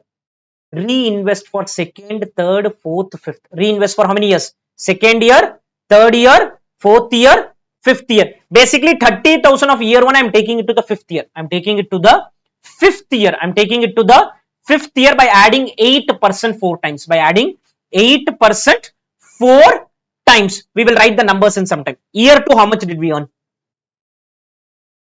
Into 1.08 power 3. Power 3. What is power 3? Second year you earned, and take it to which year? Take it to the third year, fourth year, fifth year. Take it to the third year, fourth year, and fifth year. Third year, how much you earned? Into 1.08 power 2. Third year, I'm taking it to the fourth year and the fifth year. Fourth year, how much we earned? Into 1.08. Last year, how much we have earned? Write this. This is the fifth year number. I don't get anything in the first year. I don't get anything in the second year. I don't get anything in the third year. I don't get anything in the fourth year. I get everything in only in the fifth year. I get everything in the fifth year. That's called maturity cash flow. 30,000 taken to the fifth year. Present value 30,000 year one value. Take it to future time period. 4 years compounding, 3 years compounding, 2 year compounding, 1 year compounding, no compounding. 4 year, 3 year, 2 year, 1 year, no compounding. Do all this and tell me the maturity cash flow. 30,000, 1.08, 1.08, 1.08, 1.08.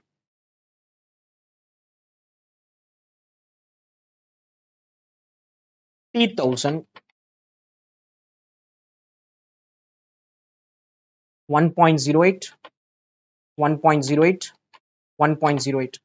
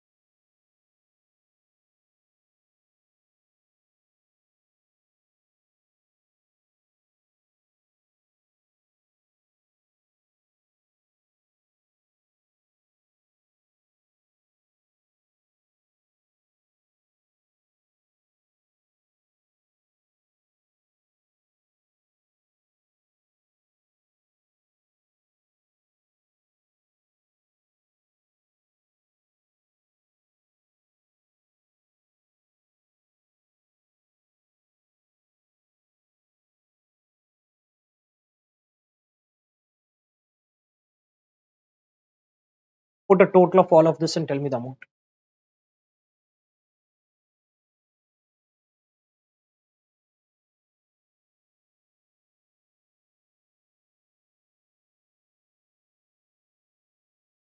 2,13,087. I invested 30,000 in first year, took it to the fifth year. Second year, took it to the fifth year. Third year, took it to the fifth year. Fourth year, took it to the fifth year. Fifth year as it is. What is MIRR is invested 136. I'll do it in Excel. Invested 136. Listen, nothing I got, nothing I got, nothing I got, nothing I got, and I got back 213,87. This is called modified IRR, 9.45%. Modified IRR is using this, and normal IRR is using this. Normal IRR is using this number. Year 1, year 2, year 3, year 4, year 5 number. Modified IRR, nothing you get in first year, nothing you get in second year, nothing you get in third year, nothing you get in fourth year. You get everything in the fifth year. You get everything in the fifth year. This question is what was there earlier. I had told you not to do this. Give me a minute.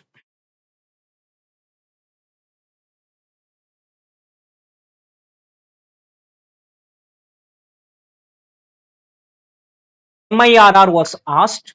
In MIRR, what you need to do is whatever you get in every year, you'll have to compound it at the cost of capital. Compound it at the cost of capital. So if you see here, we got back 1 lakh, 1 lakh 80, 130. Compounded got 472. Year 0 outflow, year 4 inflow. 4 years means 1 plus r power 4 you can do. 1 plus r power 4 you can do. Coming back to this question, I invested one amount, got back how much? 213,587. How many years is this? 5 years. 1 plus r power 5 your calculator can't handle. 1 plus r power 5 calculator can't do. 1 plus r power 5, listen. If you do using this, it is called normal IRR. If you do using this, it is called modified IRR. Modified. Will both give same answer? No, both will give different answer. Both will give different answer. Any doubts till this? Computation of modified IRR.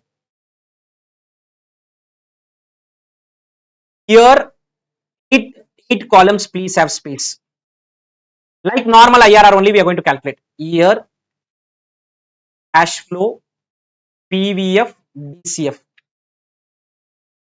extra columns for doing more NPV calculation.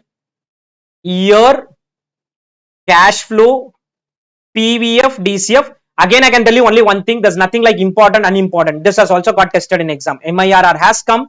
Capital rationing may also come. People suddenly feel that no, I will not read this. I will leave this. All that will not work. Year zero, what is the investment?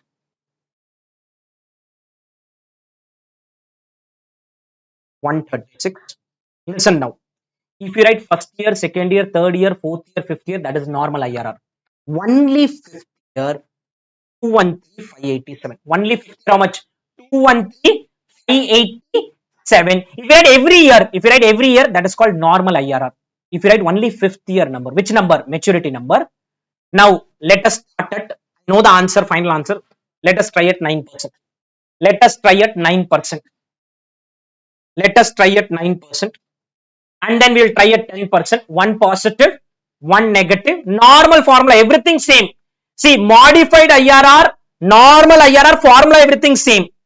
When you do normal IRR, you take the cash flow as it is. Normal IRR, normal cash flow. Modified IRR, modified cash flow. Modified is what? Year 0, year 5. Year 0 and year 5. 4-year project, year 0, year 4. Year 0 and year 4. Give me the 9% factor. 1 divided by 1.09.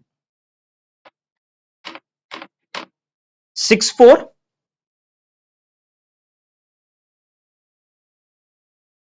650. Okay. Is there a doubt? Yep. I know the final answer. So I know the answer. I've tried 9. In exam, they may give 2 table values to you. They'll give the table values. From table value, you can proceed.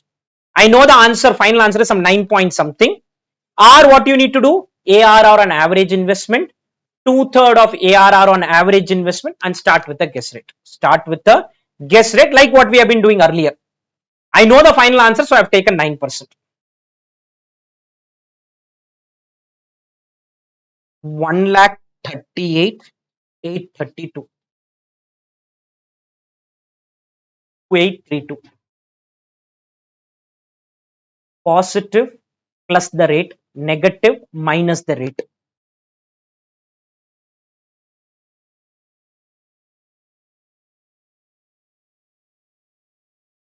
Positive plus the rate,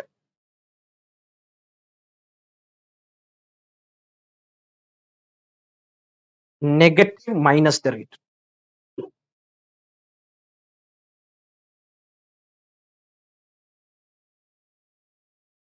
One positive NPV, one negative NPV. Every step remains same. Only thing you need to be aware is for normal NPV, for normal IRR, normal cash flow, modified IRR, modified cash flow. What is modified by us? We are not writing year 1, year 2, year 3, year 4. We are writing directly year 5.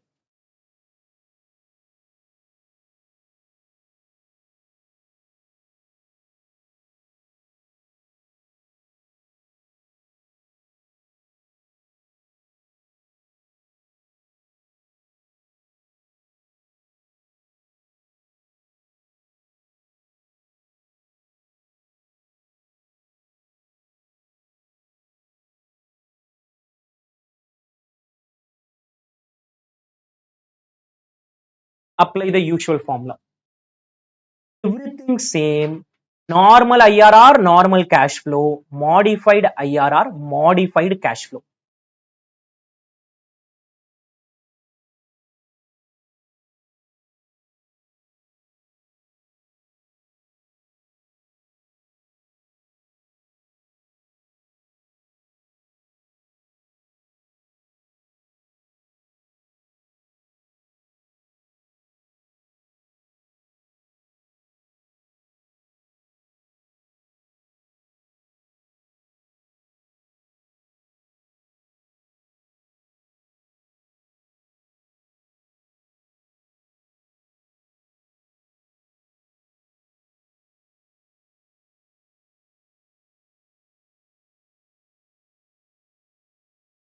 $9.4.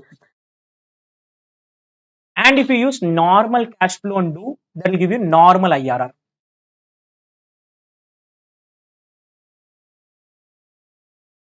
I had to rush through a little bit in the end, but I think still should be manageable. 9.46.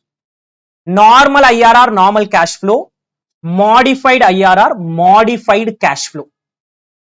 Clear? Any doubts on this?